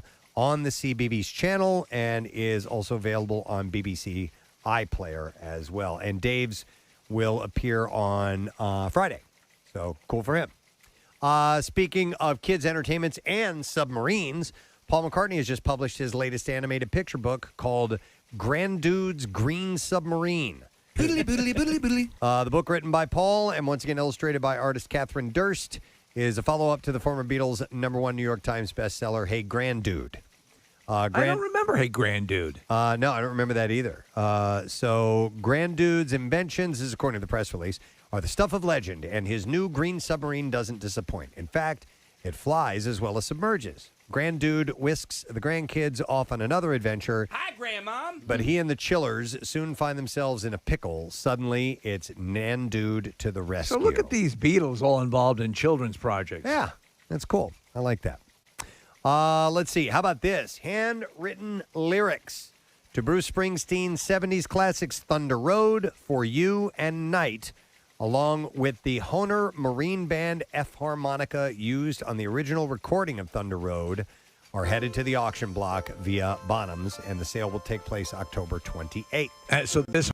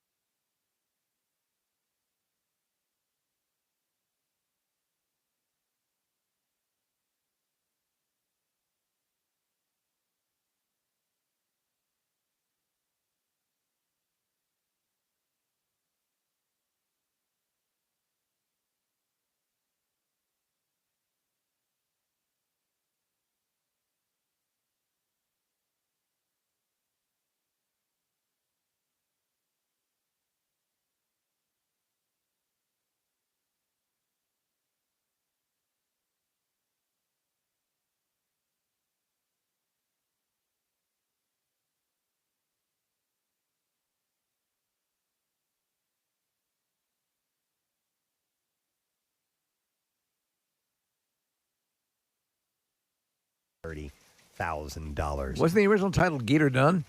It might have been. Let's call it Get Her Done. All the items have been in the hands of a private collector that acquired them from Michael Batlin, who worked for Bruce as a musical instrument technician from 73 to 85. He was one of 2 former employees that sued Bruce in 1987 over claims that he owed them thousands of dollars in overtime pay, and the matter was settled in 1991. Well, looking at it right now, it looks. I have to say, Bruce has some pretty good handwriting. Yeah, it looks very much like something you would see in the times of the Declaration of Independence. Right. It's got a lean to it. You know what I mean? Declaration of Independence. Yeah. And there's not a lot of changes or corrections. He obviously thought everything before he wrote it down. There's not a lot of, whiteout or whatever he would use to correct it. Yep. And then one last thing, just an observation. It was 1 year ago today that Eddie Van Halen passed away. Oh, my God. 65 years old, battled years of throat cancer. And it's, we got a reminder of Eddie from Wolfgang when he was in town and mentioned his dad when he was on stage, which was pretty wild because at that time, when I was watching it, I'm like, man, how long has it been? And I hadn't really thought about it. Yeah. And sure enough, it's right about a year. So Wolfgang's was probably getting himself ready to really feel the impact of this day. When his father passed on. So, but obviously one of the greatest of all time, and only a year gone. arguing. Yeah. All right, and that is all I have in music news for you. Let's break. Let's come back in a second, get the letter of the day, the word of the week, and move it on along. We'll be right back. A picture of you. So, Lenny, I became a fan when you were playing on the Mets. I was up in New York, and I remember that whole that team and the whole vibe. And then I was always also a fan of the Phils. So your trajectory has been one that's been very, very cool. But I'm looking. House of Nails, the book you wrote, came out in 2016, and I'm thinking you have enough material for another book at this point. Yeah. Are you? Because you are, as they say, a colorful character. People. People are gravitate to you because you have these stories. Are you thinking of another book? You can say it. People either love me or hate me. Yeah. And that's like, look, the bottom line is I tell the truth, and like a lot of people don't like to hear the truth, but I don't care. Yeah. I mean, like, so what am I doing in Philly right now? I'm here to do commercials for Martino Signs. Okay? What is this? So you wearing the hat? Yeah, Martino Signs. So I'm a spokesman for them. So we're out there doing commercials. So then the Eagles game, and then I did for the pregame and the tailgate. Oh man, it's unbelievable. It's crazy, right? It's insane. So you were out there promoting the company, but then just dealing with the fans. The fans. I'm a man of the people, man. The fans in Philadelphia. Look. The Philadelphia season in 1993, to me, again, I think fans will back this up, was still the most exciting season in the history of Philadelphia baseball. Because we went from last to first, okay? And then we're all drug-fueled and like, nobody wanted to come to a bat, Yeah. And then you have these fans that are crazy, that are just like, people are scared to death of, So when you're greeted, like when you're out and about here, and I mean, do you feel the love? I do. What do you? Yeah. I don't feel it from the Phillies though. Yeah. I mean, because I think that like one of the owners found out that I tagged his daughter. Oh my God! Jeez, So like the real reason I'm on the Wall of Fame isn't. So like it was kind of a bad move, but that's what happened. I mean, what can I say? But see, you can say more. So were you guys playing hide and go seek tag, or I mean, freeze tag? I'm just, it's just I love hearing those words. I can't believe I'm doing this. Oh my God! Holy doing this. Yeah. All right, Lenny, I spoke with you on the phone on Friday, and we put that up. We put that up as a fun-sized podcast. And when I was talking with you on the phone, it sounded like there were women in bed with you on Friday night. Do you remember Friday morning and chatting with me? Yeah. I couldn't shake her. Yeah. You couldn't shake her. Yeah. But it was just one person because I couldn't tell. Maybe two. But the thing is I don't ever let them stay. See. And this one tried to stay, and I said, listen, there's a door over there, you see, and there's a handle. You turn it left, okay? Then you follow the signs, okay? And the exit down, and then, but she wouldn't leave, and I'm on the air with you. So I said, get in the bathroom, remember? Yeah. Anyways, we got past that. Let's move on to how about the cheap shot that our boy put on Carson Wentz, was a rough deal. But this is a rock and roll station, man. You guys talk about everything. We do. We talk about everything. Yeah. So let me ask you. So with that, and with you talk about the sports. We talk about the Phils and the Mets. You were saying in one of the interviews I was reading about you that the Mets, it was a little bit more on the up and up, but you hardcore partied with the Phils, and you also talked about doing steroids, and how that you looked at that point when you were doing them to preserve your job because everyone was doing it. Do you have any regrets of doing steroids now, or was it you had to do it to be where you were? That's actually a great question because, and again, here comes the truth. So in 89, like I told the Mets, I need to play every day because if you don't play every day, you're not going to get paid. So they wouldn't play. Davey Johnson wouldn't play me every day. So we happened to be in Philly, okay, and like a right-handed pitcher was pitching. So 2 at-bats into the game, Davey says, "You're done. That's enough." I said, like what the, are you kidding me? So then I go up in the locker room and I hear Harry the K, the great Harry Callis, unbelievable. I hear him say, "A lot of action here at the vet today, and initials are LD." So I said to myself, I just got traded. So then I'm sitting in my locker after the game. I'm sitting in my little stool, and I wait for the tap. I get the tap, and they say, "Davey wants to see you in his office." So I go in there, and Davey says, well, Davey, by the way, he was best friends with Jack, as in Daniels. Everyone says he was a player's coach, manager. Of course he was. He's always hung over in his office. All right. But I'm in there, and there's Joe McElvain, the general manager, and Davey. And he says, "Look, we want to thank you for helping us win a World Series. We just traded you to the Phillies." And I said, "Wait, the team in the other dugout? What, do I meet him at home plate?" It was so weird. I remember when that happened. It was so weird, but I was so Juan happy. Samuel, right? The Phils traded Juan Samuel, I think, for you? Yeah. A brutal trade. But for me, it was a great trade because, with the Mets, I was a young guy, and, I never saw a line of Coke. I never saw a good, and I had beer, that's it. I mean, I didn't even drink a beer until I got to the big leagues. But then I made up for it later. But what I'm saying is, so when I got to the Phillies in '89, I started playing every day. So I'm a small guy. I'm 5'9". So I didn't forget how to play baseball. I just wore down. It took its so, and you were describing, and I started reading some of the passages out of the book too. Because we can't listen. Yeah. We see you out on the field. We see these athletes, and you're describing a level of wear and tear that we don't understand. See, I was so ahead of the curve. See, remember, it wasn't illegal then either. So in '89, the general manager, because I went and I came out of the gates. I'm in 320, and I timbered, down to way down. So general manager Lee Thomas says, "Look, we're going to give you 1990. You're going to lead off every day. You're not going to look at the lineup." So I'm in Mississippi with my ex-wife, and people live there, by the way. So literally, this is how it went down. I literally just went into the yellow pages, and I pulled up some hillbilly doctor, and I didn't even know what he was going to give me. I went to him, and I told him the facts. I said, "Look, 1990 is going to determine whether I become a multimillionaire or I have to get a real job." Yeah. So here's what I need. I don't need a pill or a drug to make me play baseball better. I know how to do that. I need something that's going to keep my weight on so I can stay strong for 6 months. Yeah. Baseball is the most grueling schedule in sports, okay? Yeah. So that being said, I didn't know what he's going to give me. He writes a prescription. I go get in line in Rite Aid.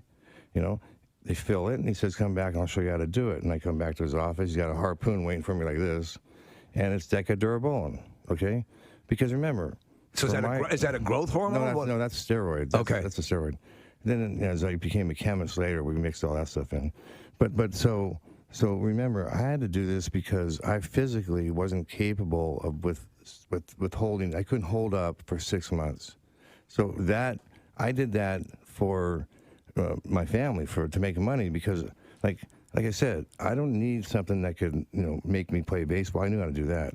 And it wasn't a coincidence that I ended up hitting 325 that year. Right. Okay, I walked up to the plate. I had a 15-inch, because I knew that they knew that I was on point. You know what I mean? So, and this is the point, though, to and hearing about it and talking about, there's a documentary, I forget the name in case I know you saw it as well, where these guys talking about steroids and so he's a competitive bodybuilder and his brother's a bodybuilder doing steroids, and they're both taking 2 different angles on it. But the truth of the matter is, and the guy even makes the point in the documentary about people love to see these incredible home runs, and they love to see this incredible level of performance. So and at that point, for you to remain competitive. See, I was ahead of the curve. So I'm surprised in myself that I sort of see that. I see that point. Yeah, but see, it didn't get till later, and I told the commissioner, I told baseball, listen, I said, they asked me about, because I did some work for them, and they're asking me about, like, marijuana and cocaine and this. I said, no, you got it all wrong. I said, steroids is your problem. If you don't take care of that, it's going to be a problem that's going to just be out of control. Because anytime money's involved, anytime you can make more money, okay, people are going to make decisions they wouldn't normally make. And so if the guy next to you is doing it, okay, and he's going to get paid $30 million, what are you going to do? Say, I'm going to be a good guy. You know that? And I'm not going to do it. And I'll go get a real job and make $60,000 and be miserable. Right. I'm a lifelong Phillies fan, Lenny. I love that 93 team. I was 18 at the time. We went to a lot of games at the Vet that summer. Who on the team was not doing drugs? There's a lot of them. I mean, they weren't allowed at any of my parties. So I never stayed at the team hotel, okay? Yeah, so like I got smarter as I got older. So what I did is I had the party brought to my suite. So I have like my guys that worked for me, And so when I got done playing, everything was set up and ready. That's why they all started hating Mitch Williams, because he would delay the game so long. Like the party wouldn't get started till late. But a lot of guys weren't doing drugs. I mean, you had your core group. I'm sure you know who they are, but I mean, Eisenreich was doing some, but I think different kind of, like for his Tourette's. But so, Danny Jackson, drugs? No, I think he just drank and he drank hard. Mulholland, no drugs. Schilling, no drugs. Milt Thompson, no drugs. And Cavilla? Maybe a few. I mean, it's all speculative. Well, because remember, at that point, I became like a chemist. So like people needed a script pill, they just came to me. So right now, what do you think the nature of the sport is now? Have they done a fairly successful job of eliminating that? Absolutely. Okay. In fact, there's no drugs in baseball. Now you might have a fringe guy that is like on his way out and he's got nothing to lose. But what that tells you though is how in the heck does Major League Baseball players break and shatter the single-season home run record on no drugs? Very simple. Major League Baseball, if they want the ball to fly out there, they make it harder. I mean, they take the seams down, okay? Right. So when you take the seams down, the ball travels, okay? So they can it's almost like turning one on a little warmer, turn warm water on. So they control that, see? So it's like an airplane. When an airplane lands, the flaps come down. Right. But see, with no seams, the ball just... As we are wrapping up today's program at 10:33 a.m. And one of the things I forgot to do, it's all on me. We didn't get our secret text word winner. So, Kathy, we're going to do this at the tail end. You can keep it a tiny number so we can get that done before we're finished. 4,900. Man. You want the number now? Yeah. Okay, we're going to go with 3. All right, third caller. How about that? 215-263-WMMR. You need to know the secret text word in order to win, so make sure that you start calling right now. And we'll see if we can get you on to give us that word and get that prize. So that will be up momentarily. I would like to thank our guests. We were going to have Rick Wakeman on, but he never called in. I want to find out what happened with that because I still want to make that happen. I think he and John Lithgow have been warring for a while. Okay. Well, I do want to thank John Lithgow for being on the show this morning. His new book called A Confederacy of Dumpties, Portraits of American Scoundrels in Verse is on sale now. And he was a delight of a conversation and said at the end of the interview how much he loves Philadelphia. Yes. So that was really nice to hear from him. And thank you also to Doc's Irish Pub in Gilbertsville. Doc's set us up with all the food we had this morning, the tiniest cheesesteak sliders I've ever seen. They're adorable. I like them that way. Yeah, I agree. And they also have an expansive outdoor heated patio, which includes a full bar and table seating. And Doc's Irish Pub is the perfect place to kick back, relax outside this fall for all the games. Casey will be there tomorrow night. The Bud Light Thursday night kickoff is happening from 7 to 9 p.m. I know Pierre really wanted to do that, but Casey is stepping in instead, and he will be running this show with the game stuff. I had totally intended to make it. They wanted me. The team wanted me. Yeah. The fans wanted me there to kick some sports ass. Yes, of course. That's what you do. As we take on those dreaded, nefarious monsters from the other town. Yeah, man. I like when you say you're here to kick ass and chew gum, and you roll out of gum. Exactly. Yeah. How's things in your world? It's great. Excellent. I have a band staying with me. You have a band staying with you at your house. Yeah. These friends of mine are in a touring bluegrass Americana band called the Brothers Comatose. They've stayed with you before, right? Yes, I remember this. Okay. Yeah. They How haven't many? been through 7. 7? Yeah. Oh, my God. So I walk in. There's a Fender amp in my entrance hallway. There's guitar cases. They do this. They have a stand-up bass player, so there's stand-up bass in the corner. There's guitar cases all over the place. Their merch case is, with their T-shirts and hats and stuff and CDs for sale. That's got to be kind of fun. It's great fun. Yeah. And they're. There's a picture of them right up there. Two of the two brothers in the band are sons of one of my best friends from California, and they're from San Francisco, and they do the old-fashioned style of touring for a band. They have a big, giant, not tour bus, but it's like one of those wedding bachelor party kind of buses. Something like that. Yeah, that's cool. Yeah, and and they travel from town to town, and they have 2 road crew with them. And they set up and play their show. And they did a show last night at the Milk Boy, which was great fun. Nice. Downtown at 11th and Chestnut. So, and then they're off to New York to play the Gramercy tonight. And then they're coming back and staying at my house again before they go off to D.C. tomorrow. That's awesome, man. It's very cool of you to do that. Yeah, it's great fun. And we all went out for sushi. And then they Monday night when they arrived, and then they love to carry on and drink, and they eat a lot. And so we're having a wonderful time. Maybe this is a calling for your Chateau Robert. Yeah. You can have a band stay when they come through town. I was born an innkeeper. Right. And I think, I continue that process, innkeeper/roadie/den mother. Right. Because I had to make sure they all had towels and shampoo in each bathroom and soap and things. And then they needed to do laundry. And then last night they said, "Can we get some more Yinglings up here?" So and they love Yingling, and so I bellied up to the bar and got 5 Yinglings and got them to the stage and placed one in front of each of the 5 players. That's awesome. And they go, "Thanks, Pierre." Nice, dude. That's what I'm here. I'm gonna for. have to check them out. I dig that kind of music. So They're just great. I mean, they're really, really talented and incredibly nice people, but great fun. That's nice. Hey, real quick, I want to get our winner, and then we'll see what we got going on. We'll get the letter of the day in a second, but I have Tiffany on the line. Hi, Tiffany. Good morning. Good morning. Tiffany, do you know our secret text word? Snuggle. Yeah. That's right. It's snuggle. Hang on the line. Because, Tiffany, we are going to give you a $75 Visa gift card, and we're also going to set one up to Rayanne Calci or Calci, I think, or is that Lales? I can't say is that a C or an L? I don't know. That's a good question. Okay, anyway, from Logan Township, New Jersey. I got that part right.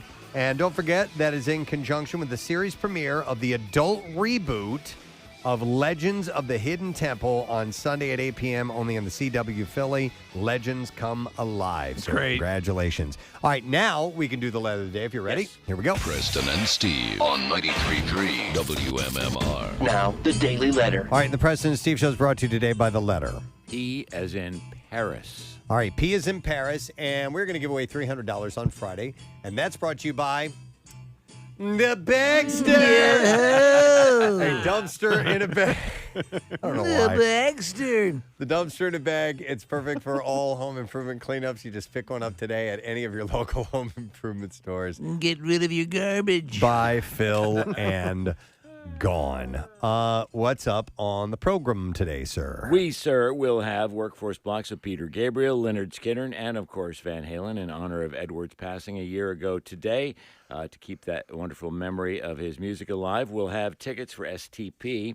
They'll play November 6th, a month from today exactly, at the Soundwaves Club inside the Hard Rock in Atlantic City. Excellent. Let me thank our sponsors. Preston and Steve Show is brought to you today by Dunkin', the official coffee of the Preston and Steve Show.